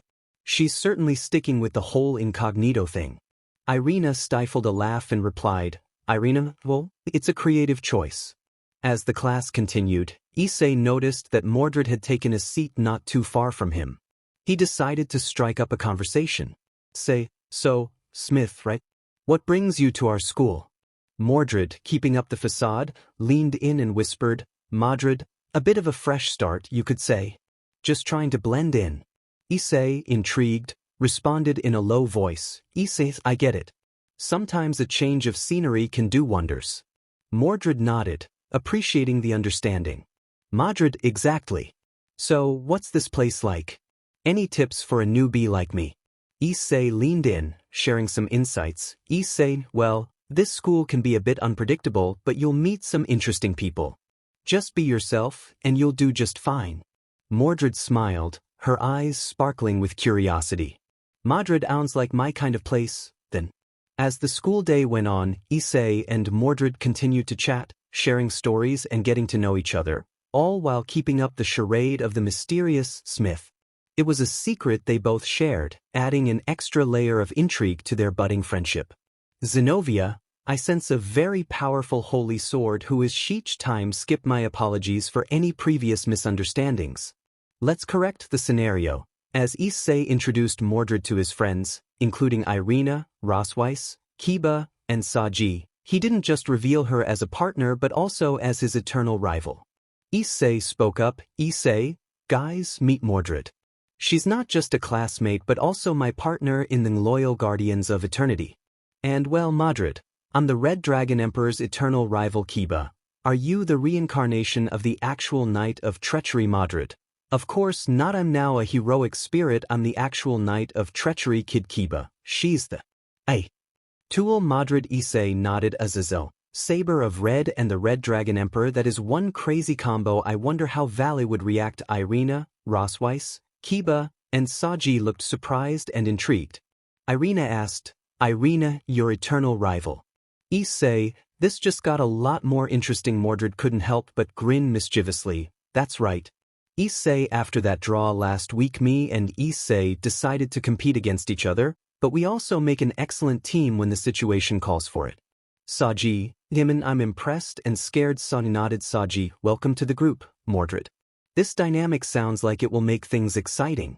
With Mordred's introduction as both a partner and Issei's eternal rival, their interactions within the Loyal Guardians of Eternity took on a unique and intriguing dimension. The group continued their conversation, eager to learn more about Mordred's history with Issei and her role in their shared organization. Zenobia, Bucho, that Smith girl that just entered house school, who is she really? She sat down on a couch as she asked Rias. My brother told me she's a heroic spirit, Mordred to be exact. Zenobia, what the hell? As in the actual Mordred? Rias nodded. Rias, as you've heard, Issei is now part of the Loyal Guardians of Eternity and Mordred is his partner. Zenovia's eyes widened. Aquino, so you're trying to say that there is an actual heroic spirit and is Issei's partner? How intriguing. Rias, it's best you don't act rashly. Things have taken a new turn. Issei is part of another very powerful faction with large amount of ties to different factions. If Issei was to show hatred to us and it becomes known, let's just say it could be a terrible backlash to the Gremory clan, in fact the entire devil race as a whole, since he is a rumored SS-ranked Guardian Asia. That's incredible, Kaneko. So we were truly holding him back, she said with her eyes dropping. Aquino, any word from Vali? She said with a clenched fist. Rias, no, he told me that we should never contact him again, that he's already done using us, she said, already in tears. Asia, so we were only his plaything, she said, already wiping her tears. Zenobia, how could he? Aquino, we already deserve this, all what he did. Weren't we doing the same thing to Issei, only using him? So this is how karma feels like. She chuckled at the last part. Chapter 12.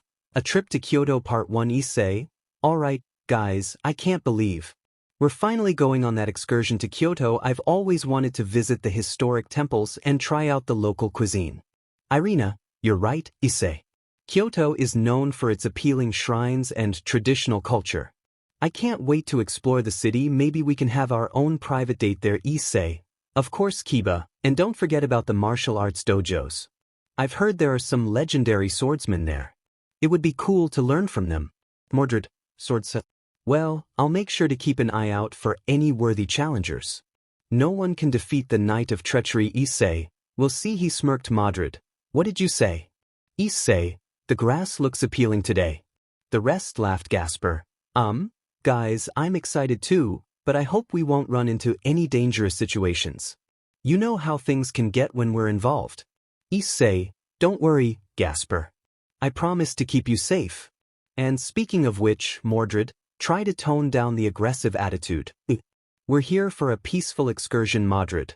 Whatever she snorted, Irina, Issei's right. Let's make this a memorable and harmonious trip. Kyoto is a place to appreciate art and history, not to pick fights. Kiba, agreed. Let's focus on enjoying the appealing scenery and taking in the culture. And maybe we can find some amazing local dishes to try. Mordred, alright, I'll behave for now. But if anyone challenges me, they're in for a surprise, Gasper. Please, Mordred, let's keep things calm. I don't want to end up having to use my sacred gear. It always causes more trouble than it's worth. Issei, Gasper's right, guys. Let's keep the excitement within reasonable bounds. We want this excursion to be unforgettable for all the right reasons. Irina, absolutely. Kyoto has so much to offer, and I can't wait to experience it all with all of you. Kiba, it's a chance to create lasting memories. Let's make the most of it and enjoy our time in this incredible city.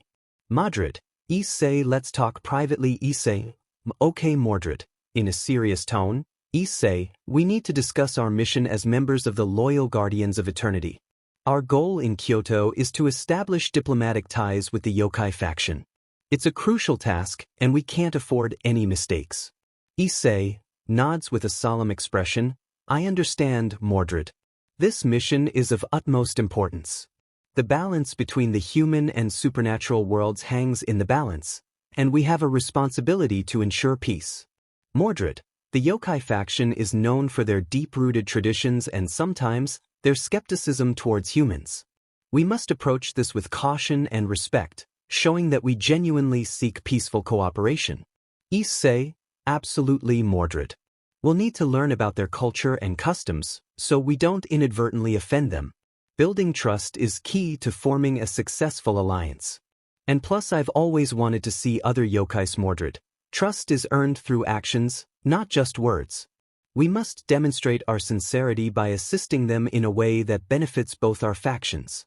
Our powers and resources could be invaluable to them. Issei, true. Our abilities, as members of the Loyal Guardians of Eternity, can be a great asset in dealing with supernatural threats and maintaining the peace. We must make them understand how our collaboration benefits everyone. Mordred, and we must also be prepared for any potential challenges or adversaries who may oppose this alliance. Not everyone will be in favor of human-yokai cooperation. She made sure to stress it to Issei. Issei, I have faced many threats before, and one that could have led to another war. Our experience will help us protect the interests of both our organizations. We can't afford to fail in our mission, he said in a resolute tone. Mordred, failure is not an option, Issei. The fate of our factions and the peace between our worlds rests on our shoulders. We must succeed in creating this diplomatic tie with the yokai faction in Kyoto. She said in a grave tone. Issei, we will succeed, Mordred. Our dedication to the Loyal Guardians of Eternity and our commitment to this mission will see us through.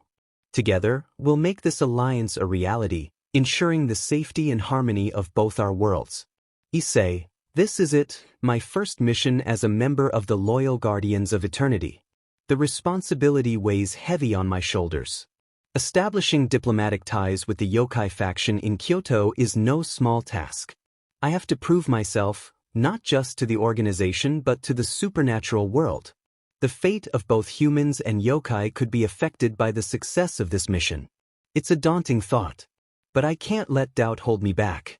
I've trained for this, and I have the support of my friends. Mordred, with her experience and strength, will be an invaluable ally. I need to focus on our objective, immerse myself in yokai culture, and approach this mission with respect and understanding. It's a chance to make a real difference and ensure that the peace between our worlds endures.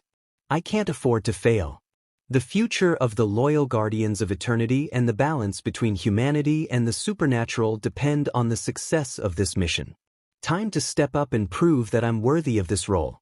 Drake, with a reassuring presence, Issei, my partner, remember that you have the boosted gear, one of the most powerful sacred gears. You're not alone in this. I'm here to empower you, to provide you with strength when you need it the most. Together, We can face any challenge that comes our way. Believe in yourself, trust in your abilities, and let your determination fuel your spirit. You've already come a long way, and you're destined for greatness. This mission in Kyoto is just the beginning of your journey as a guardian of eternity. Embrace it, and let's show the world what we're made of.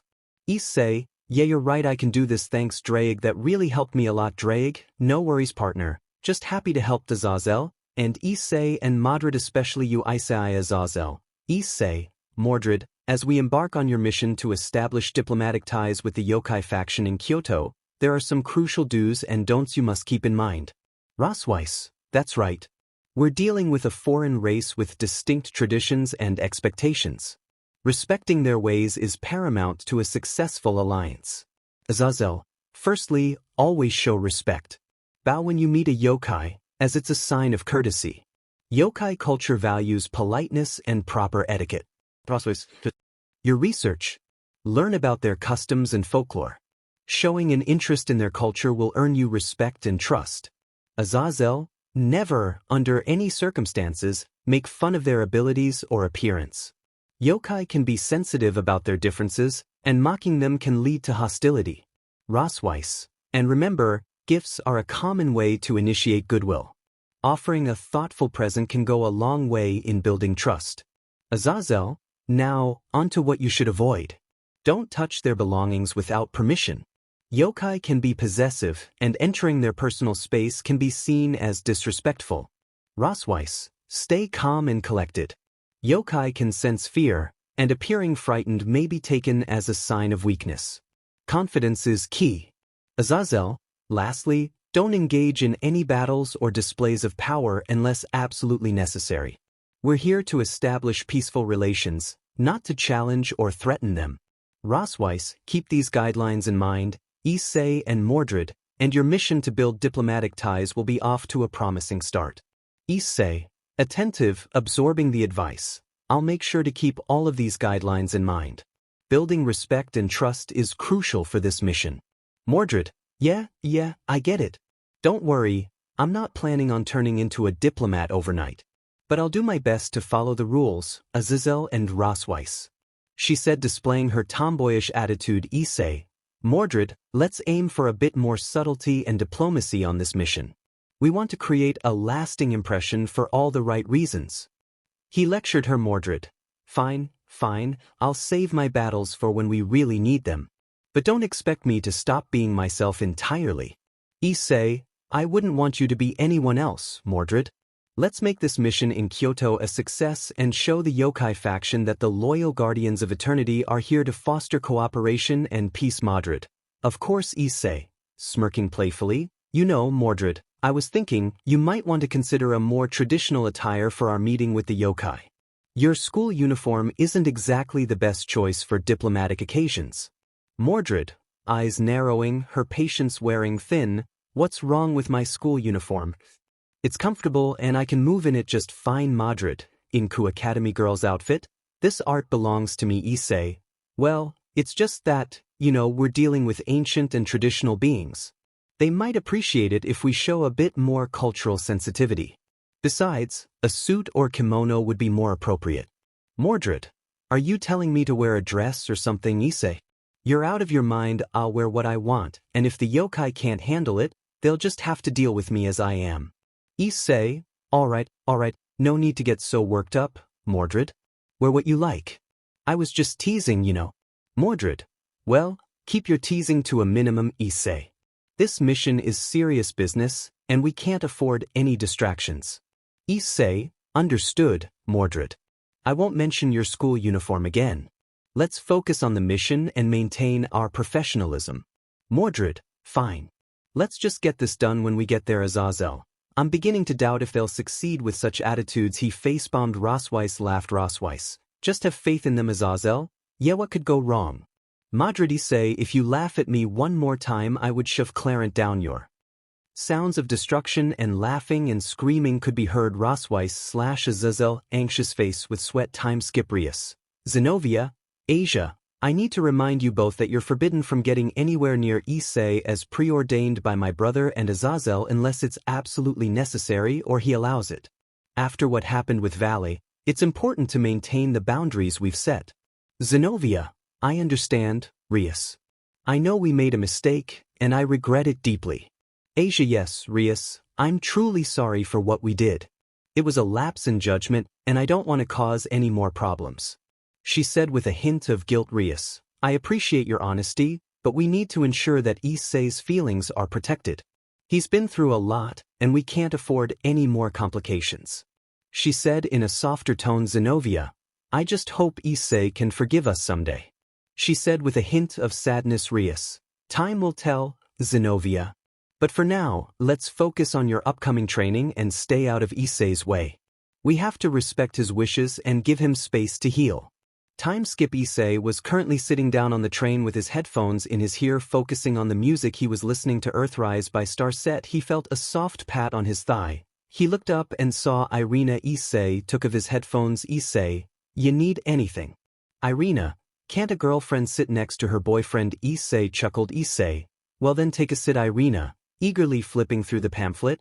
Issei, look at all these incredible landmarks in Kyoto. There are so many places we could visit. Where should we start? Issei began to go through the pamphlet alongside Irina. Issei, wow, there's a lot to choose from. How about we begin with Kinkakuji, the Golden Pavilion? It's one of Kyoto's most famous temples, and the stunning gold leaf exterior is a must-see. Irina, excited, that sounds amazing. And right nearby is Ryoanji, the Temple of the Dragon at Peace. It's known for its appealing rock garden. We could find some tranquility there. Issei, agreeing, Ryoanji is a great choice. And since we're in Kyoto, we can't miss Fushimi Inari Taisha. Those thousands of vermilion torii gates are iconic. Irina nods. Definitely, Issei. And how about a visit to Kyo Mizudora, the pure water temple? It's famous for its wooden stage that offers a breathtaking view of the city. Issei, great idea, and we should explore the historic streets of Gion, too. It's known for its traditional tea houses and the possibility of spotting a geisha. Irina, Gion is perfect. I'd love to experience that part of Kyoto's culture. And last but not least, there's Arashiyama Bamboo Grove.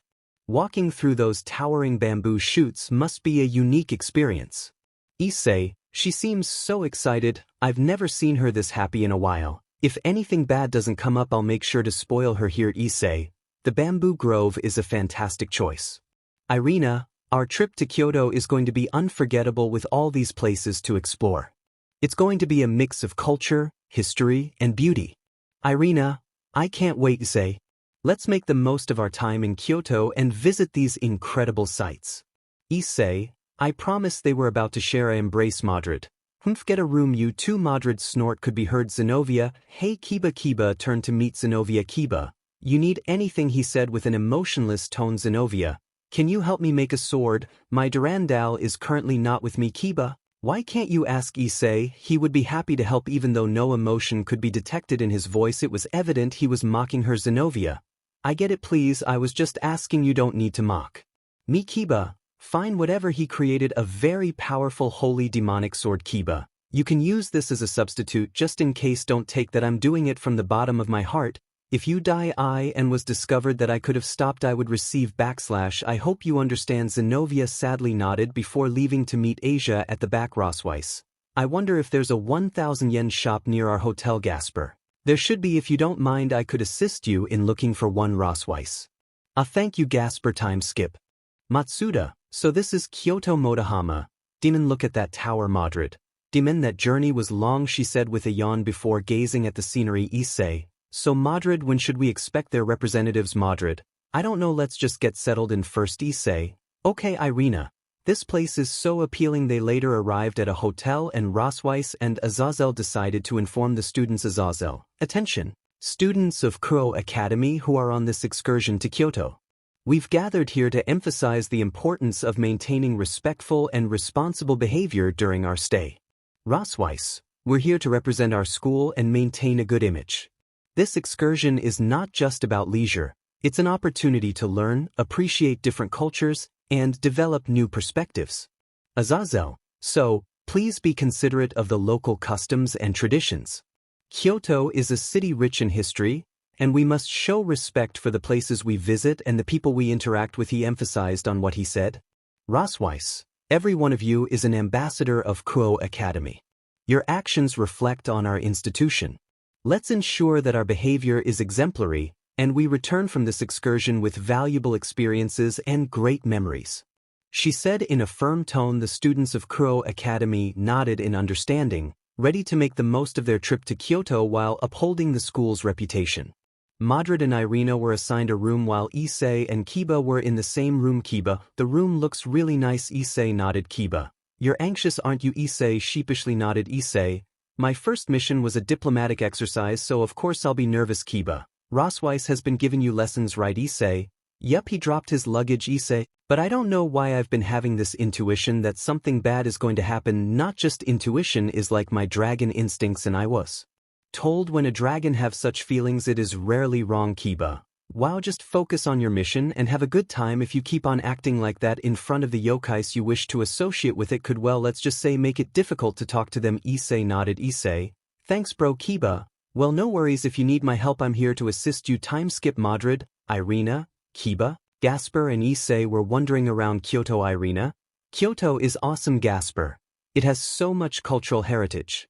Compared to Kuo. Madrid, definitely. Issei, like I said, Madrid, I've been having this intuition that something is wrong and I can't seem to shake it off. Madrid, no worries, let's just keep it to ourselves for now and be on guard. You don't know what could happen, let's just let it happen and see what we can do from there, but have you guard up. Issei inwardly nodded at Madrid's words. As they telepathically communicated, they went to a shrine and saw a statue. Issei looked at it. Issei, these kind of statues are placed there to keep evil spirits and demons away. Kiba, interesting. As the group continued their walk, they encountered a girl. Girl, you took my mother, she said, pointing at us. Madrid, hey kid, ya okay in the head? Issei, don't say such things. Excuse me, who are you talking about? Girl, you people clearly aren't human. You're working with the people that took my mother. Give her back now. Suddenly out of the shadows, several men wearing masks jumped out next to them. Issei, I guess we can't settle this peacefully. Make sure you don't hurt them too far, just incapacitate, he said, summoning his boosted gear. Madrid, oh, Kiba, lend me your sword. If I use Clarent I'll do more than just incapacitating them. Kiba nodded as the girls' men rushed towards Issei, Irina, Mordred, Kiba, and Gasper. A flurry of energy and tension filled the air. The students from Kuo Academy were reluctant to engage in combat but stood their ground, determined to defend themselves. A swift and agile martial artist lunged at Kiba with a series of acrobatic kicks and punches. Kiba expertly parried the attacks with his sword, showing remarkable swordsmanship as he deflected the blows. Meanwhile, another yokai, with animal-like speed, darted towards Irina, trying to catch her off guard. Irina, skilled in various forms of combat, managed to evade the yokai's attacks gracefully, using her holy powers to create protective barriers when needed. Gasper, nervous but resolute, faced an opponent who could manipulate fire. Flames danced around them as they attempted to create fiery projectiles to launch at the young half-vampire. Gasper used his sacred gear to summon his sacred gear to stop them, protecting himself from the flames and providing a safe space for his friends, and use it to give an opportunity for his friends to knock them out. Mordred engaged in a fierce sword battle with a yokai wielding a massive blade. The clashing of steel echoed through the area as Mordred showcased her incredible combat skills.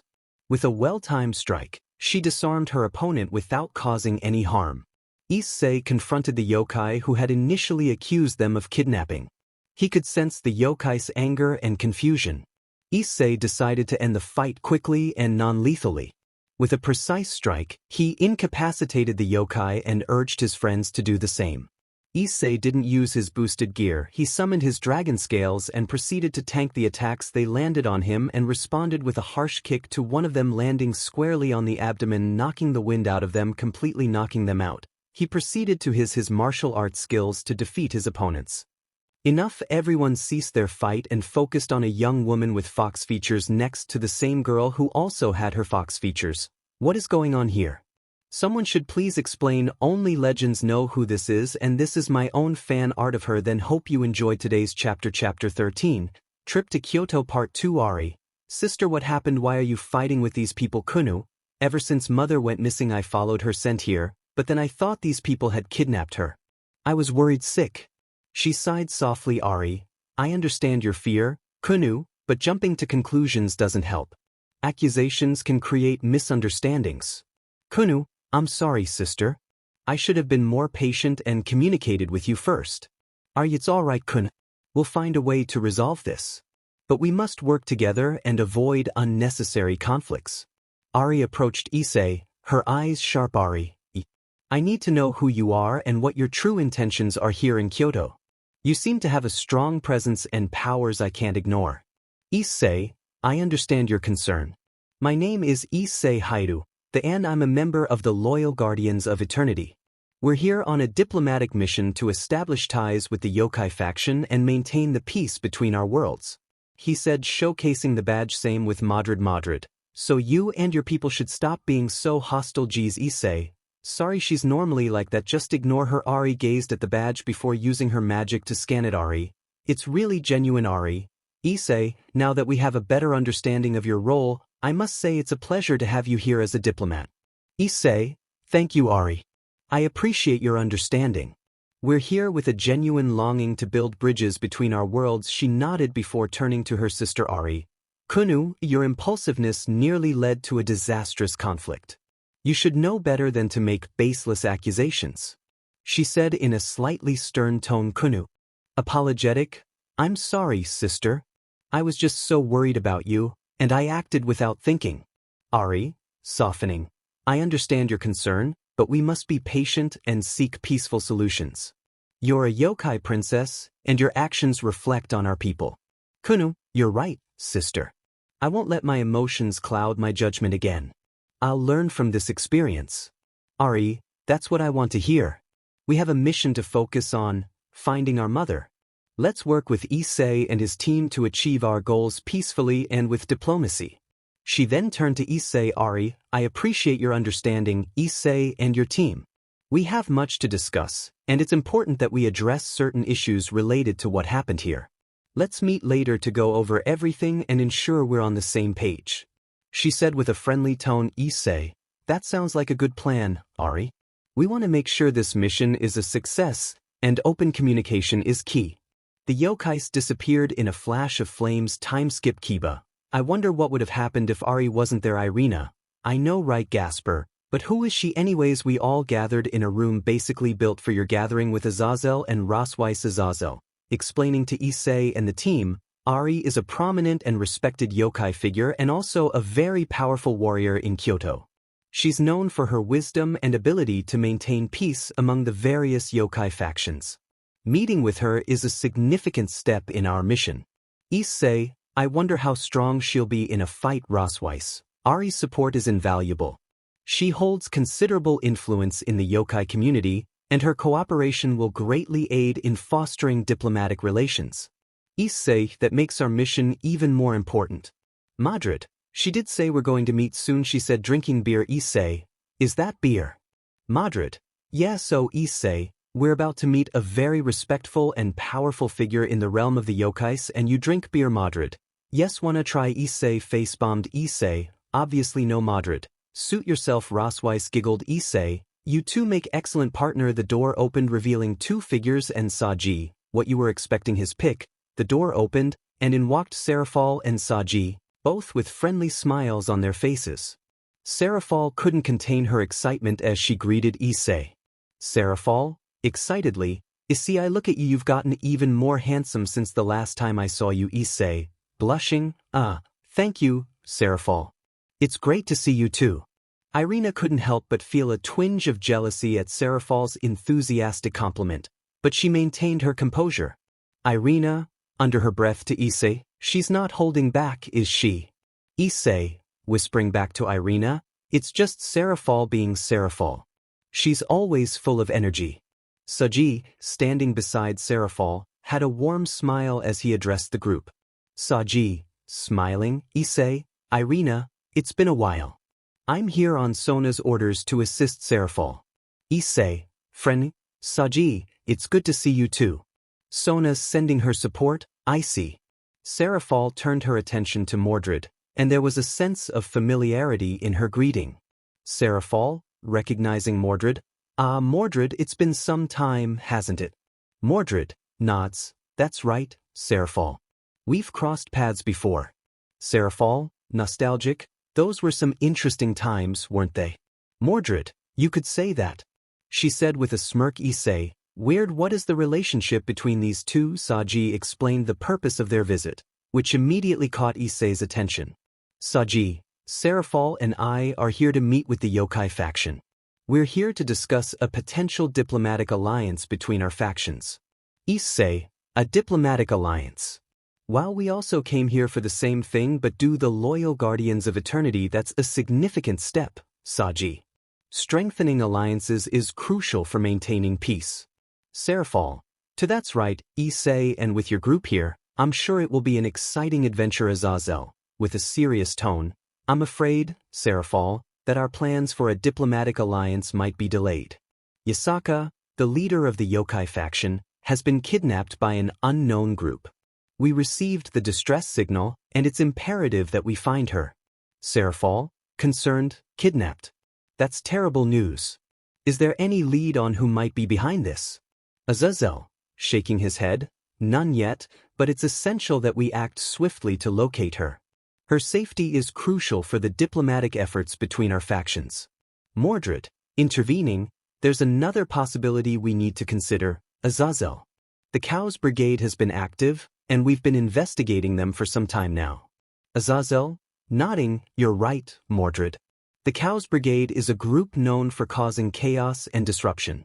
They could be behind this, but we can't jump to conclusions without concrete evidence. Issei, whatever the case, we need to find Yasaka and bring her back safely. It's not just about diplomacy, it's about peace and stability in both our worlds. Serafal, I'll do everything in my power to help find Yasaka. We won't let this unknown faction or the Cows Brigade threaten our mission. Saji, we'll assist in the search. Azazel. Sona will understand the importance of finding Yasaka. Kiba, me and the rest would see what we can do. Azazel, appreciative. Thank you, Serafal, Issei, and everyone. Let's work together to locate Yasaka and ensure the success of our diplomatic mission remains within reach.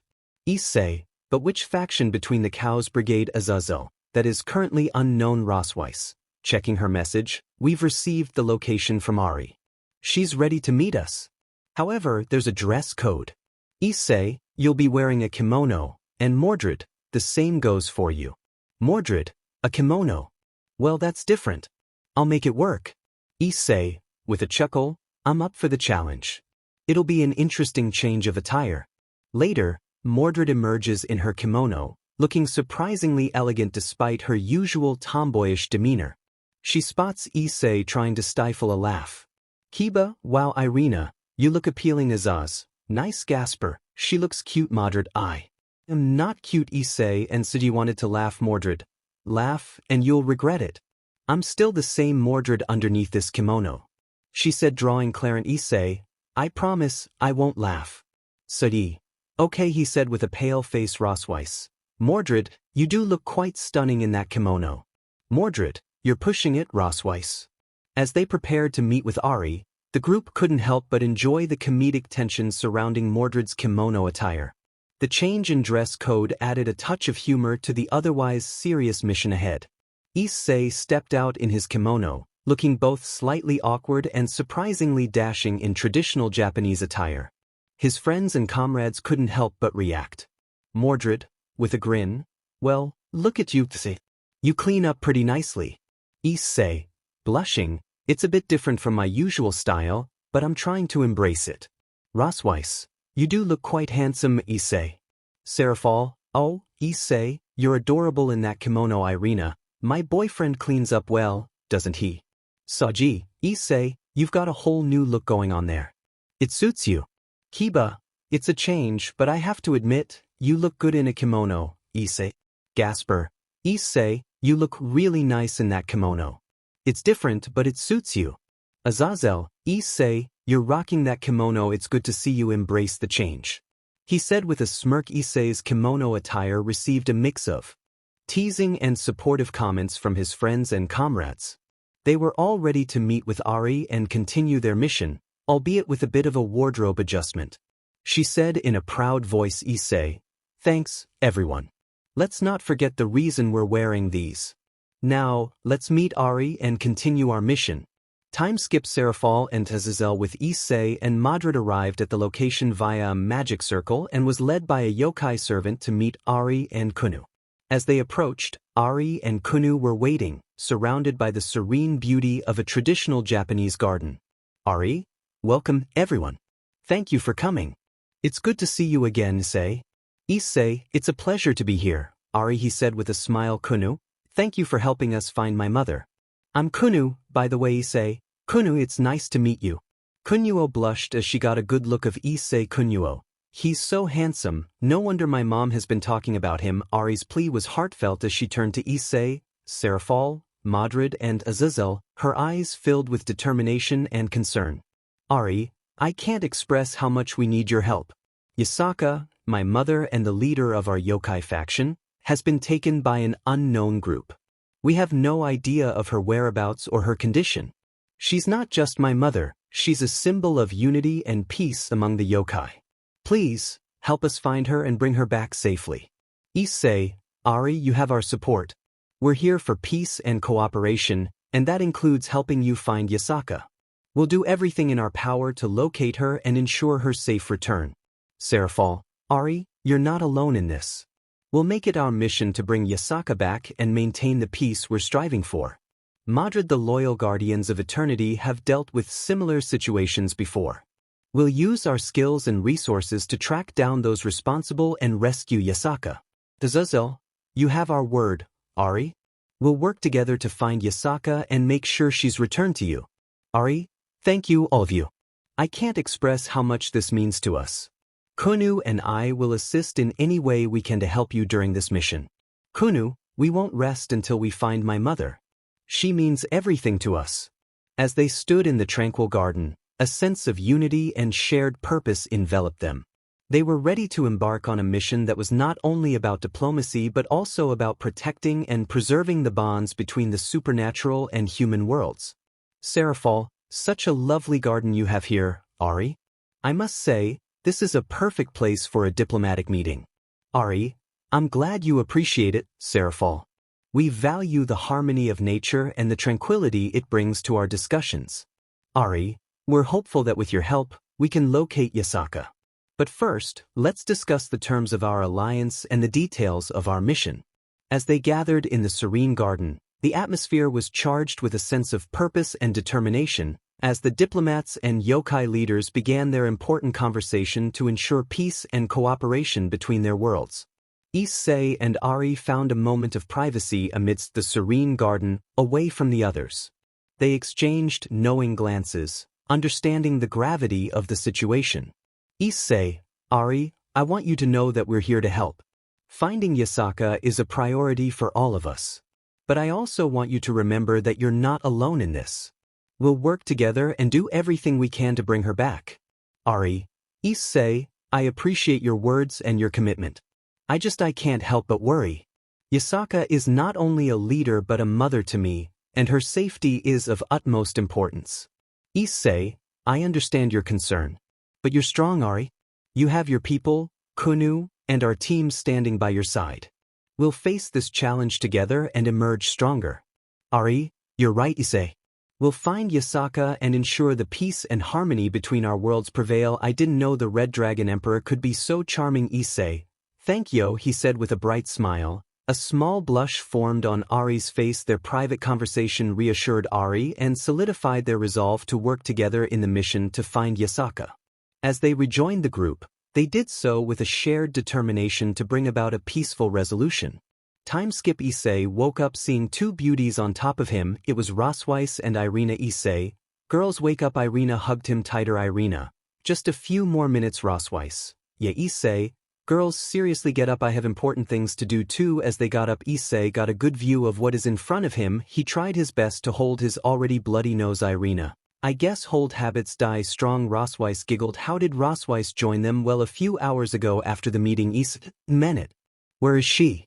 Drake, partner, calm down. She should be in a bar drinking as usual. Issei, I hope she isn't drinking again. Drake, she's in a bar. What do you think? It wasn't long before he noticed a familiar face at the other end of the bar, and his curiosity led him to approach her. Rosweiss sat alone, her disheveled hair and glass of wine clearly indicating her inebriation. Her cheeks were flushed, and her normally composed demeanor was replaced by an aura of vulnerability. Issei recognized that she'd had a few too many drinks. Issei said softly as he approached her, "Issei, I didn't expect to find you here. Are you okay?" "Drake, bruh, really?" Rosweiss looked up, her eyes meeting Issei's with a mix of surprise and sorrow. She slurred slightly. "Rosweiss, I didn't expect to see you here either. But I'm not okay." Issei took a seat beside her, his concern growing. "Issei, what's bothering you, Rosweiss? You can talk to me." Rosweiss took a deep breath, her words tinged with sadness. "Rosweiss, I've been watching you and Irina, and it hurts, Issei. I'm so jealous of what you two have. I love you, sis. I've loved you for a long time, and I wish you could love me too." Issei felt his heart skip a beat as Rosweiss' confession hung in the air. He hadn't anticipated this conversation, and he struggled to find the right words. "Issei, Rosweiss, I had no idea I value you as a friend and a comrade, and your feelings are important to me." Rosweiss' eyes glistened with unshed tears. "Rosweiss, but, Issei, it's not just friendship. I want more. I want to be with you in a way that Irina is. I want your love to—" Issei's mind raced as he tried to process Rosweiss' heartfelt admission. He knew that he cared for her deeply, but the complexity of the situation weighed on him. "Issei, I don't want to be hurt again. Drake, what if she did same thing as them? Drake, partner, I've been friends with you for a long time and I swear on my pride as a dragon she would never leave you, so please get that thought out of your head, Issei." "Okay, Drake, Issei, I accept your love."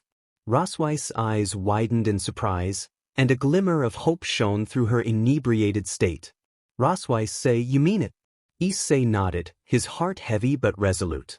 "Issei, I can't bear to see you hurting, Rosweiss. I care about you deeply, and I don't want to see you in pain. We'll figure this out together." Tears welled up in Rosweiss' eyes, but this time they were tears of joy and relief. She leaned in, and Issei gently wiped away her tears with his thumb. Their lips met in a soft and tender embrace, sealing the unspoken promise of understanding and a shared journey ahead. Issei carefully carried Rosweiss to their hotel room, his thoughts a whirlwind of emotions and questions. He gently laid her down on the bed and covered her with a blanket, making sure she was comfortable. As he stepped out of the room, he found Irina waiting in the living area. She looked at him with a mixture of curiosity and concern. "Irina, Issei, you've been gone for a while. What happened?" Issei took a deep breath, trying to find the right words to explain the situation. "Issei, Irina, something unexpected occurred tonight. I found Rosweiss in a bar, and she was quite drunk. She told me about her feelings for me, and I accepted her love." Irina's eyes widened with surprise, and for a moment she was silent. Then she took a step closer to Issei and placed a hand on his cheek. "Issei, I've known Rosweiss for a long time, and I've seen how she feels about you. I don't want her to be hurt, and I trust you completely. If this is what you both want, then I don't mind sharing you with her." Issei let out a sigh of relief. "Issei, Irina, thank you for understanding. I want you to know that my feelings for you haven't changed. I care about both of you deeply, and I want to make sure we can navigate this in a way that doesn't hurt anyone." Irina smiled warmly, her eyes filled with love. "Irina, Issei, I love you, and I trust you. We'll figure this out together. Just promise me that we'll always be honest with each other." Issei nodded, feeling a profound sense of gratitude for the understanding and love that both Irina and Rosweiss had shown him. "Issei, I promise, Irina. We'll always be honest and support each other, no matter what comes our way." As they embraced in the living area of their hotel room, they knew that their relationship had taken an unexpected turn, but the foundation of trust and love they shared would guide them through the challenges and joys of their unique journey together. Currently, Rosweiss was a blushing mess as she hugged Issei with his face in hers. "Rosweiss, thank you so much, Issei. I love you very much. Thank you for accepting me." Issei held her. "Issei, no worries, Rossi. I love you too. If there's anything you need and if it's within my power, I'll do it, and if it's not, I'll still try." "Rosweiss, can I embrace you?" she said with a red face. Issei, "Yes, of course." She grabbed his face before stealing his lips for long embrace. "Rosweiss, That was amazing, she said with a very embarrassed face. Irina pouted. Irina, where's my embrace? Issei kissed her too. Issei, you're happy now? She nodded with a smile as Issei exited the hotel room for an errand. He met Azazel with a smirk. Azazel, those good old days. Did you show them the power of youth? Issei, you are one sick old man. Azazel still had the same eating grin. Time skip. As Issei and his friends were on their excursion the next day, they encountered Kunu and Ari again. She seemed to have crossed their path coincidentally. With a friendly smile, she approached the group. Kunu, oh, it's you all again. What a coincidence running into you on our excursion. Ari, really? Issei, Kunu, it's nice to see you. We're on an excursion as well. What brings you here? Kunu, well, she blushed, avoiding Issei's face. Ari, well, we both came to assist you, and you know what, Kunu. Thank you, sis. Ari softly ruffled her little sister head. Issei, that would be awesome. Kunu, that would be great. Matsuda, Din, she looks so hot. Who is she? Ari, are these friends of yours? Issei, yeah, Motohama, we're the perverted duo. They did some weird pose. Rossweiss, you two stop this now. Issei, and she's back in teacher mode. Madrid, seriously, why are they here? Kiba chuckled. Then a purple mist manifested. Issei noticed that something was off. The perverted duo was gone, same with the other students. Azazel, be careful everyone. Kunu, what's all this? Madrid, I know this, it's a sacred gear. Issei, wait, what? Madrid, this is Dimension Lost. Zenobia, Dimension Lost has the ability to create a special mist able to block any attack, as well as being able to transport anything inside of it into an artificial space. Gasper, wait, you're here. Asia, Azazel sent us here as backup just in case something happens. Issei, we don't need backup, but whatever, just don't hold us back. It was a direct jab to both Zenobia and Asia. Kunu, when we were in a outing, both me and mother, this mist appeared, and by the time it disappeared, same with mom. Issei, stand behind me. Kunuo, she held him tightly. Madrid, Issei, you ready? Issei, of course. As soon as the mist cleared, they were in another dimension. Suddenly a bright light shone from the sky. Resembling a spear, it was heading for Issei. He caught it, but it sent him flying through multiple buildings. Irina/Rossweiss, Issei held his ground and successfully caught it. Issei, right back at YA, my favorite male anime character. There was a very loud sound. Impressive. Suryukudai. Issei, who are you? Chow Chow, I'm Chow Chow, leader of the Hero Faction. Chapter 14. A Trip to Kyoto Part 3. Chow Chow, my name is Chow Chow, descendant of the legendary Chow Chowmanda. It is an honor to meet you. Azazel, governor of the fallen angels, and Madrid, the knight of treachery, and Issei Hidoho, the legendary and possibly one of the strongest Red Dragon Emperor. Issei, Chow Chow, I hope you understand the gravity of the situation here. You and your hero faction have crossed a line that cannot be ignored. We were transported to this realm, far from our own, and yet you thought it wise to attack us. Chow Chow, Issei, I'm not here for idle chatter. We have our reasons for opposing you, for opposing all of you who wield the power of the sacred gears. We believe it's our duty to eliminate the threat you pose. Issei, duty? Perhaps, but kidnapping the Yasaka, the leader of the yokai faction, was a reckless move. That's not how honorable warriors should conduct themselves. You've put innocent lives at risk. Ari, give us back our mother now, and your punishment would be lenient, I promise you. Chow Chow, we had no choice. Let's just say we need Yasaka for a special project for our, well, let's just say something very dangerous. Madrid, Issei is right. Chow Chow, you can't justify your actions by endangering innocent lives. We're here to protect those who can't protect themselves. Kiba, our goal is peace between the different factions, not senseless violence. There's always a way to resolve our differences without resorting to such drastic measures. Chow Chow, you all speak of peace, but the world is a dangerous place. Sometimes, sacrifices must be made for the greater good, especially between humanity and the supernatural. Azazel, sacrifices that you were willing to make without hesitation. Chow Chow, is that the kind of hero you aspire to be? Rossweiss, we need to find a way to peacefully resolve our differences and coexist. Kidnapping children is not the path to a better world. Gasper, to agree, we should find another way, so nobody gets hurt. Zenobia, violence won't lead us to a better future. Let's work together to find a solution. Asia, Chow Chow, please reconsider your actions. We can find a way to make the world a better place for everyone. Issei, We're not here to fight you, Cao Cao, but we won't stand by and let you harm innocent lives. Let's find a way to resolve this peacefully and put an end to this conflict. Cao Cao, you make valid points, but unfortunately we refuse. The supernatural world has constantly ignored the crisis their actions has cost humanity, innocent people getting killed by the supernatural, and nothing has done about it. In fact, you of all people should know Issei Hidoho.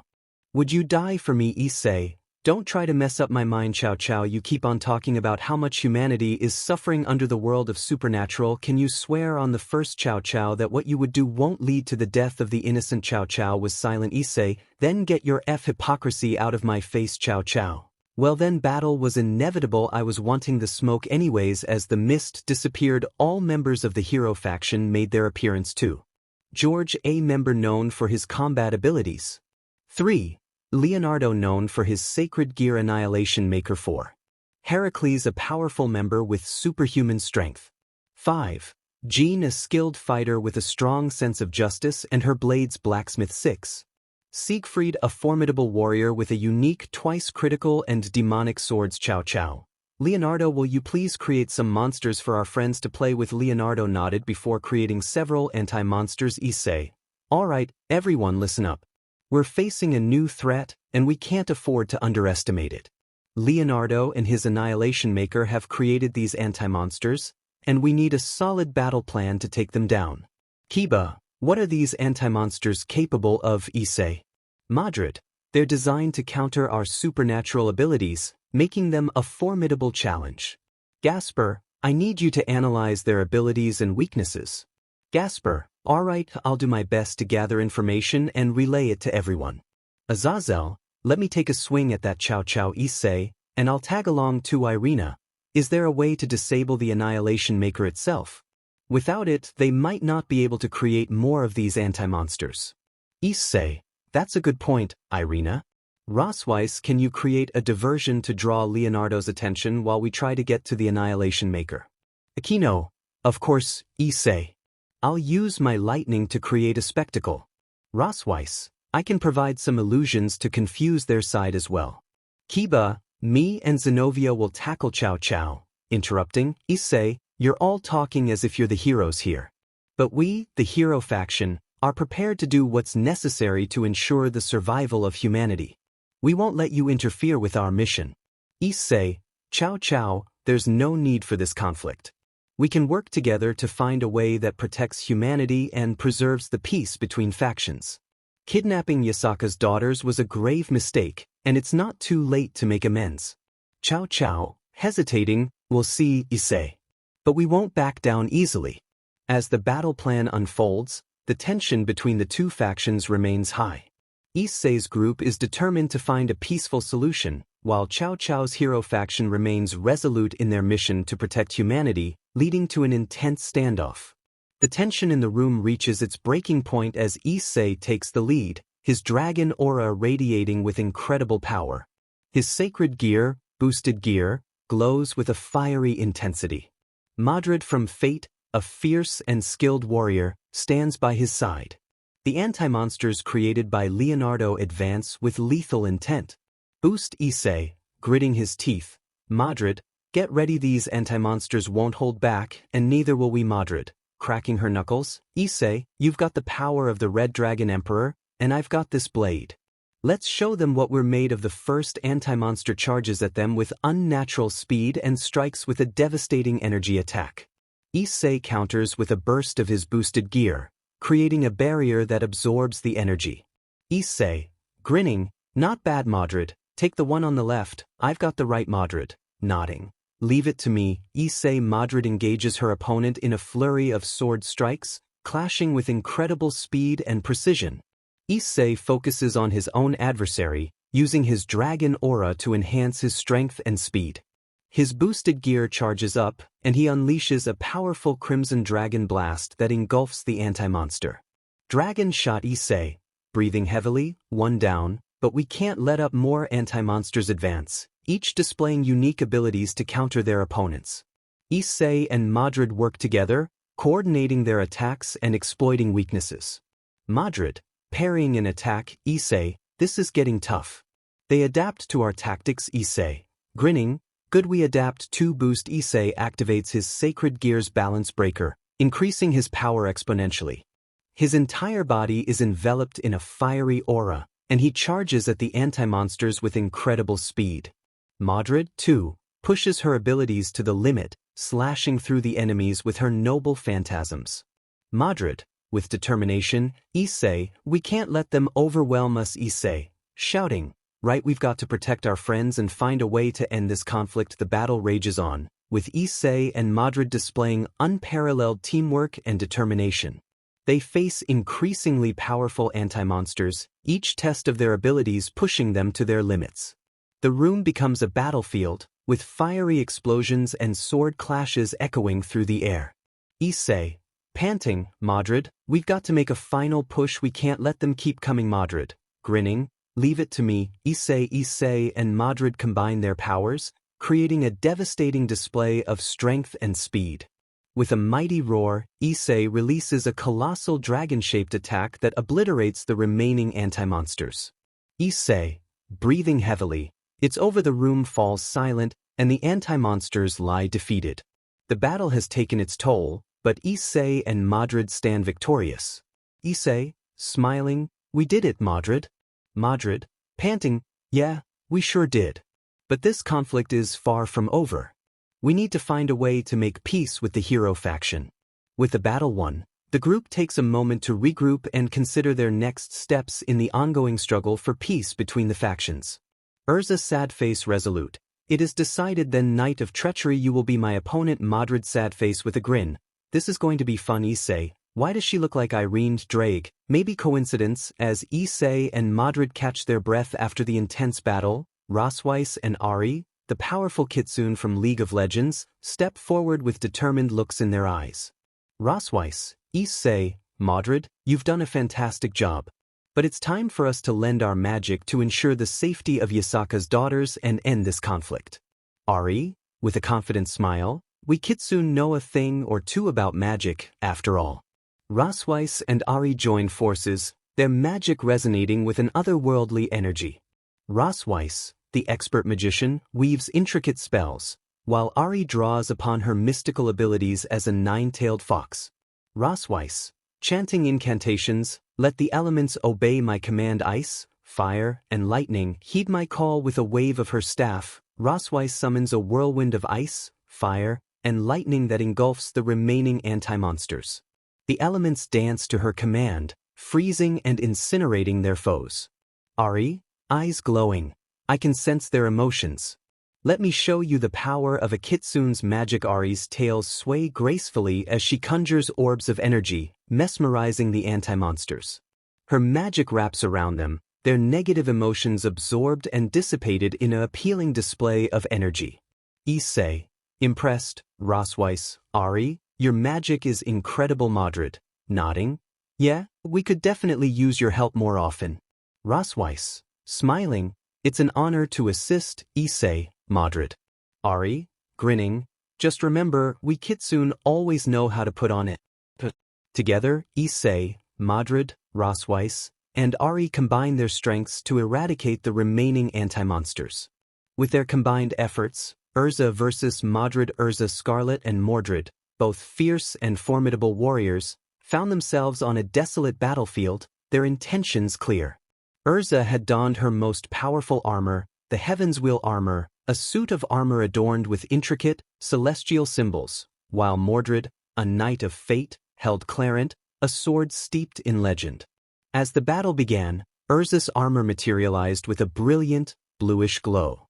She launched herself at Mordred with the grace of a soaring angel, her sword circling around her like a whirlwind. Mordred, her violet eyes ablaze, met Urza's charge with unwavering resolve. Their swords clashed with a deafening ring, sparks flying in every direction. Urza's blade, edged with the power of the heavens, sang as it met the dark might of Clarent. Mordred's sword, a symbol of destiny itself, emanated an eerie crimson light. The two warriors locked in a deadly dance, their strength matched evenly. Urza's celestial swords began to rotate around her, each one an extension of her will. She unleashed a barrage of slashes, a tempest of celestial steel, but Mordred, with her uncanny agility, dodged and parried every strike. Mordred retaliated with powerful swings of Clarent, each strike unleashing a wave of dark energy that Urza deftly avoided, but the earth trembled beneath the power of their strikes. The battle raged on, each warrior pushing their limits. Urza unleashed very powerful sword skill, a devastating combination of sword strikes that seemed almost impossible to evade.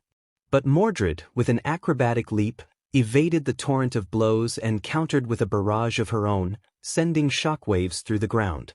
Madrid, Diamen, if things were different you would make a powerful guardian. Urza, thank you for the compliment. Urza, realizing that the battle had reached a critical point, made a strategic decision to switch to her Atraxia armor, an imposing suit known for its incredible offensive capabilities.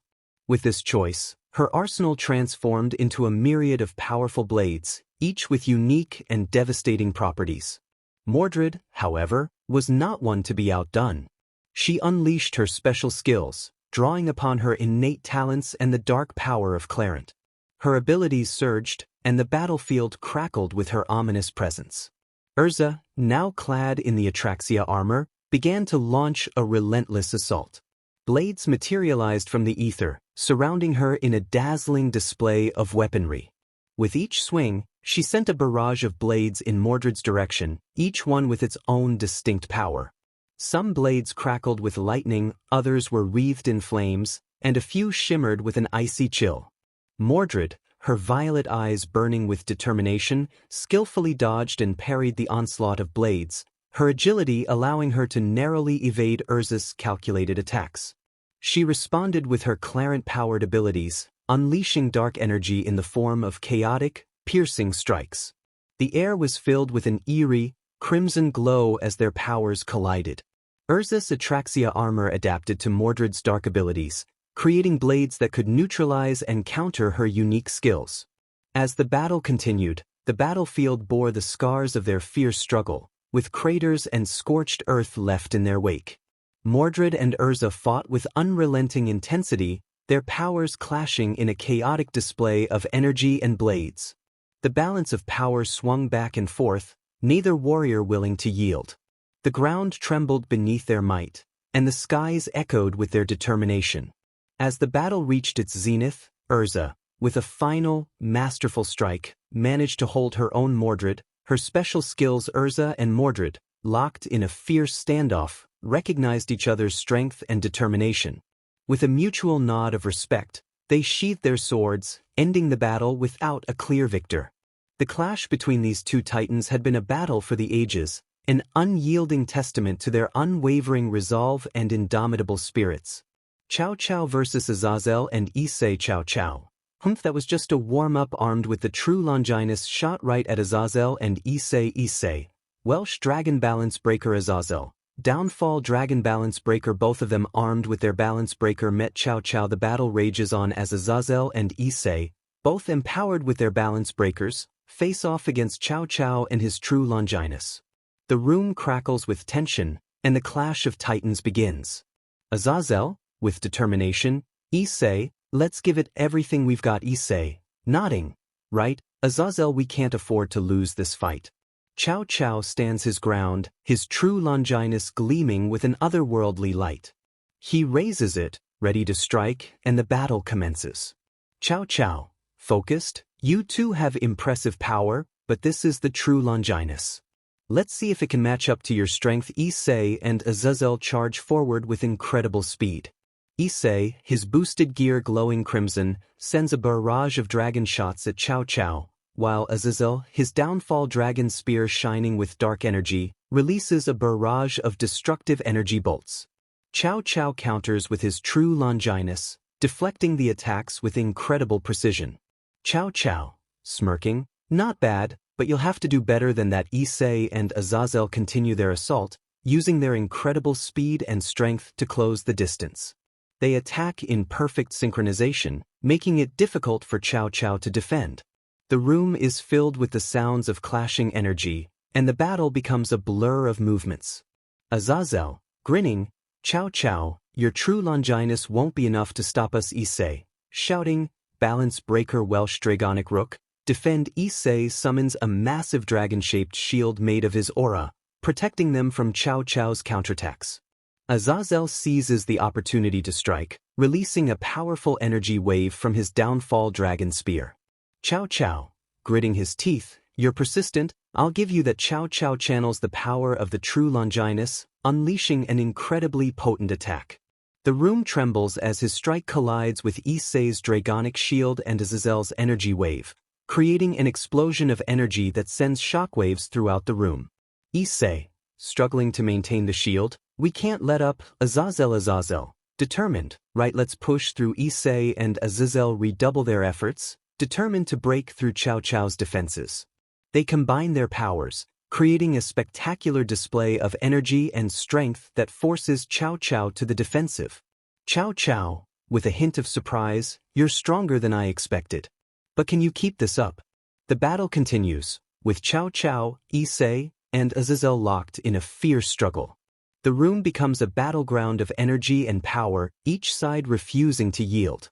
Issei, gritting his teeth, "We won't back down." Cao Cao. Azazel, with resolve, "We'll protect our friends and find a way to make peace." Cao Cao, Issei, and Azazel pour everything they have into the battle, with no end in sight as the clash of their incredible powers rages on.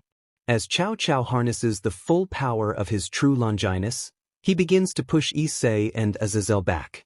The room reverberates with his overwhelming energy. Cao Cao, determined, "You've put up a valiant fight, but now it's time to see the true might of the true Longinus." He channels the immense energy within his sacred weapon and unleashes a torrent of holy projectiles, each infused with devastating power. Issei and Azazel, struggling to defend against the onslaught, are gradually forced backward. Issei, gritting his teeth, "Azazel, we need to find an opening." Azazel, narrowing his eyes, "Right, Issei. We can't let him overpower us." Cao Cao's attacks continue relentlessly. Issei activates his boosted gear to its full extent, attempting to create a defensive barrier to shield them from the barrage, while Azazel focuses his energy to counter the holy projectiles with dark energy. Cao Cao, smirking, "You can resist for now, but my true Longinus will break through." Despite their efforts, Issei and Azazel are pushed further back. The true Longinus proves to be a formidable weapon, and Cao Cao's determination fuels its power. Issei, panting, "We can't let him keep pushing us back like this." Azazel, thinking, "Issei, we need to find a way to disrupt his concentration. If we can make him lose control over the true Longinus, we might have a chance." Issei and Azazel exchange a quick nod and coordinate their attacks. Issei launches a series of rapid dragon shots, while Azazel unleashes dark energy waves with precision, aiming to create chaos in Cao Cao's defense. Cao Cao, momentarily distracted, "What are you two planning?" The coordinated assault momentarily distracts Cao Cao, causing his focus to waver. The room is filled with a chaotic clash of energies as Issei and Azazel seize the opportunity. Issei, shouting, "Now!" Azazel launches a powerful energy attack directly at Cao Cao, striking him and disrupting his control over the true Longinus. Cao Cao, stumbling, argue the disruption in Cao Cao's focus causes his true Longinus to momentarily lose its potency. Issei and Azazel use this window of opportunity to counterattack with all their might, determined to turn the tide of the battle. Issei, with determination, "We won't let you prevail." Cao Cao. Azazel, unyielding, "We fight for peace." And what he said. The battle reaches a critical juncture as Issei and Azazel intensify their assault, hoping to defeat Cao Cao and end this clash of powers once and for all. Meanwhile, Zenobia, determined, "Kiba, let's do this," she said, armed with Ascalon. Kiba, sad face, indifference, "Whatever, just don't get in my way." Sigurd, sad face with a grin, "Let's see how strong the Knights of Gremory are armed with his demonic swords and sacred gear." Zenobia and Kiba stood back to back, their determination unwavering as they faced the formidable foe, Siegfried.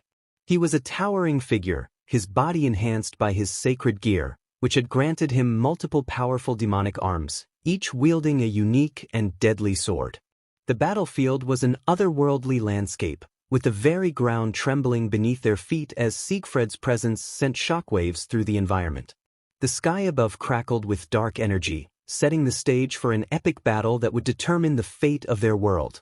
Zenobia tightened her grip on Ascalon, her holy sword radiating with a brilliant light. Kiba, let's show him what we're made of. Kiba nodded, his own sacred gear sword Bart, transforming into a gleaming blade of pure energy. Right, Zenobia? We'll give it everything we've got. With a deafening roar, Siegfried lunged forward, his multiple arms swinging the powerful demonic swords with incredible speed and precision. Zenobia and Kiba moved in perfect harmony, their swords clashing with Siegfried's onslaught of strikes. The clash of steel echoed through the battlefield, each impact sending shockwaves in all directions. Zenovia's Ascalon, a holy sword designed to slay devils and demons, glowed with a brilliant aura as she channeled her righteous energy into each strike. Her strikes were imbued with incredible power and precision, parrying Siegfried's blades and countering with a dazzling display of swordsmanship. Kiba, with his sword Bart, weaved through the battlefield like a whirlwind of energy.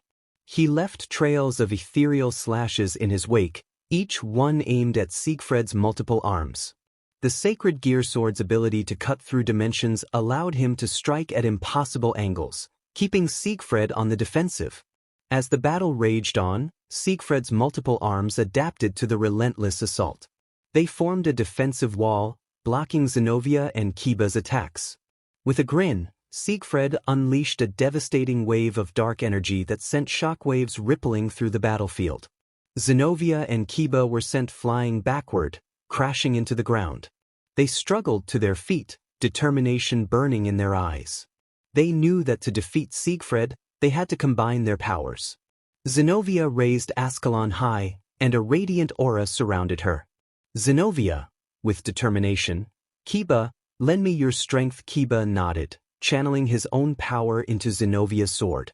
The two sacred gear users merged their energies into a single, blinding attack. With a resounding battle cry, Zenobia unleashed a devastating wave of holy energy, while Kiba's sword Bart transformed into a colossal blade of pure energy.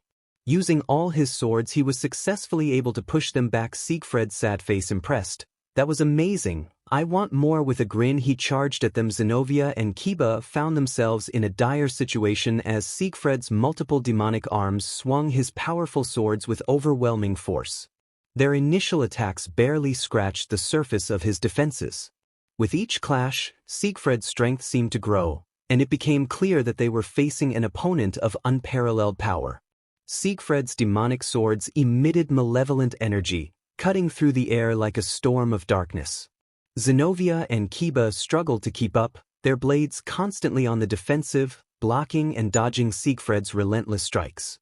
Siegfried's malevolent laughter echoed through the battlefield. Siegfried's sad face taunting, pathetic, and I thought you two were knights. Ari versus Heracles. Ari, with a confident smile, Heracles, you may be a legendary hero, but I have magic on my side. Let's see if you can keep up. Heracles, grinning, I've faced gods and monsters in my time. Ari, a kitsune won't be my downfall. Ari's 9 tails sway gracefully as she conjures orbs of mystical energy. Her eyes glow with an otherworldly light as she readies her magic. Heracles, on the other hand, brandishes his mighty club, Nemean lion's pelt adorning his shoulders. Ari, chanting incantations, let the spirits of the fox guide my magic. Heracles charges forward with incredible speed, raising his club for a powerful strike. Ari, with a flick of her tails, sends a barrage of foxfire orbs toward him. The orbs collide with Heracles' club, creating a brilliant explosion of magic and brute force. Heracles, grinning, not bad. Fox Ari uses her agility and magical prowess to evade Heracles' blows. Her tails act as both her defense and offense, creating a mesmerizing dance of energy that weaves around Heracles. He struggles to catch the elusive kitsune. Ari, smirking, you'll have to do better than that, Heracles. Heracles roars with determination and raises his club high, channeling his legendary strength into a mighty strike. The impact creates shockwaves that shake the room. Ari uses her magic to create a protective barrier, but the force of the blow pushes her back. Heracles, with an intense gaze, I won't be outmatched. Ari's eyes glow with determination, and she counters with a stunning display of fox magic. She summons spectral fox spirits that surround Heracles, creating illusions to disorient him. The room is filled with images of mythical creatures and appealing landscapes. Ari, with a hint of mischief, "My magic can be quite mesmerizing, Heracles." Heracles fights through the illusions, his determination unyielding. He charges at Ari once more, SWNG his club with incredible force. Ari retaliates with a dazzling foxfire attack that engulfs Heracles in a fiery explosion. Heracles, roaring, "You won't defeat me with tricks." Fox Ari and Heracles continue their intense battle, each displaying incredible power and determination. The room becomes a spectacle of magic and strength as they clash repeatedly. Ari, grinning, "I have more than just tricks." Heracles. The battle reaches a critical juncture as Ari and Heracles engage in a fierce struggle, their powers and abilities pushing them to their limits. The outcome remains uncertain, but both warriors are determined to prove their strength. Zenobia and Kiba exchanged a determined look. They knew they had to dig deep into their reserves to overcome this formidable adversary. With a synchronized battle cry, they pushed themselves to their limits. Zenovia's Ascalon pulsed with a blinding holy light, and Kiba's sword Biarch crackled with ethereal energy. Together, they unleashed a powerful combination attack, a swirling vortex of light and energy that charged straight at Siegfried. Siegfried, for the first time, showed a hint of concern. He quickly formed a barrier of his multiple arms to defend against the onslaught. The collision of their attacks created a cataclysmic explosion, shaking the very foundation of the battlefield. As the dust settled, it was unclear who had the upper hand. Siegfried's barrier had held, but it was visibly strained. Zenobia and Kiba were exhausted, their clothes tattered and bodies bruised. The battle continued with renewed intensity. Zenobia and Kiba unleashed a flurry of attacks, their determination unwavering. Siegfried, despite his injuries, fought back with a relentless fury. The battlefield became a chaotic whirlwind of flashing blades and explosive energy. Irina versus Jean. The room crackles with tension as Irina, in her formidable angel mode, faces off against Jean Dark, armed with her blades blacksmith. Both warriors radiate a powerful aura, ready to engage in a fierce battle. Irina, with unwavering resolve, "Jean, you're a formidable opponent, but I won't back down. We have to find a way to end this conflict." Jean Dark, equally determined, "Irina, I have my reasons for being here. I won't let you interfere with my mission." The clash begins as Jean Dark lunges forward, her blades blacksmith gleaming in the light. Irina, her wings aglow with divine energy, meets the attack with her radiant sword. The sound of metal against metal echoes through the room. Irina, gritting her teeth, "Your blade's blacksmith is powerful, Jean. But I have the power of the angels on my side." Jean Dark and Irina engage in a furious exchange of blows, each strike filled with incredible speed and precision. The room becomes a battleground of divine and supernatural energy. Jean Dark, parrying a strike, "Irina, your angel mode is impressive, but do you really believe you can stop me?" Irina, with determination, "I have to try, Jean. This conflict is causing too much harm." The battle intensifies as both warriors push their abilities to the limit. Irina unleashes waves of holy energy with her sword, while Jean Dark uses her blade's blacksmith to create devastating shockwaves of energy. The room trembles as their power clashes. Jean Dark, smirking, "You're strong, Irina, but let me show you the true potential of the blade's blacksmith." Jean Dark channels her power into her blades, causing them to surge with energy. With a powerful strike, she sends a wave of several holy swords hurtling toward Irina. Irina responds by forming a protective barrier of angelic light. Irina, focused, "I won't be defeated here, Jean. I'm fighting for a peaceful resolution." The room becomes filled with an incredible display of light and dark energy as the two warriors continue their intense battle. Irina, with her angel mode, holds her own against Jean Dark's formidable weaponry. Jean Dark, with determination, "Irina, you have the power of angels, but I have a mission to fulfill." Irina, panting, "We can find a way to fulfill your mission without violence, Jean."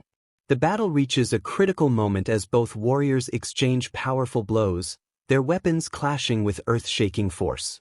The outcome remains uncertain, but both are unwavering in their determination to protect their beliefs and make a difference in the world. A somehow drunk Rosweiss showed up and summoned a behemoth of magic spells, sending them flying. Chow chow. With annoyance, "This isn't how I expected. They are actually strong. We should retreat for now." A magic circle appeared with a magic golem and Layfrey. Issei, sad face, suspicious. "What are you doing here, Layfrey? Did vali send you?" Lu Fei's met Issei before shaking her head. Lede, sad face with a sad smile. "Vali is no longer part of the team. Kuroka is our new leader. I've been tasked with helping you." Issei, the news shocked Issei. In fact, everyone on Issei's side. The battle continued. Chow Chow managed to destroy the golem but sent away Team Issei away from the dimension before disappearing themselves, trying to regroup and come up with a better strategy since this one was a tie. Wow, I'm number 1 for the Issei category. Thanks for all the support. Please vote, comment, and follow. Chapter 15. A Trip to Kyoto Part 4. In the hotel room, Azazel and Serafal alongside Ari and Kunu with Issei and Madrid with the rest were all sighted as Azazel was reviewing the plan to take down the hero faction once and for all. Azazel, sad face in a serious tone. "Okay everyone, I've gathered intel that the hero faction are residing in the Miko castle." Mordred, sad face, excited.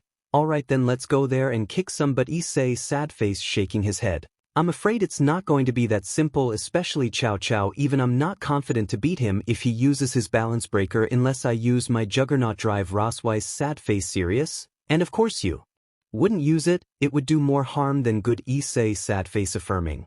"I can control it, Rossi, but I get your concern." Serafal, sad face, thoughtful. "But that would only be used especially as a last resort." Madrid, sad face, curiously. "So what's the plan?" Azazel, sad face, outspoken. "The Citri group would be used for guarding. The 2 Guardians and the Gremory group alongside Rosweiss and Irina would be the attacking group." Ari, sad face, softly. "Azazel, I wish to join especially to save my mother." Kunu, sad face, determined. "Me too." Ari, sad face, resolute. "You will stay here, Ari. It's too dangerous." Kunuo sadly nodded. Azazel, sad face, sadly. "But Issei, I won't join this battle. I just hope you would be able to pull through." Issei nodded. Madrid, sad face, excitedly. "Alright, let's go do this thing." Issei, sad face, teasing. "Wow, you really want Urza to beat you that badly?" Madrid, sad face, scoffing. "And I hope Chow Chow jams that spear down your butt." Issei, sad face, shaking his head. "Out of everyone, the universe chose you as my partner. Ah, what a tragedy." Madrid, sad face with a tick mark. "Fu too." Azazel and Serafal shared a laugh. Serafal, sad face with a smile. "Be safe everyone." Time skip. Issei, sad face, on the phone. "So Kiba, Uzinovia and Asia would meet up at the Nijo castle. We're finally going to put a stop to this." Kiba, sad face, on the phone. "Okay, I'll inform them." As he cut the call, he did the same for Irina. Madrid, sad face, curious. "So what now?" Issei, sad face, neutral.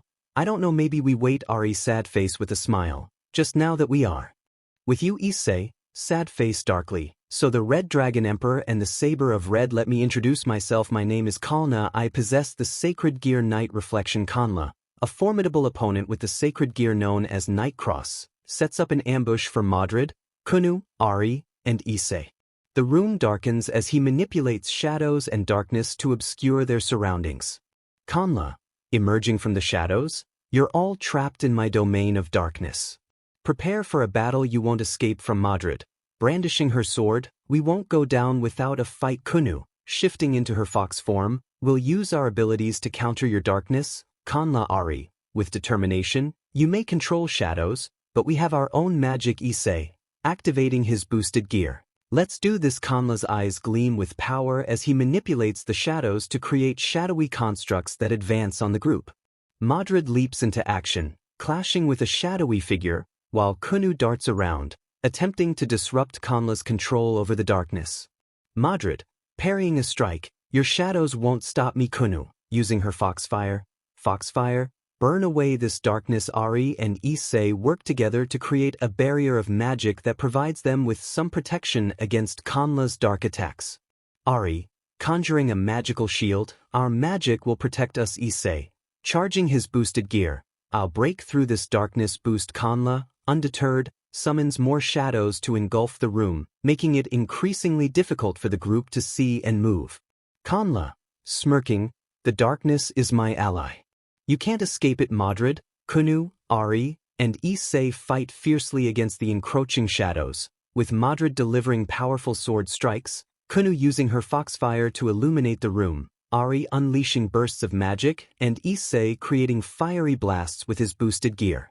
Madrid, grinning, I've faced shadowy opponents before, Kanla Kunu, with determination, your darkness won't overcome us Ari. Conjuring her magic can dispel the darkest of shadows Issei, roaring, your darkness cannot compare to my flames. The room becomes a battleground of light and darkness, with Kanla and the group locked in an intense struggle.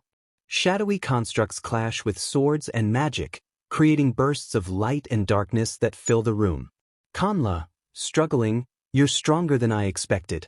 The group's combined efforts begin to take their toll on Kanla, pushing him to the brink. Madrid, with a triumphant smile, we've got you cornered, Kanla Kunu. Yipping in victory, you can't hold back our combined strength Ari, with a confident grin, darkness can't conquer the power of light and magic Issei. Charging his boosted gear, it's over, Kanla. The battle reaches a critical moment as Kanla's darkness wanes, and the group's determination proves stronger. Together, they continue to fight and drive Kanla into a corner, seeking to end the battle and emerge victorious. Kalna, Night Reflection Balance Breaker. Death Cross Beast Skin of Dark Night. Physical attacks seemed impossible due to the shadows, allowing Kanla to overwhelm them as the battle against Kanla and his formidable Night Reflection Death Cross armor intensifies. Issei, in a critical moment, activates his boosted gear's penetrate ability. With a surge of power, he aims to dispel Kanla's armor and turn the tide of the battle. Issei, roaring, penetrate. The boosted gear's penetrate ability breaks through Kanla's darkness armor, creating a shockwave that engulfs the room. Kanla is momentarily staggered as his defenses are breached, giving the group an opportunity to press their advantage. Kanla, gritting his teeth, he's broken through my armor. This can't be. Madrid, Kunu, Ari, and Issei seize the moment and launch a coordinated assault. Madrid delivers powerful sword strikes. Kunu uses her foxfire to illuminate the room, Ari's magic disrupts the darkness, and Issei charges forward with determination.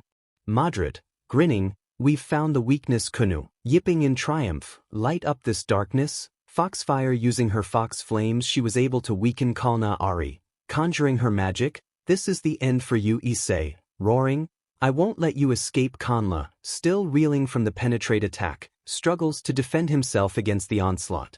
The room is filled with the sounds of clashing weapons, bursts of magic, and Kanla's efforts to counter their attacks.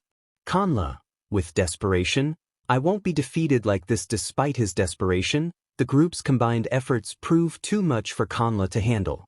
The darkness that once shrouded the room now fades, and Kanla finds himself overwhelmed. Madrid, with a triumphant smile, it's over, Kanla Kunu. Grinning, your darkness won't conquer us. Ari, with resolve, the power of light and magic has prevailed. Issei, charging his boosted gear, this is the end. The battle reaches a critical moment as the group intensifies their attacks, seeking to defeat Kanla and end the conflict once and for all.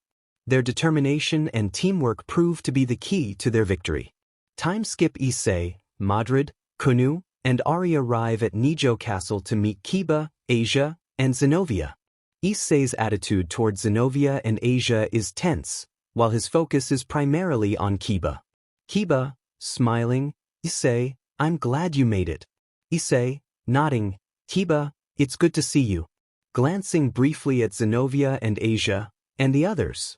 Kiba, noticing Issei's coldness, Issei, we're all here to work together.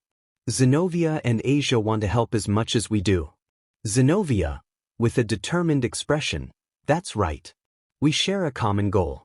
Asia, softly, we're here to make a difference and help. Issei scoffed. Issei, sighing, I know Kiba. But it's strong to forget the past. Kiba, with empathy, Issei, I understand your feelings, but please don't let them get in the way of your mission. Madrid, nodding, Kiba's right. We need to focus on the mission at hand. Kunu, with a friendly smile, let's put our differences aside and work together, for the sake of peace. Issei, reluctantly, fine. We'll work together. But this doesn't mean I've forgotten anything. Kiba, smiling, that's all I ask. Issei, let's move forward and make a difference. As Issei, Kiba, Madrid, Kunu, Ari, Zenobia, and Asia enter Nijo Castle. The atmosphere takes a tense turn as Cao Cao and his group are revealed, and the news of Yasaka's capture sends shockwaves through the room. Cao Cao, smirking, welcome Issei and friends. It's been a while. Issei, with a serious tone, Cao Cao, what are you planning? Cao Cao, confidently, we've captured Yasaka, the leader of the yokai faction. With her connections to the ley lines of Kyoto, we're going to summon Great Red. Kiba, concerned, Great Red. The dragon deity. Madrid, raising an eyebrow, what's the purpose of summoning Great Red, Cao Cao? Cao Cao, smirking, Great Red's power is beyond imagination. With it, we can reshape the balance of power in the supernatural world. Kunu, growling, you won't get away with this, Ari. With determination, we won't let you use Yasaka for your sinister plans. Zenobia, firmly, Yasaka is our friend. We won't stand by and let you harm her. Asia, softly, this is not the way to achieve peace. Cao Cao, calmly, your protests won't change our course of action. We have the means to control Great Red. Issei, with resolve, Cao Cao, you're playing with forces beyond your control. We won't let you endanger the world. Cao Cao, smirking, you can try to stop us, but it won't be easy. We've made the necessary preparations. Kiba, with determination, will do whatever it takes to protect Yasaka and prevent your plans from succeeding. Madrid, grinning, you've underestimated us, Cao Cao, and that would be your downfall. Kunu, yipping fiercely, we'll stand together against you. Rosweiss, confidently, the power of our unity is stronger than anything you can muster. Zenobia, unyielding, we're not backing down. We'll fight for what's right. Asia, softly, Cao Cao, what you're doing is madness. The room is filled with tension as Cao Cao's plan to summon Great Red hangs in the balance. Issei and his friends are determined to thwart Cao Cao's sinister intentions and protect Yasaka from harm. In the midst of a sinister ritual orchestrated by George of the hero faction, Yasaka, held captive, is subjected to a magical connection that forces her to shift into her majestic fox form. A dark and foreboding dialogue unfolds between them. George, voice laced with malevolence, Yasaka, you and the ley lines of Kyoto are now under our control. Your transformation is the key to our dark agenda. The intricate and sinister magic circles surrounding George and Yasaka begin to emanate an eerie, corrupted energy. The room darkens as their connection deepens, and a malevolent surge of magical power envelopes them. Cao Cao, with a wicked grin, the ley lines are ours now, and Yasaka is but a pawn in our grand scheme. Issei, watching in horror, this is a perversion of magic, an abomination. Kiba, with a look of disgust, Cao Cao, how could you do such a thing? Madrid, narrowing her eyes, this is a dark magic that has no place in our world. Ari, with a sense of anger, the power you wield is corrupted and destructive. Zenobia, with a stern look, your actions have darkened our world. As the connection between George and Yasaka deepens, the malevolent energy reaches its peak, creating a chilling burst of dark magic that shrouds the room. The surroundings become a haunting display of corrupted power, and Yasaka stands captive in her majestic fox form. George, with a twisted smile, the world is about to change, Yasaka, and there's no going back. Rosweiss, with a defiant glare, no matter what you do, we'll stop you. Issei, with fiery determination, we won't let your evil agenda succeed. Cao Cao. Kiba, firmly, the ley lines may be in your grasp, but their true power is untamed. Madrid, grinning, we'll find a way to undo this darkness you've unleashed. And where is that Urza, by the way? Kunu, in defiance, our unity will overcome this corruption. Ari, with resolve, we'll stop your sinister plan, no matter the cost. Irina, softly, we'll fight for what's right, no matter how dark the world becomes. Cao Cao, sad face smirking, Urza, you still wish to battle against Madrid, right? Urza emerged from the shadows. Urza, sad face neutral. Yes. Heracles, sad face with a grin, he'll take on the Valkyrie. Jean, sad face smiling brightly, Irina, it seems we haven't finished our previous battles. Siegfried, sad face activating his balance breaker and his swords, Knights of Gremory, let's finish what we started. Ari, sad face with a frown, and I'll stop my mother. Cao Cao, sad face smiling, And Issei, let's finish this, show me your true power. Issei summoned his sacred gear. As he kept on moving forward, a flaming aura surrounded him as he summoned his balance breaker. Issei sad face darkly. If it means killing you, I'll make sure to stop you. Chow chow chow chow. Sad face with a wider grin. Show me the true power of yours. Red Dragon Emperor boost boost boost. In a climactic showdown, Issei, wielding Ascalon in his balance breaker form, clashes with Chow Chow, who wields the formidable true Longinus spear. The battleground is charged with tension as they engage in an intense and lengthy battle. Issei, with unwavering determination, Chow Chow, your sinister plans end here. Chow Chow, with a smirk. Issei, you're a formidable opponent, but the true Longinus is a force to be reckoned with. Issei charges forward, Ascalon blazing with radiant power, and Chow Chow readies the true Longinus, an aura of immense power surrounding him. Issei, roaring, Ascalon, unleash your power. Chow Chow, calmly, true Longinus, show your might. Their weapons clash, and the impact sends shockwaves throughout the battlefield. Issei's balance breaker form and Ascalon's holy energy collide with the true Longinus's divine power, creating an intense struggle. Issei, gritting his teeth, I won't let your spear overcome me. Chow Chow, smirking, you underestimate the true Longinus. Issei and Chow Chow continue their battle, each strike and parry sending sparks flying. The battleground becomes a spectacle of clashing weapons and unrestrained power.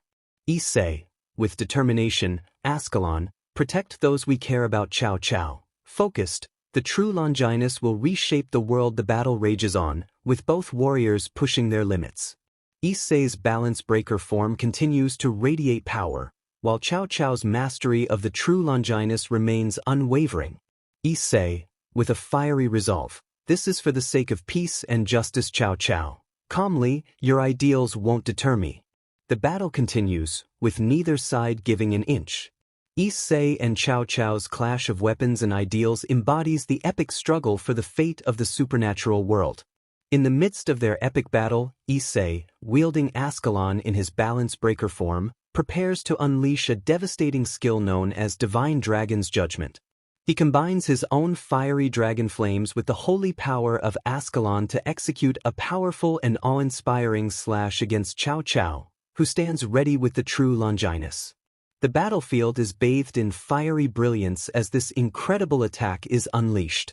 Issei, with fervent determination, Divine Dragon's Judgment. Chow Chow, holding the true Longinus with unwavering confidence, braces himself for the impending assault as Issei's form becomes engulfed in a torrent of blazing dragon flames, transforming him into a celestial force of destruction.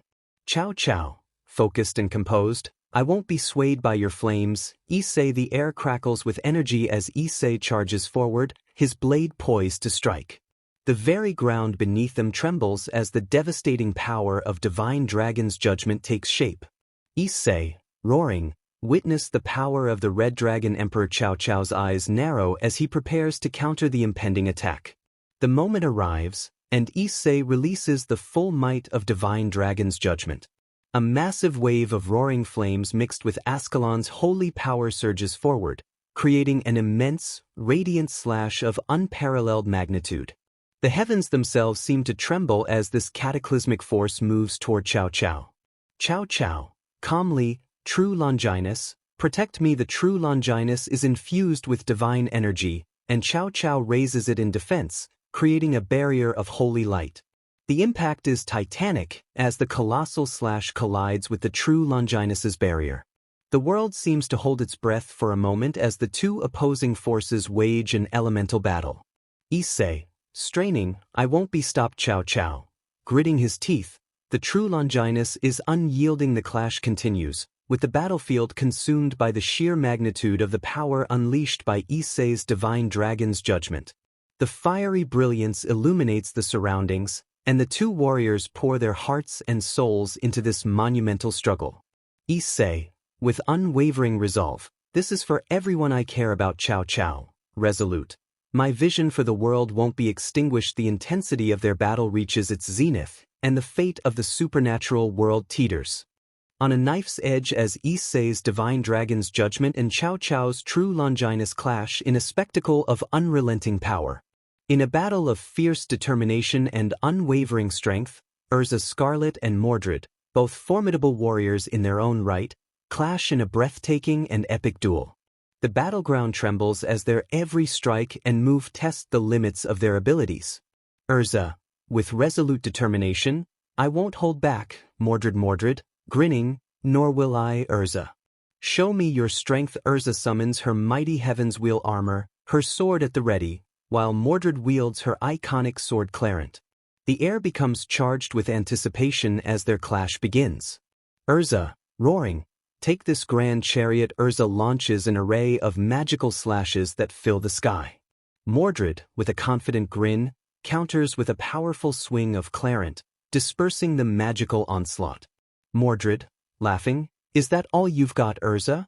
Urza, with a smirk, "Just getting started." Urza charges forward, her sword clashing with Mordred's. Their blades create sparks as they engage in a dazzling sword fight, each warrior pushing themselves to the limit.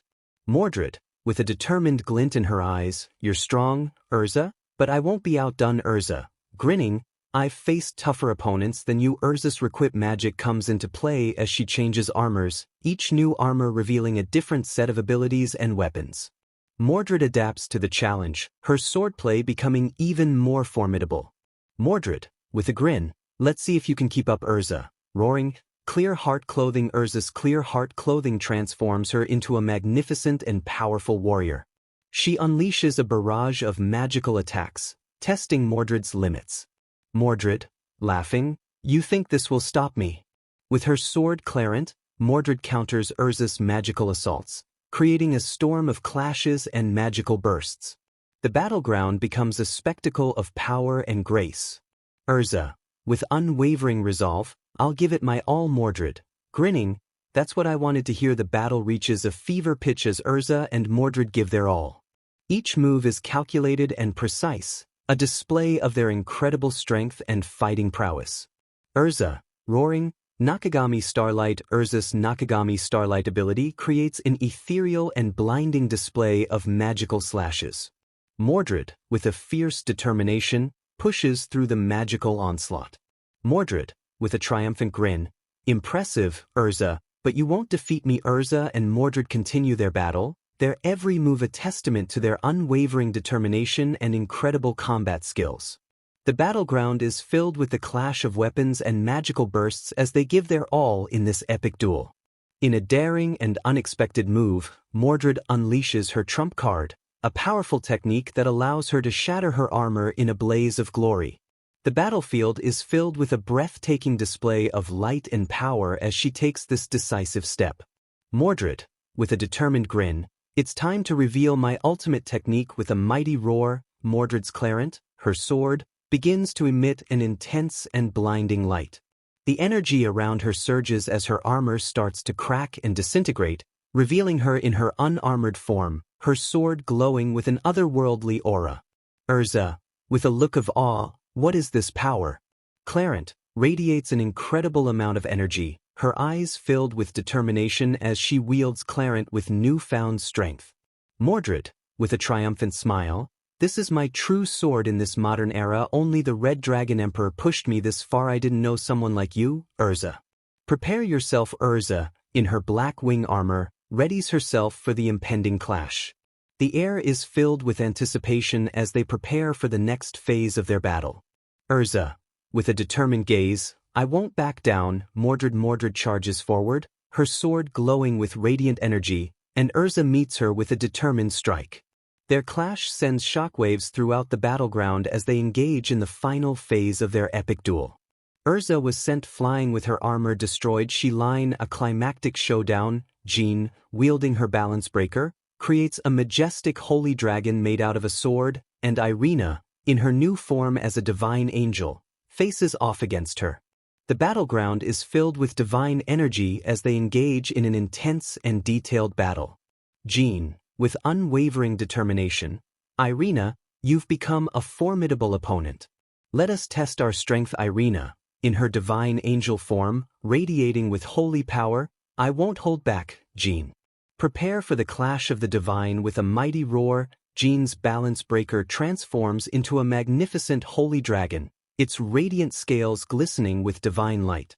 Irina, her wings spread wide, brandishes her holy sword and stands ready for the impending battle.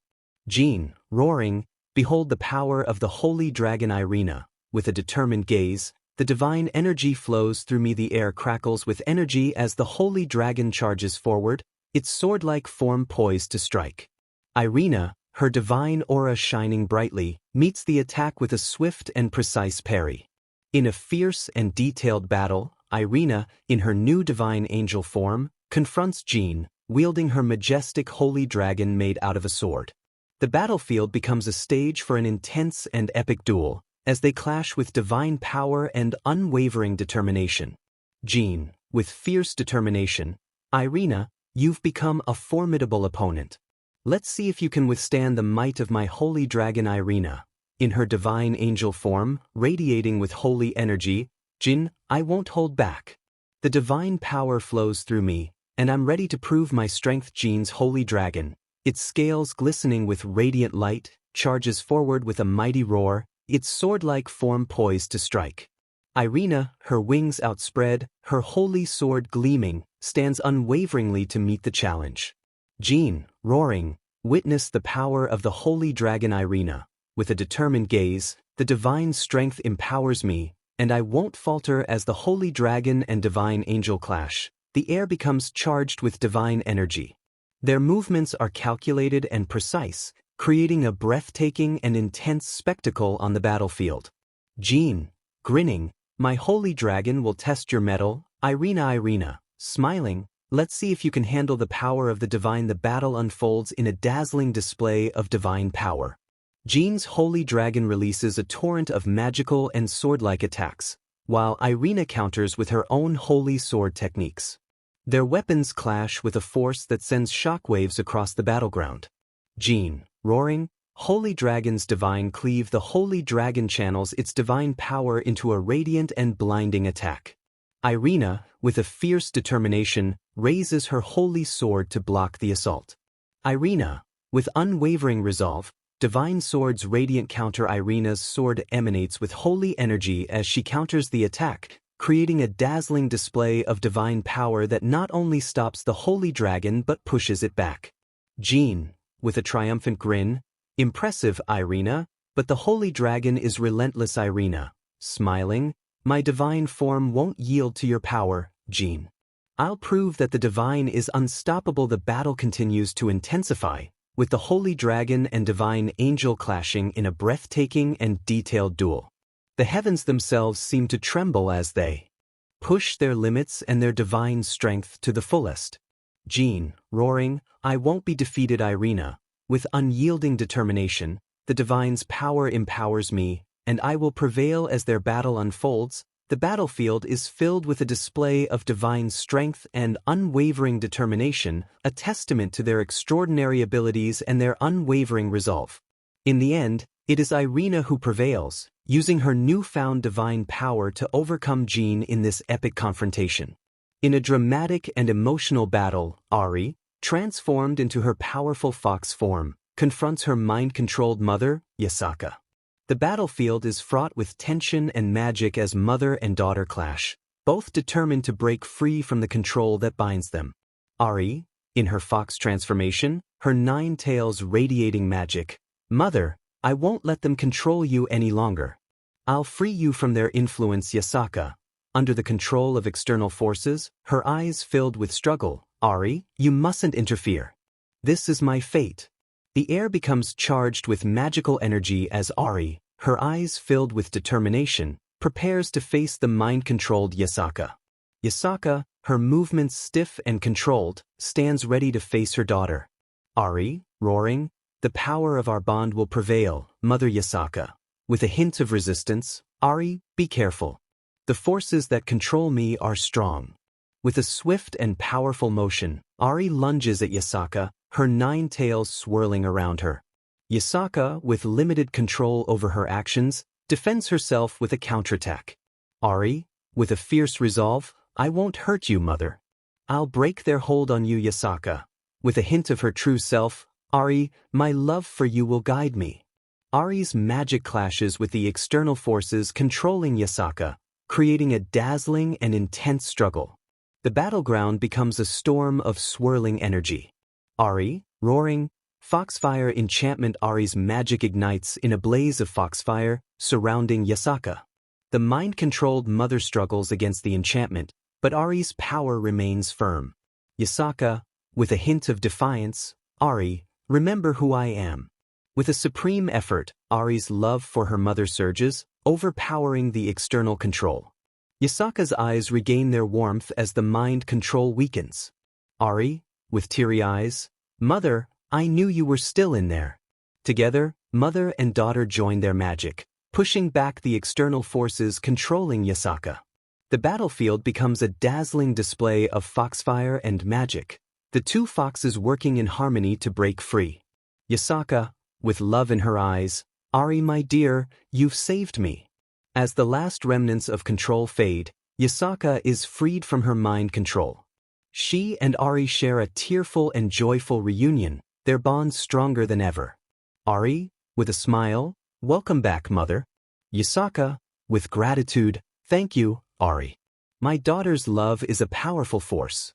The battlefield, once fraught with tension, becomes a place of love and reunion as mother and daughter embrace, united once more. In the mysterious mind space, Issei finds himself confronted by a dark and malevolent version of himself with black hair and red eyes. The atmosphere is heavy with an ominous tension as this doppelganger begins to speak. Dark Issei, with a sinister grin, well, look what we have here, the weakling Issei, always clinging to his friends, never showing his true potential. Issei, with a defiant tone, who are you? What do you want? Dark Issei, mockingly, I'm Issei, the part of you that you've been too afraid to acknowledge. The part that knows you're not as strong as you pretend to be. Issei, struggling to maintain composure, you're not me. I won't let you take control. Dark Issei, with a wicked laugh, you can't stop me, Issei. I'm the embodiment of your insecurities, your doubts, your fears. And I'm here to show everyone who the real Issei is. Issei, gritting his teeth, I've come a long way, and I won't be defined by my weaknesses. Dark Issei, scoffing, oh, but you are, and you always will be. You're too afraid to embrace your true power, too afraid to admit that you're not the hero you pretend to be. Issei, determined, I've faced countless challenges, and I'll face this one too. I won't let you control me. Dark Issei, with a sinister smile, we'll see about that, Issei. I'll be waiting for the moment when you're at your weakest. And then, I'll break you and reveal your true self to the world. Issei, with unwavering resolve, no matter what you say, I won't give in to you. I'll prove that I'm more than my doubts and insecurities. As the dark version of Issei taunts him, Issei fights to maintain his mental fortitude, determined to overcome this inner struggle and emerge stronger than ever. Dark Issei sad face with a grin, let me tell you a little secret, I'm real physically, spiritually, and mentally. I am real and I'm coming for you, Issei. He circled around Issei. The revelation that the dark Issei is not just a part of his subconscious but a real entity shocks Issei to his core. The tension in the mind space grows as they engage in a long and unsettling dialogue. Issei, with a mixture of surprise and concern, you're not just a part of my mind. You're real. Dark Issei, with a sinister smile, oh, very real. And we're going to meet soon in the real world. Issei, with growing unease, what are you planning? Dark Issei, tauntingly, I'm going to expose you for who you truly are. I'm going to shatter that heroic facade you put up for everyone and show them the real Issei. The real you, Issei, determined, I won't let you harm my friends or my loved ones. Dark Issei, mockingly, oh, I won't physically harm them, or will I, Issei? I'll break you mentally, emotionally, and let your true self emerge. They'll see the true Issei, the one you've been trying so strong to hide. Issei, with growing resolve, I've faced powerful enemies before, and I've come out stronger every time. Dark Issei, with a sinister glint in his eyes, you underestimate me, Issei. I know you better than anyone else. I am a part of you after all. Issei, gritting his teeth, I won't be manipulated by you. I'll confront you hidden when the time comes. Dark Issei, With a wicked laugh, "I'll be waiting, Issei. I'll be right there to expose your weaknesses and break you. You can't escape your true self." As the dark Issei continues to taunt and challenge him, Issei wrestles with the unsettling revelation that he'll have to face this malevolent version of himself in the real world, a confrontation that promises to be an intense and personal battle.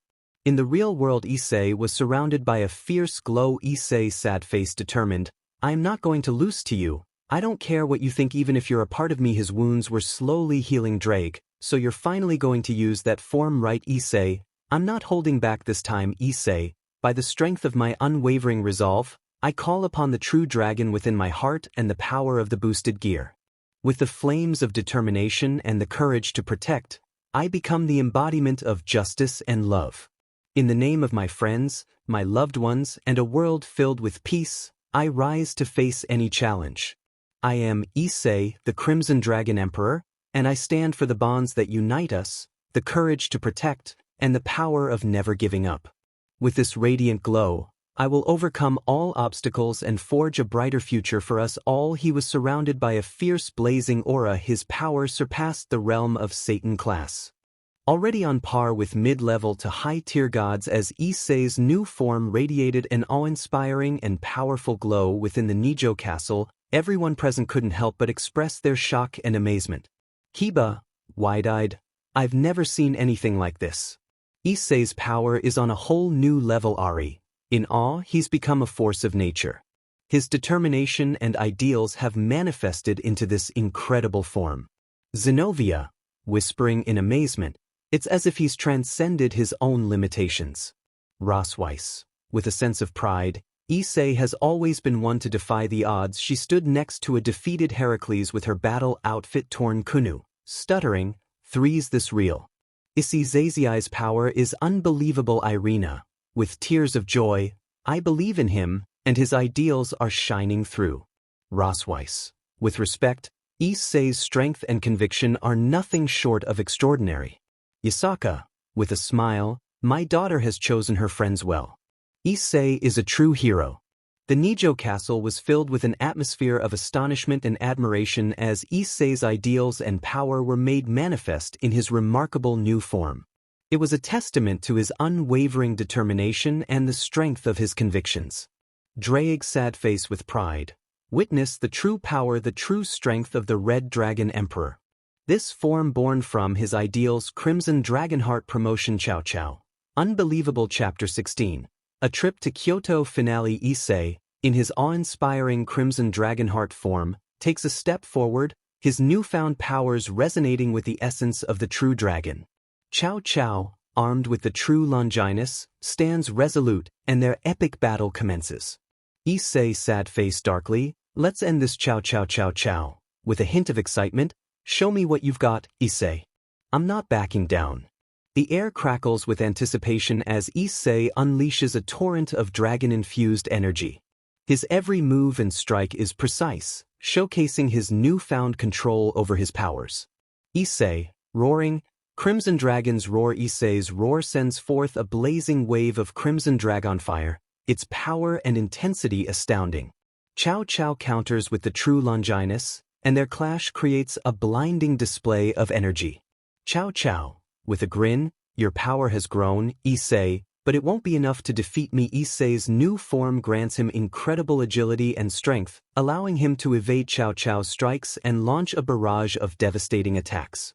Issei, with a fierce spirit, Crimson Dragon's claw. Issei's hand transforms into a draconic claw, and with unmatched swiftness, he slashes at Chow Chow. The true Longinus barely deflects the attack, showing the tremendous force behind Issei's blows.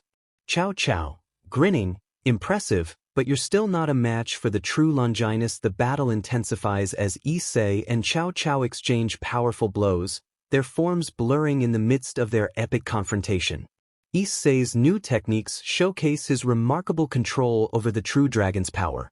Issei, with unwavering determination, Crimson Dragon's wrath. Issei summons a sphere of searing dragonfire and hurls it towards Chow Chow.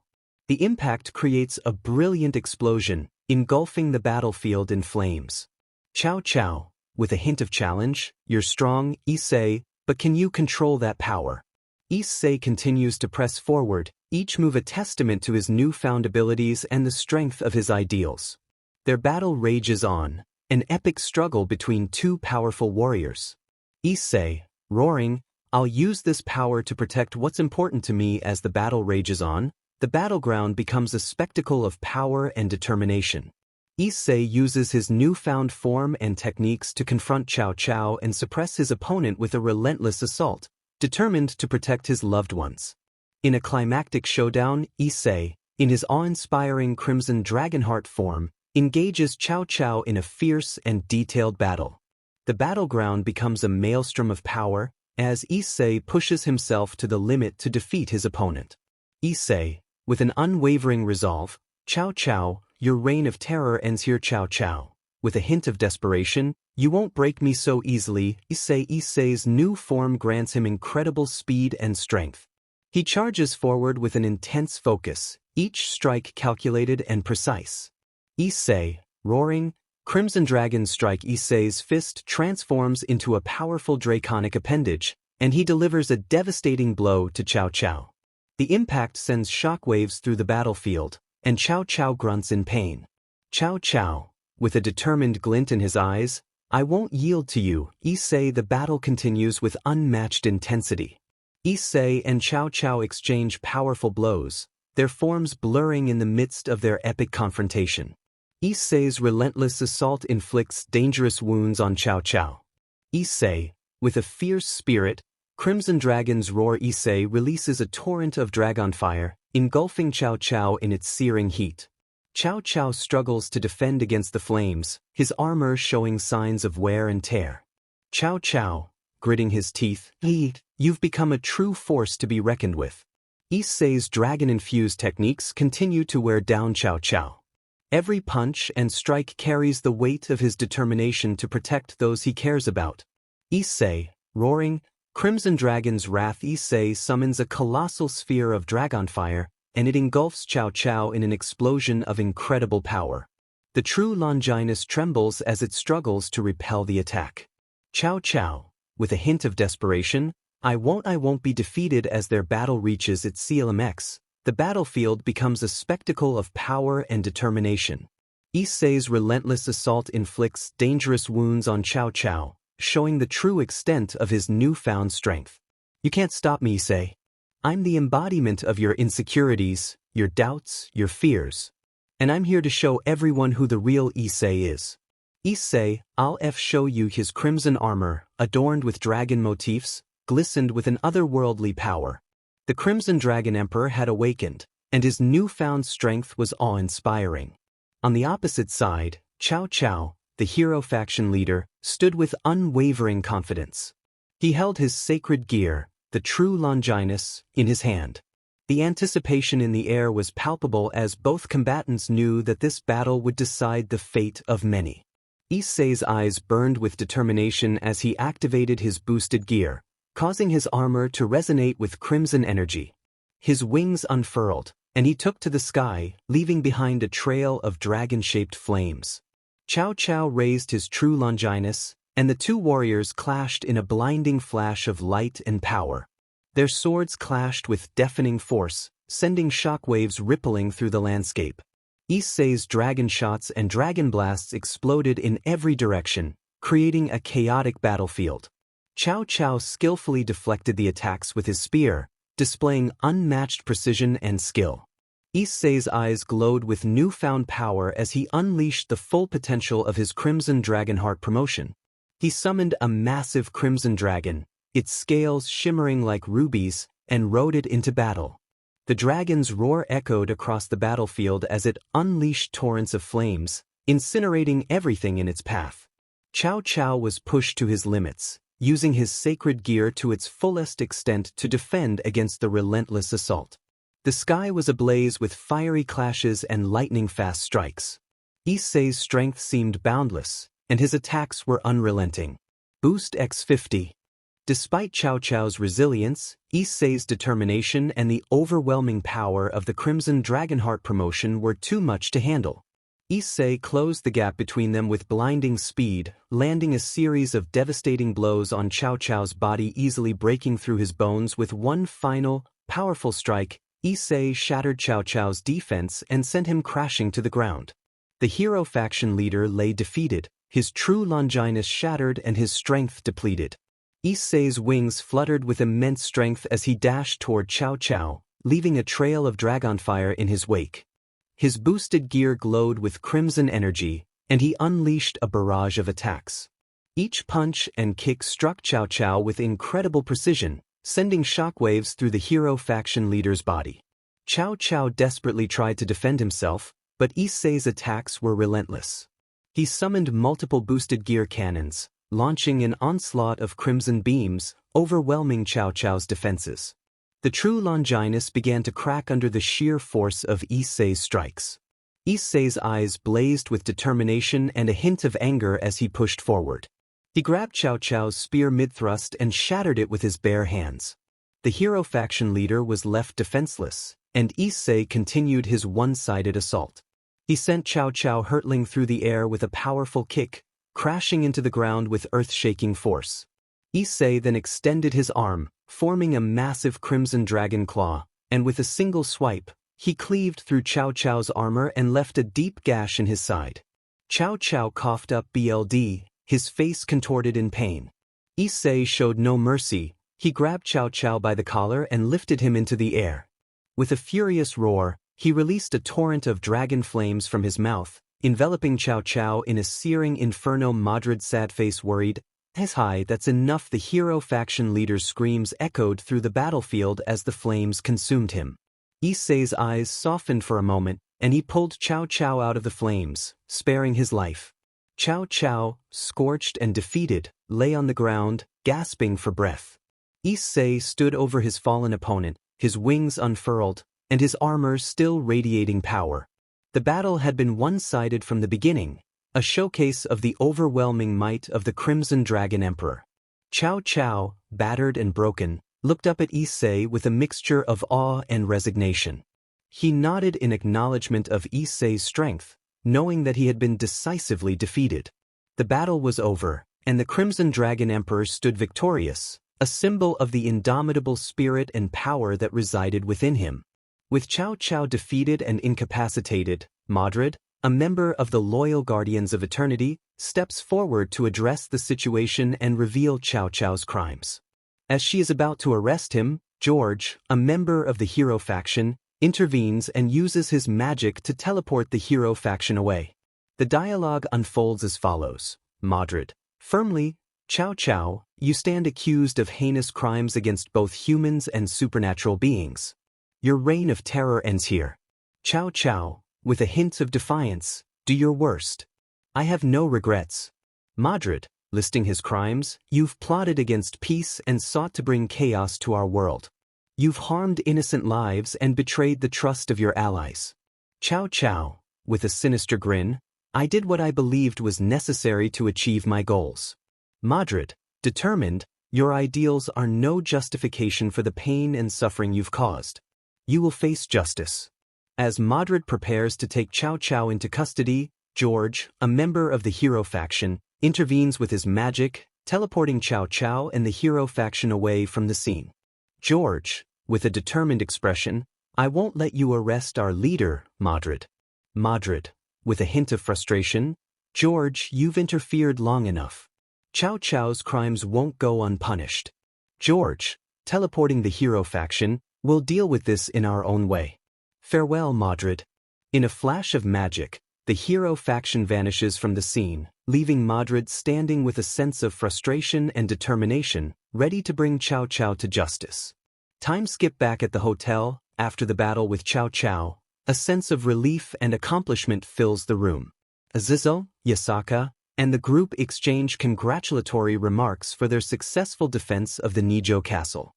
However, Issei's mind is troubled, his thoughts still consumed by the unsettling encounter with his evil counterpart. Irina and Madrid, sensing his distraction, decide to address it. Azazel, with a warm smile, well done, everyone. Your efforts were remarkable, and we've managed to protect the Nijo castle. Yasaka, With gratitude, thank you all for your assistance. Issei, I'm particularly grateful for your dedication. Issei's expression remains distant, and his friends notice his pensive demeanor. Irina, concerned, say, something seems to be bothering you. What's on your mind? Madrid, nodding. Yes, you've been unusually quiet. Is there something you'd like to share?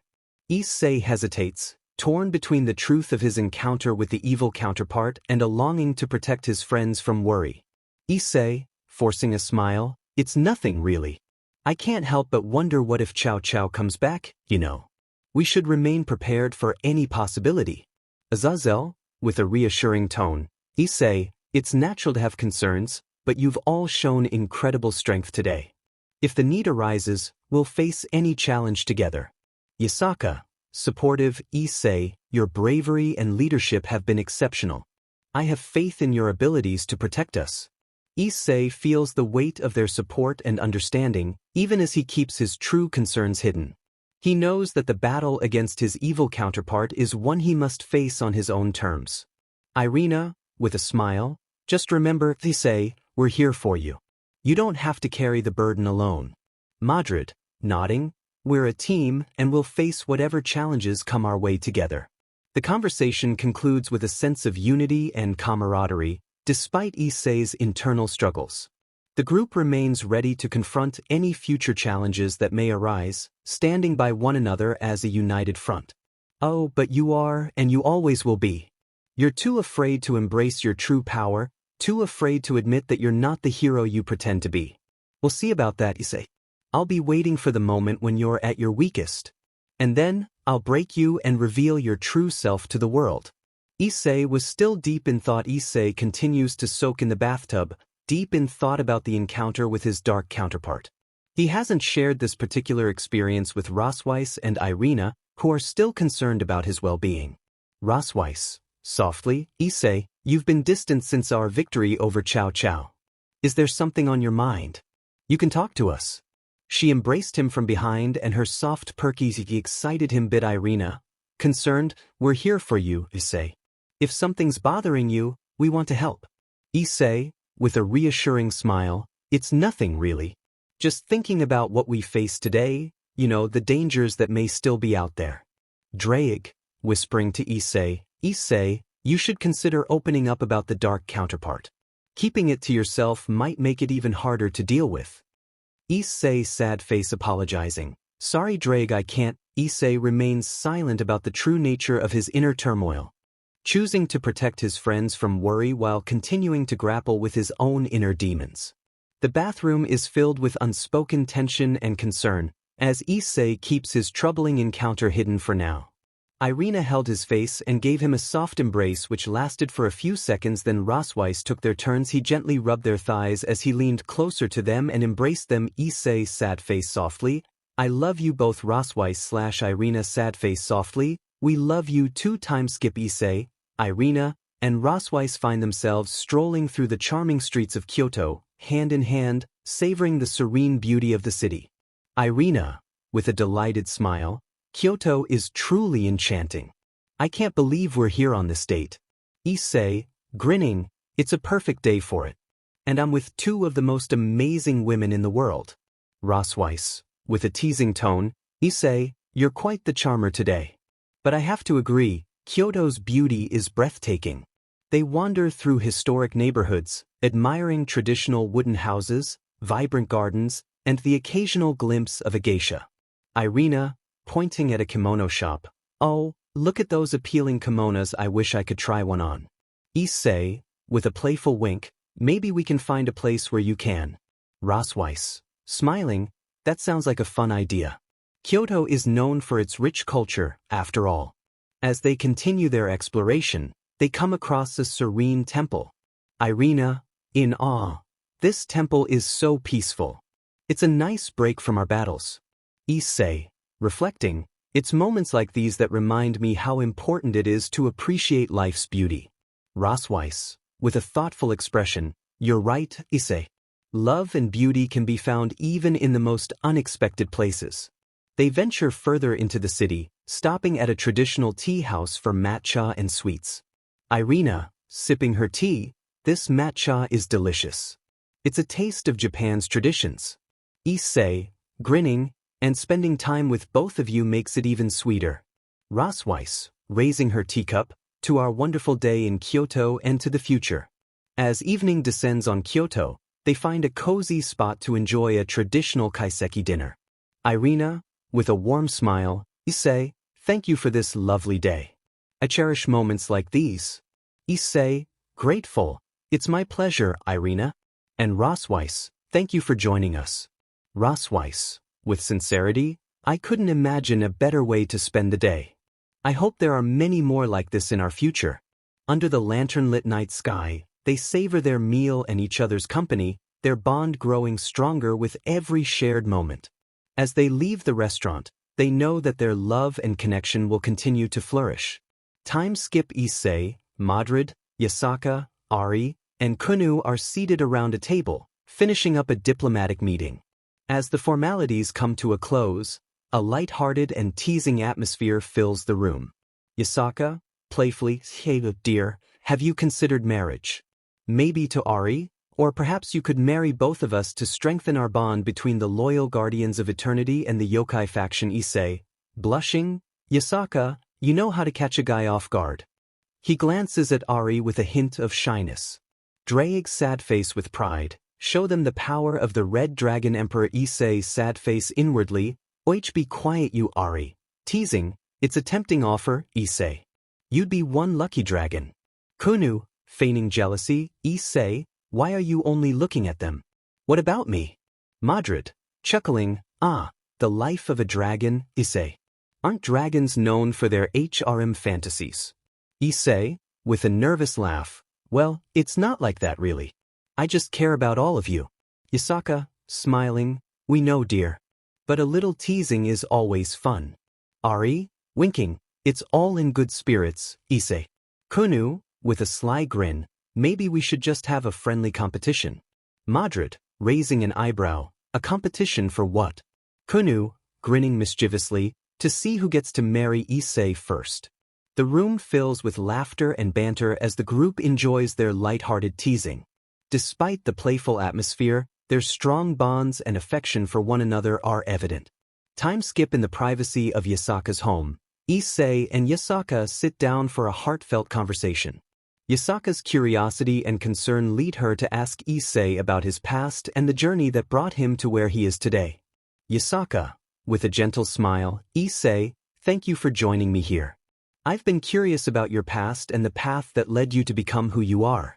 Issei, appreciative, Yasaka, I'm more than happy to share. It's been quite a journey. He takes a deep breath and begins his story. It all began when I was a student at Kuo Academy.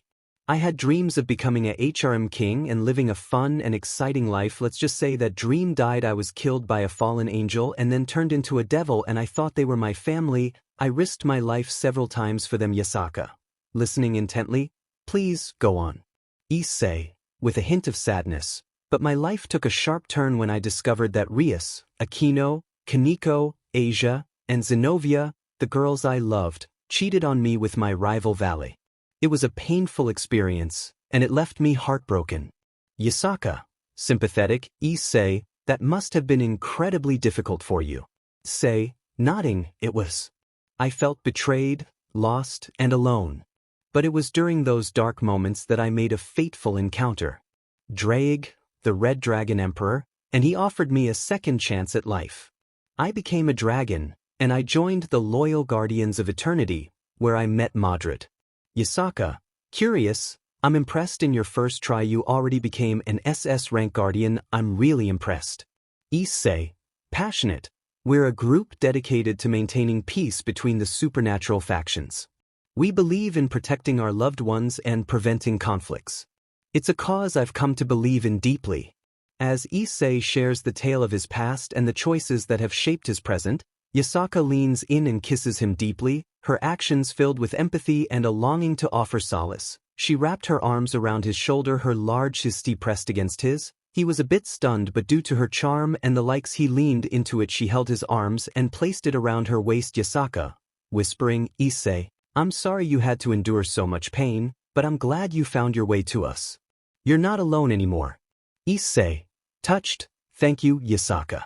Your understanding means the world to me. I'll be leaving soon. I'll never forget about you, Yasaka. He smiled, Yasaka's sad face with an appealing smile. Of course, husband, she said the last part with a stuck look. Drag mentally did a spit take, Issei's sad face stuttering. Husband, Yasaka era you look so cute when you're blushing. Their embrace is a silent reassurance that Issei has found someone who accepts him and stands by his side, offering a sense of comfort and belonging in his journey of healing and growth. Time skip in the school bus. Madrid, demanding, so what happened between you and Yasaka? Issei sad face rolling his eyes, obviously nothing. Madrid sad face smirking, I smell cologne on you and I could have sworn Irina and Rosweist on. Issei pinched her lips. Issei sad face glaring at her, not another word from you. Chapter 17. Making new friends. The loyal guardians of eternity, a council of powerful beings dedicated to maintaining peace and order in the supernatural world, gathered in their grand chamber. Seraphiel, the leader of the guardians, sat at the head of the table, his expression serious and attentive. The other members, including ancient dragons, celestial beings, and other formidable creatures, listened intently. Issei and his partner, Mordred, stood at the center of the room, their presence commanding respect. Issei's crimson armor still bore the scars of the battle against Cao Cao, a testament to the fierce encounter they had faced.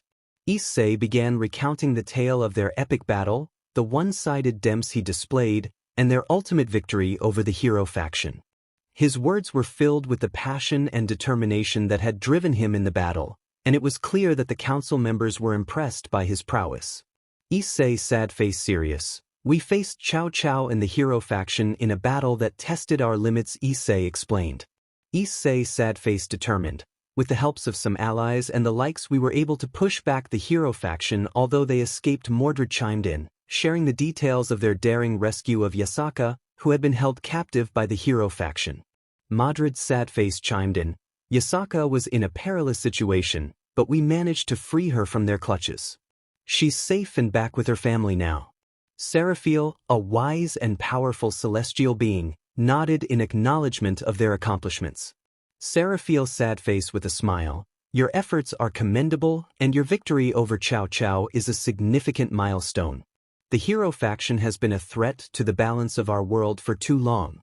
The council members expressed their approval and gratitude for Issei and Mordred's bravery. The loyal guardians of eternity recognized that their actions had helped preserve peace in the supernatural realm. Seraphiel approached Issei and Mordred, his expression serene yet filled with gratitude. Seraphiel's sad face with gratitude, your strength and dedication are truly exceptional. We are grateful for your service to our cause, and we welcome you as allies in the continued protection of our world. Issei and Mordred bowed in respect, humbled by the recognition from the loyal guardians of eternity. They had proven themselves as formidable warriors and dedicated protectors of the supernatural realm. The council's approval and acknowledgement were not only a reward but also a call to further uphold the values and peace they all held dear. Issei, leaning against a tree, so, Mordred, you ever wonder if the hero faction will show up again? Mordred, crossing her arms, well, they're a persistent bunch. It wouldn't surprise me if they resurface. But are we ready to deal with them this time? Issei, nodding, that's the real question, isn't it? We've faced them before, and they've always been a formidable adversary. But our strength has grown since then. Mordred, smirking, true, we've come a long way.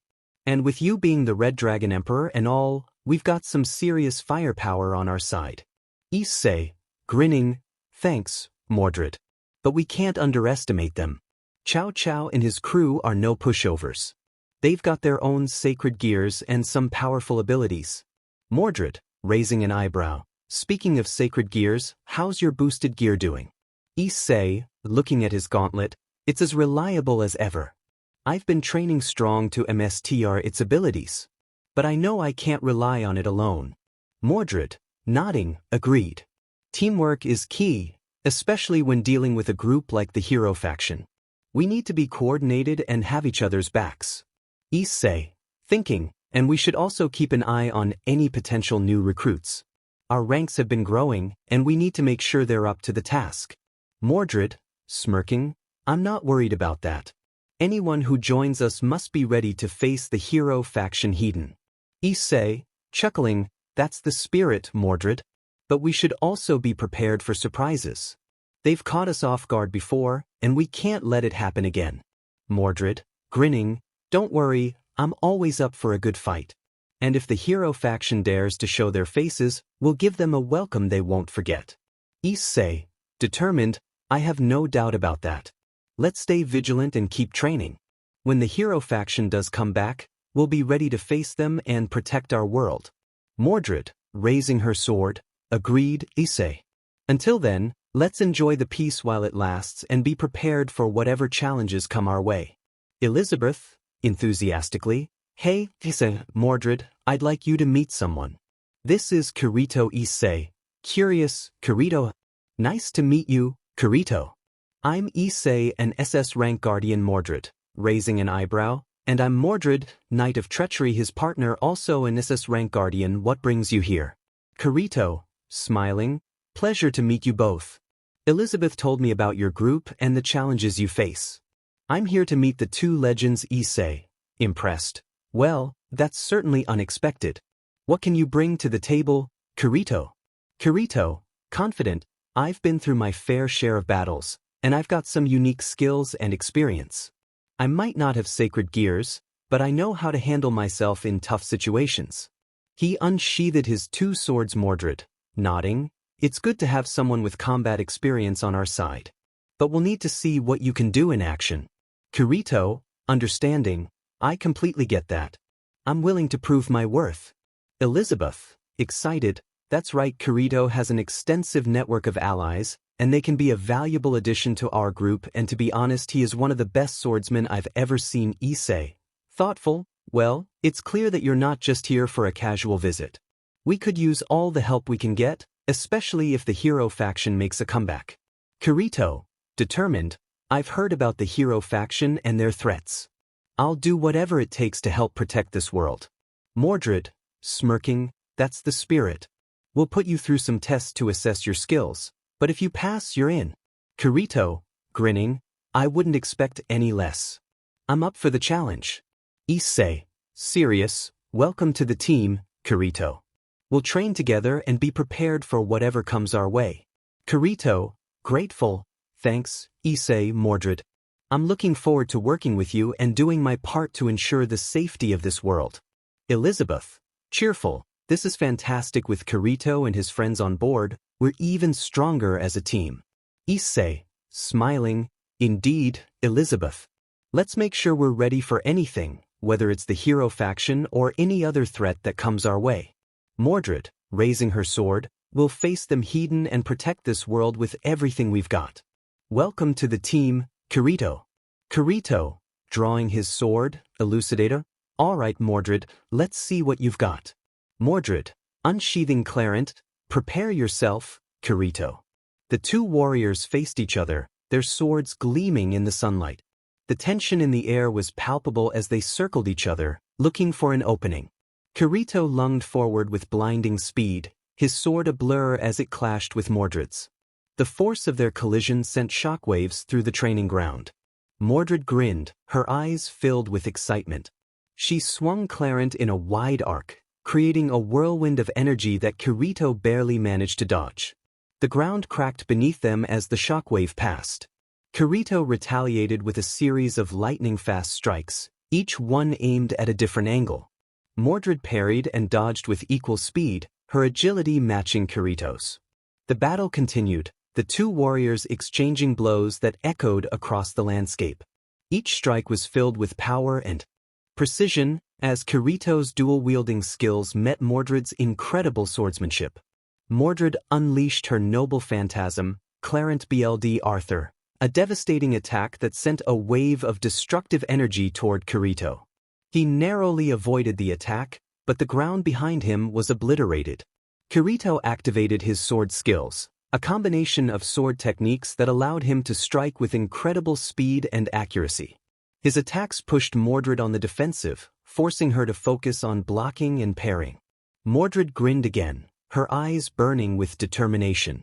She chanted an incantation and released her own noble phantasm, Clarent, radiant and brilliant royal sword. A blinding beam of light erupted from her sword, colliding with Kirito's dual blades. The clash of their noble phantasms created a blinding explosion that sent shockwaves in all directions. The ground trembled, and the air crackled with energy.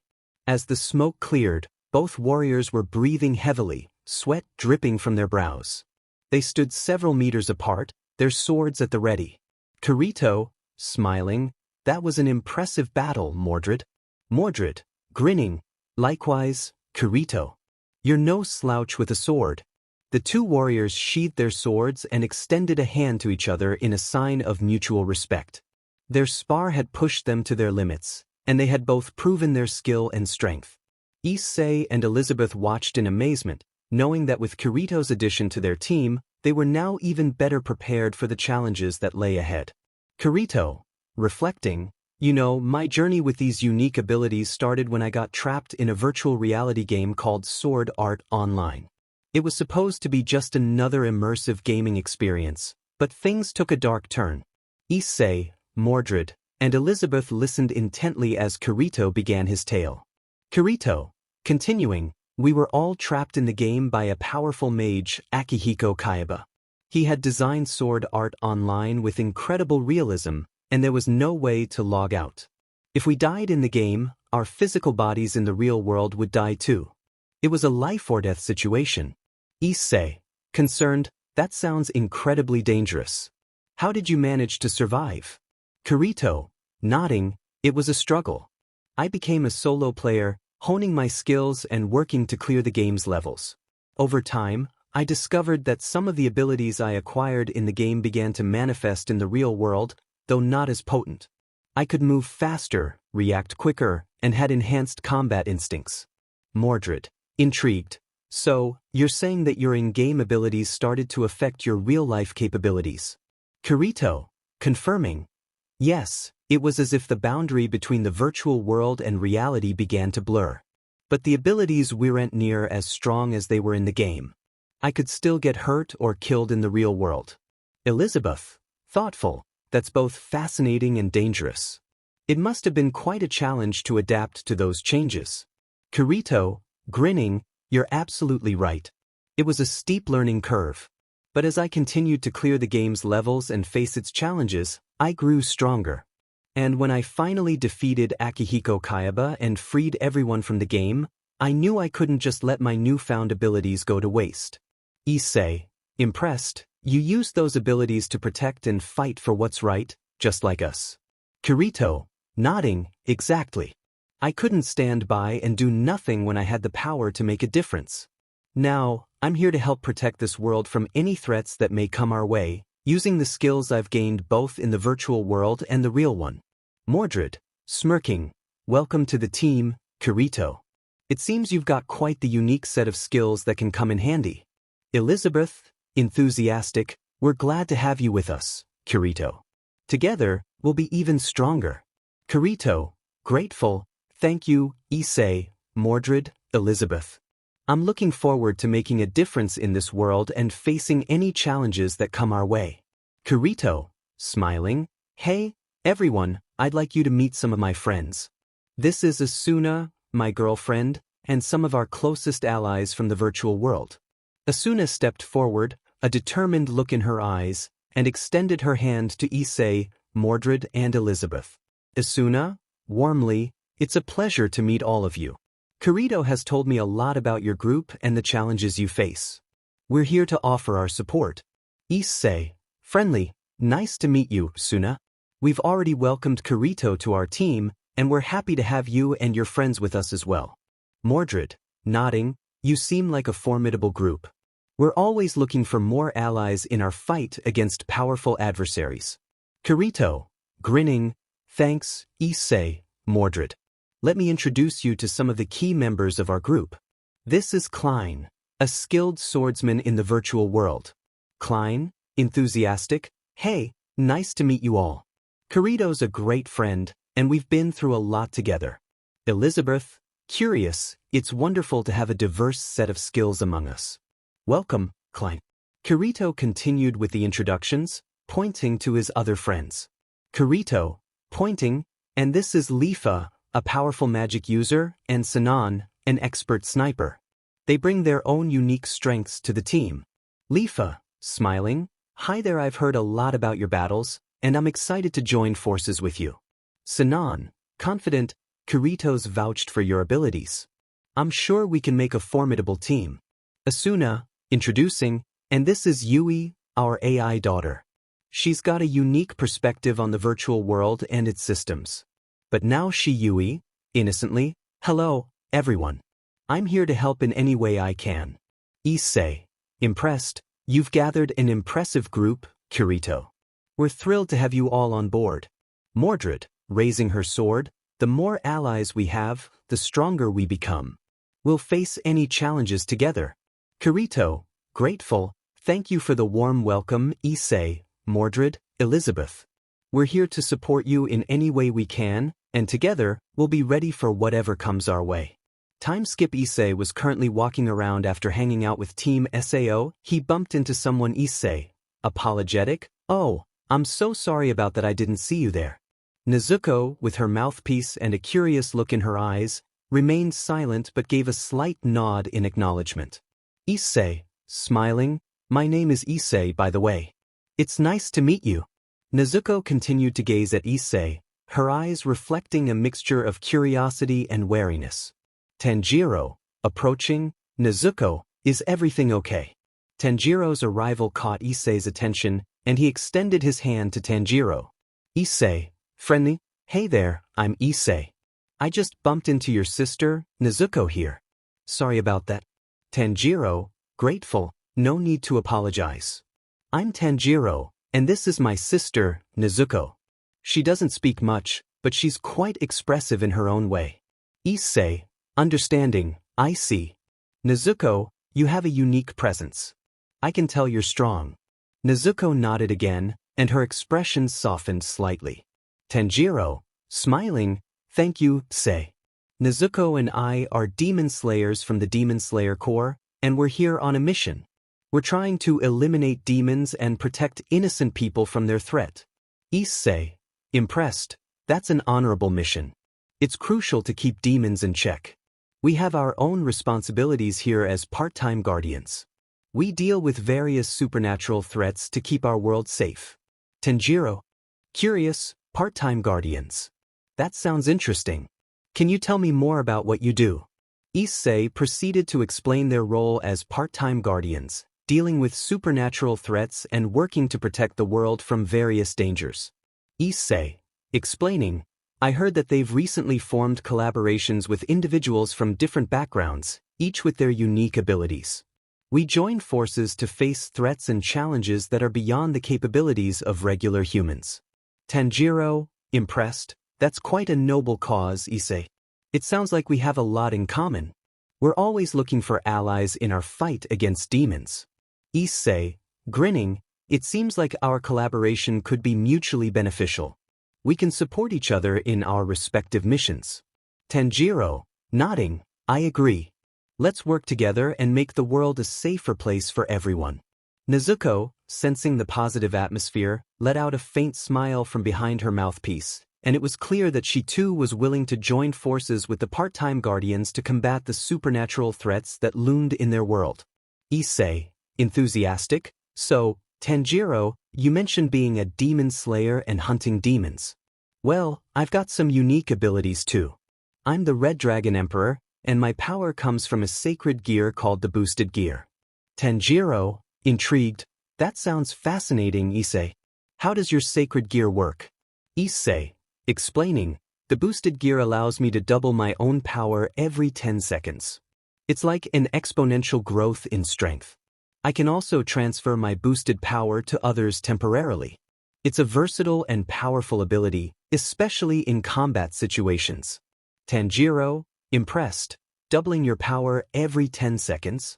That's incredible, it must be a formidable tool in your battles. Issei, nodding, it definitely comes in handy when facing tough opponents. But it also has its limits, and I need to be careful not to overexert myself. Balance is crucial. Tanjiro, Thoughtful, balance is important in our line of work as well. We have something called breathing styles that allow us to enhance our physical abilities and techniques. Breathing can make all the difference in a fight. Issei, curious, breathing styles, you say. How do they work and what do they do? Tanjiro, explaining, breathing styles are a fundamental part of our training as demon slayers. By controlling our breathing patterns and focusing on specific techniques, we can achieve incredible feats. For example, water breathing enhances our agility and precision, while flame breathing empowers our attacks with fire. Issei, impressed, that's a unique and intriguing system. It seems like a perfect way to augment your abilities. Tanjiro, smiling, it is, and it's crucial in our fight against demons, especially the powerful ones.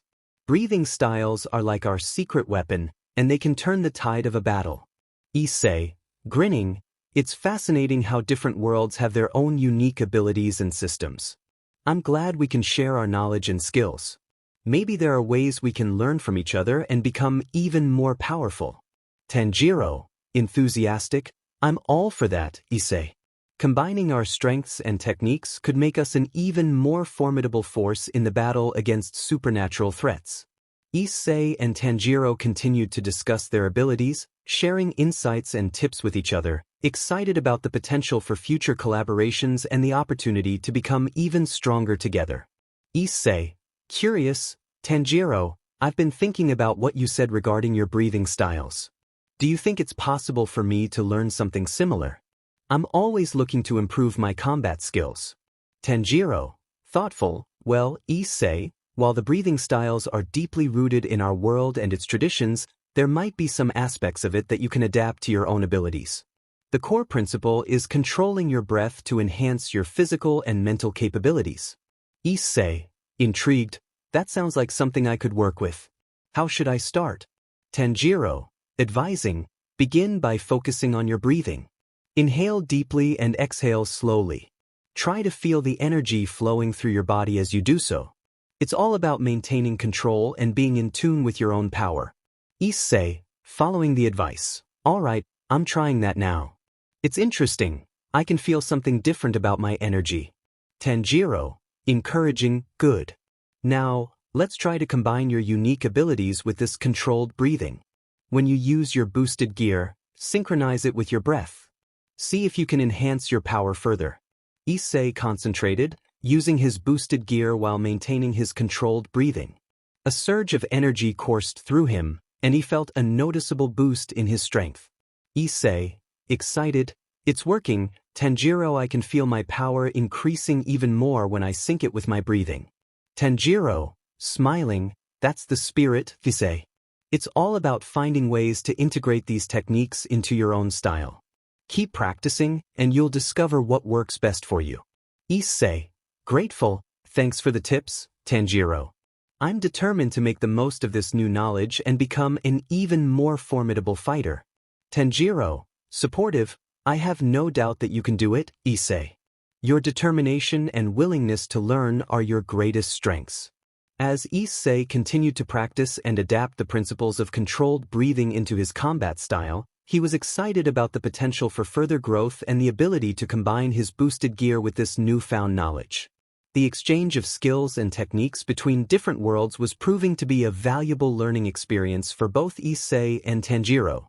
Chapter 18. Killing two birds with one rod. Lemon Issei stood in the backyard of his house, the early morning sun casting a warm glow. He clutched his sacred gear, Ascalon, in his hand, determined to put Tanjiro's advice into practice. Issei, to himself, all right, let's see if I can make this work. Controlled breathing, just like Tanjiro said. Issei closed his eyes, focusing on his breathing.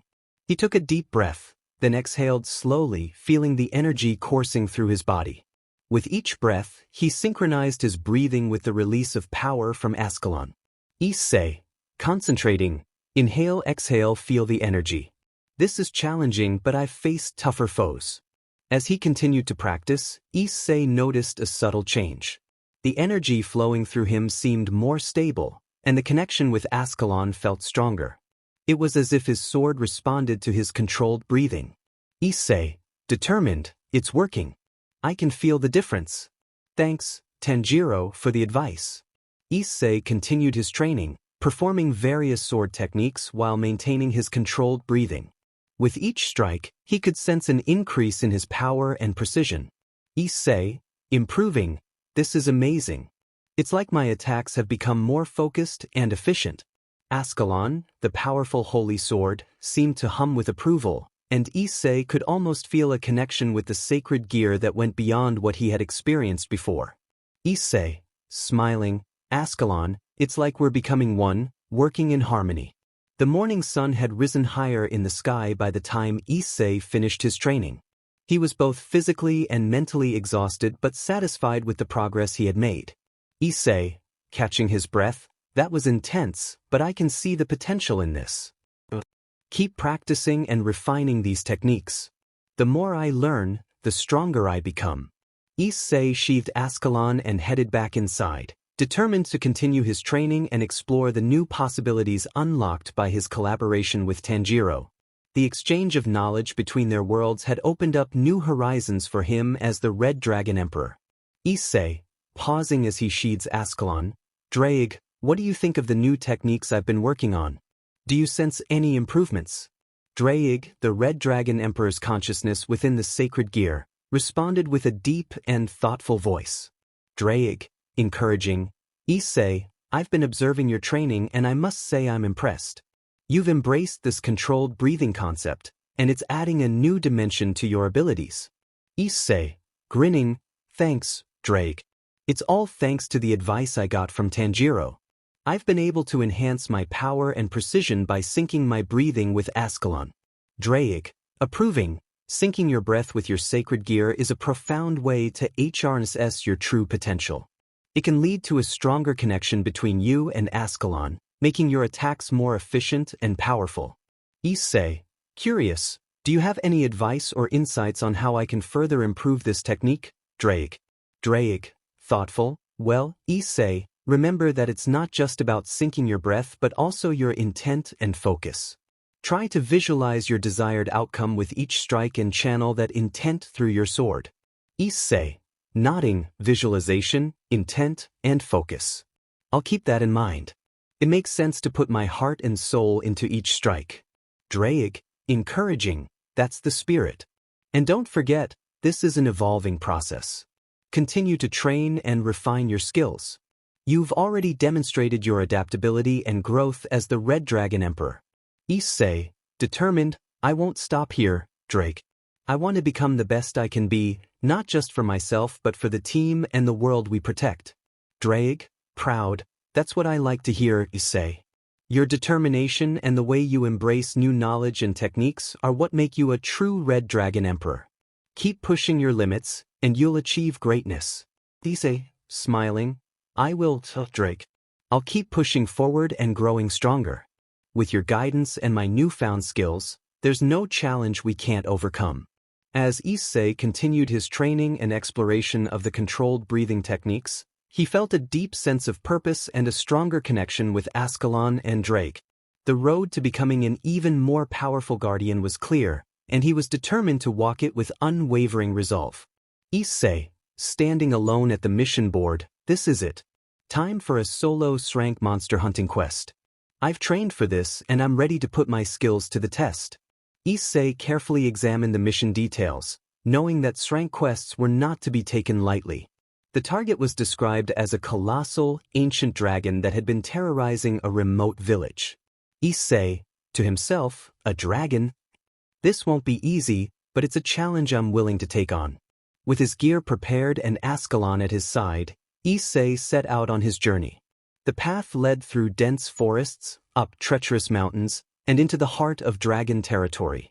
As he ventured deeper into the wilderness, Issei began to sense the dragon's presence. He could feel the immense power emanating from the ancient creature. Issei, focused, controlled breathing, intent, and focus. I'll need every advantage I can get. The encounter with the colossal dragon was inevitable. The earth shook as the beast emerged from its lair, its massive wings casting a shadow over Issei.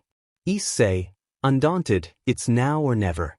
The battle that followed was nothing short of epic.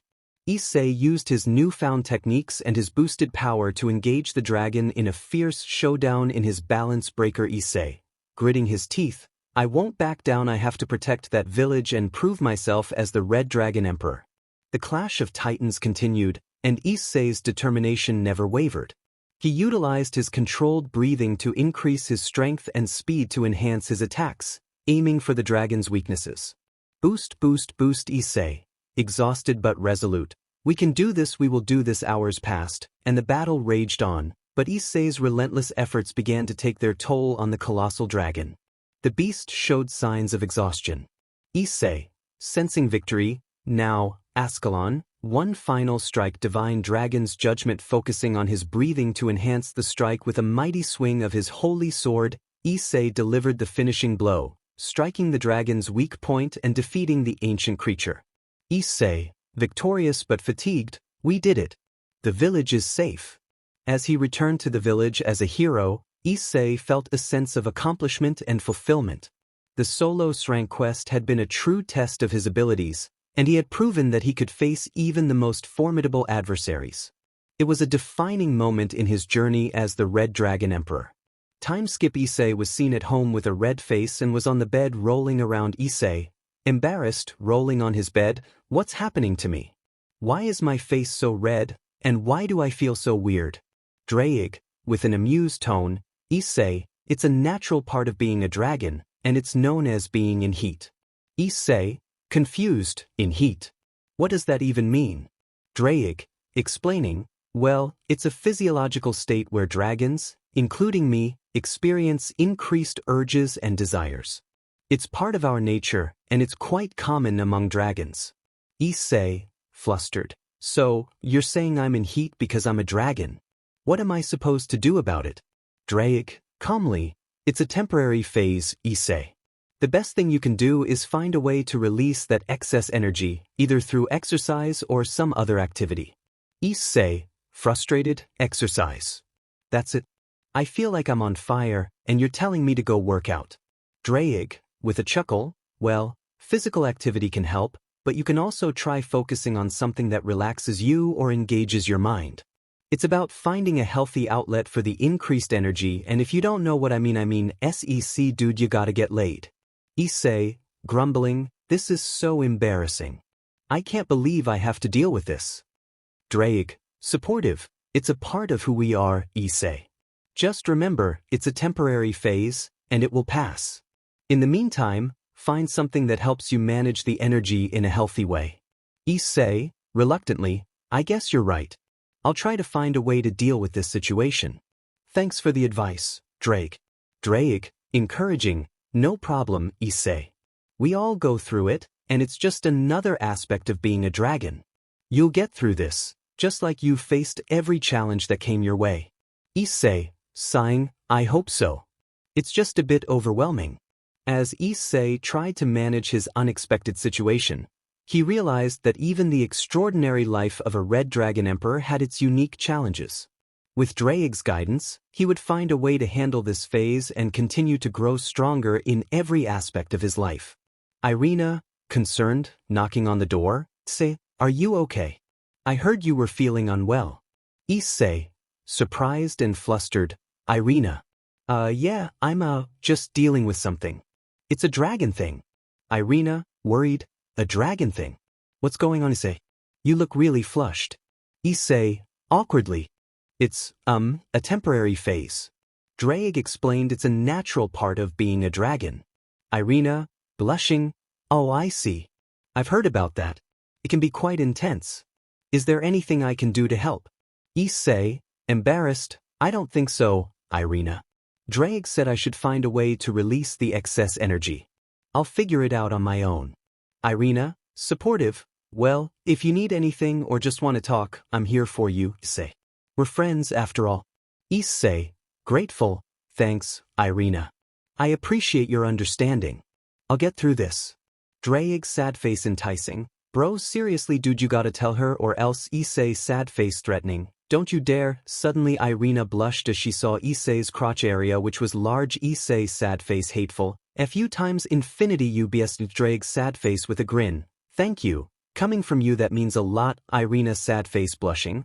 Are you okay? It looks you need help, right? Issei sad face frantically. No worries Irina, don't worry. Irina's eyes met that of his crotch and her eyes was fixed at it. Issei couldn't take it anymore and launched at her, pushing to the bed and begun to embrace her as his tongue met with hers as they exchanged saliva. He then began to suck on her neck. Irina sad face lustful. Say she held him tightly.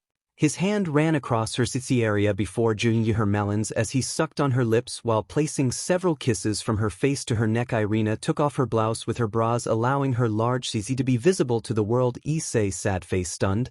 They're appealing. Irina sad face blushing. And there. Yours Issei, please make me yours. Issei sad face chuckling. Maybe I am a pervert. He cupped hers, is giving it a good squeeze. Cute moans came out of Irina as she watched her lover admire her. Her nipples were already irked and her panties were moist. Irina sad face lustful.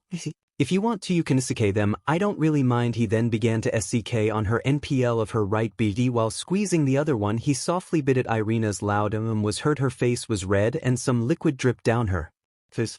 Issei applying suction was giving Irina the time of her life. Irina sad face in pleasure. How can just my melons make me feel so good? Issei, seeing his partner in deep pleasure, increased his movements, placing licks and light kisses on her neck and cheek. Issei sad face in a lustful state. I love you so much Irina, he said, sucking on her nipples before giving her a very long embrace. He took off his shirt, revealing his well-chiseled and detailed body alongside his 8-packs. Her eyes were glued to his perfect appealing body. Issei sad face with pride.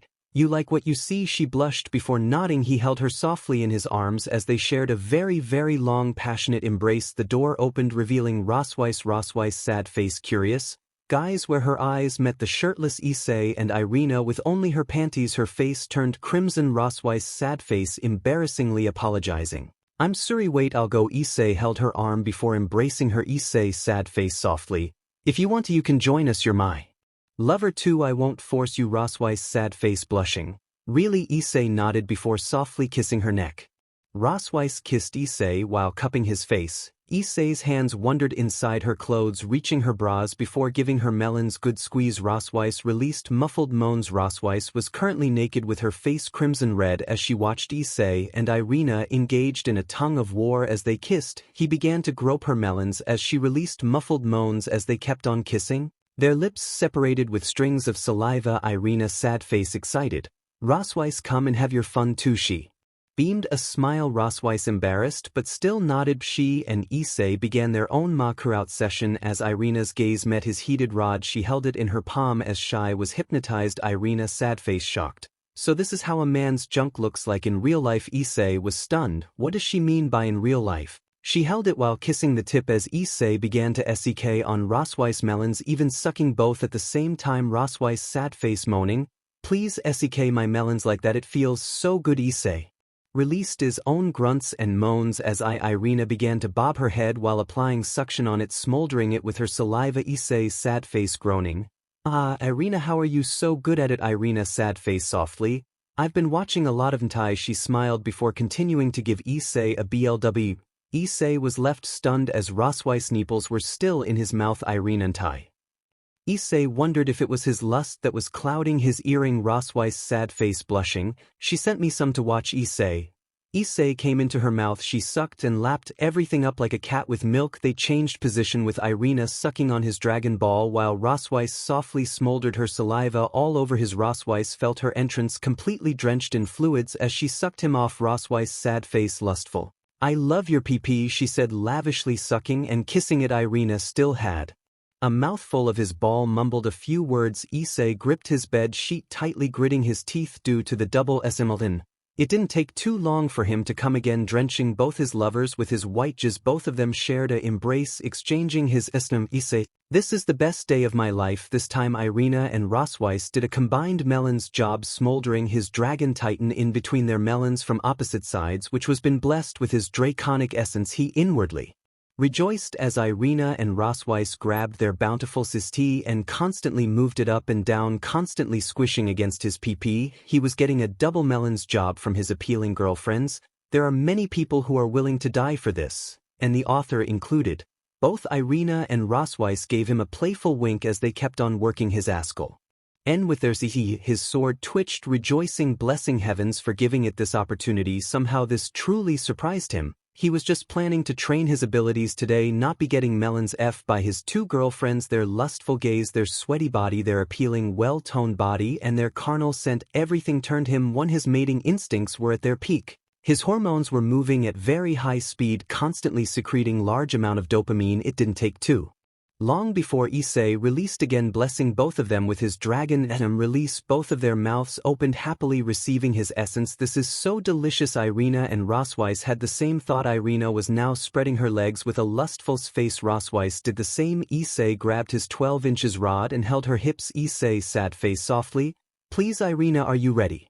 Irina sad face nodded. "Yes Issei, please make me yours." Issei slowly pushed his rod into her. Her whimpers could be heard as Issei's rod kept on going until it reached some sort of barrier. He then stabbed through it. Irina released a short groan of pain as BLD mixed with love juices oozed out of her entrance. Rosweiss seemed like as if she was in a trance as she observed it. "Rosweiss, that thing is going to be inside me." She felt a huge itch in her already drenched panties. Irina tells Issei he can move. Issei held her hips as he began to swing. From the once painful feeling, it was replaced by an intense pleasure that threatened to engulf her entire mind. Issei could see her appealing perfect snatch with a tuft of chestnut brown hair. He felt her warm insides coil around him, massaging his rod and soak it in her love juices. He and Rosweiss engaged in a rough makeout session as he kept on thrusting right into her. Irina, moaning, Irina, seeing the RDC scene, came all over Issei's rod and abdomen, with Issei releasing his own seed into her. Her tongue stuck out with her eyes rolled back, but unfortunately Issei's lust didn't satiate. He grabbed her hips one more time and became more dominating. He grabbed Rosweiss before sucking on them one more time. Irina's insides shuddered deeply as Issei kept on thrusting into her, increasing his speed several times. Her fleshy insides released several blasts of love juices being penetrated by Issei's large rod. The entire room echoed with very loud moans and skins slamming against each other, producing very RDC sounds. Her vaginal walls continues to enlarge itself as Issei kept on digging deeper, gouging her insides with his rod. Her hips moved, synchronizing her movements with Issei. Splurt, splurt, splurt. Issei came so strong into her. Her stomach enlarged. Rosweiss' eyes widened in shock. Irina passed out due to the pleasure as she released her own large amount of her essence. Issei slowly turned to Rosweiss, whose face was completely red, even more than his flames. Rosweiss' eyes widened as she realized he was still very strong. His rod didn't even shrink. Rosweiss, knowing what he wanted, began to give him a BLWE. She took in his length before bobbing her head several times, using her tongue to Issei and lick off the remains of his claiming of Irina. She swirled her tongue several times while massaging his ball. She held his ball while sucking his. Issei came all over her face with a smile. Rosweiss got on her back, advertising her body to Issei. Rosweiss' sad face blushing. "I'm all yours, my dragon emperor." Issei nodded before kissing Rosweiss on her neck and fondled her melons before sticking 2 fingers into her already soaking snatch and began to pump her strong. She moaned, embracing him as she watched how 2 fingers kept penetrating her, more of her love juices flowing, making his fingers drenched. He then happily sucked on his fingers, making sure to taste every last drop of her essence. Issei held her hips and did the same thing, taking Rosweiss' virginity as Issei slowly moved as she wrapped her arms around his neck while kissing. Her insides were different from Irina. This one was more compact, even though not as smooth, but was still very, very much enjoyable. He kept on moving, molding her insides with his rod, forcing her to come several times over in a span of mere minutes. Issei wasn't done. He was far from finished, as Irina was now on the famous doggy-style position, showcasing her bountiful butt to the world. He grabbed both sides of her butt cheeks, molding it and caressing it, causing Rosweiss to let out loud moans. He then plunged deeper into her, pushing against her Cyrex against her. As he pulls out, a pop sound could be heard. Rosweiss wondered if he was done until a crashing force of intense pleasure stabbed right into her as he stabbed right into her again, moving with intense vigor. Smacking sounds of her melons colliding could be heard, but was overshadowed by her intense moans as she tried to hold them in but failed at doing so. Rosweiss' intense screams of pleasure could be heard. A puddle of her essence had already formed. She could feel something twitch inside her until finally, splurt, splurt, splurt, He came so strong it began to drip from her snatch. Irina had already woken up and saw that Issei was still strong. Both of them had to take turns to calm him down. I've decided to change my writing style to the one of the beginning of the book. I'm finding this own a bit annoying. Time skip. 10 hours later. The entire room reeked of sec with several stains of their lustful escapade. Issei blinked, rubbing his eyes as he awoke to find Irina and Rosweiss beside him. The room was bathed in the soft glow of morning light, albeit the stains. Irina stretched, her eyes meeting Issei's. Her body was filled with scratches and hickeys with bruises too. Irina, morning. Did you sleep well? She weakly smiled. Irina, you really did a number on me, did you? She felt her body was immensely sore, especially down there. Issei was completely embarrassed. Issei, I'm sorry. He apologized. Irina giggled. Irina, don't worry, I enjoyed every second of it, my handsome dragon. She kissed his lips. Rosweiss yawned, sitting up. Rosweiss, last night was amazing, she said with a completely red face. She kissed Issei too. Irina, we had a vivid dream, Issei. It felt so real. We saw a red dragon mark on us. And then this voice. Then they noticed a red mark on their necks. Issei furrowed his brow, sensing something unusual. Issei, what voice? What did it say? As if on cue, a resonating voice echoed in the room. Drake, greetings, Issei am Drake, the Welsh dragon. It seems your mates have been marked by my power. His sacred gear manifested. Irina and Rosweiss exchanged bewildered glances. Issei's eyes widened. Issei, oh hey Drake, what are these marks anyway? Drake's voice continued. Drake, indeed. You, Issei Hayadu, are a dragon. A true dragon, and these two lovely ladies have been chosen as your mates, akin to wives. Irina blushed, stuttering, Irinoives. Is this some kind of joke? Not like I don't mind. Rosweiss, usually composed, seemed equally perplexed. Rosweiss, Issei, what does this mean? Issei scratched his head, grappling with the revelation. Issei, I don't know, but if Drake says it, there must be some truth to it. Drake chimed in. Drake, I assure you, this is no jest. The mark signifies a deep connection between you. It's a bond of the heart and soul, transcending mere mortal understanding. Irina looked at Issei with a mix of curiosity and uncertainty. Irina, so what do we do now? Issei pondered for a moment before responding. Issei, I guess we navigate this new territory together. If you've been marked, it means there's something special about our connection. I don't all love you very, very much. We face whatever comes our way as a team. Rosweiss nodded, determination in her eyes. Rosweiss agreed. If this is our destiny, then so be it. Drake, with the mark you can feel the emotions of the other mate and also even tell their location, and also if you've noticed you've received a strong power boost since well Issei is very powerful. Irina and Rosweiss nodded. Irina, so I'm the wife of the Red Dragon Emperor, she teased as she kissed Issei. Rosweiss, you look he's blushing, she said with a smile as she met Issei's red face. Issei, oh Irina, can I see your wings? Irina's silver wings manifested. Issei, so he's right, he said with a smile. Irina, I tried to experiment by watching Tai, then he's right, as long as I don't succumb to darkness or evil I won't fall. She beamed a smile at Issei. Issei, oh thanks Seraphiel, now then you guys should go and rest, I'll make breakfast for all of us. They both nodded before kissing his cheeks. Chapter 1. Descent into Darkness. Chapter 1.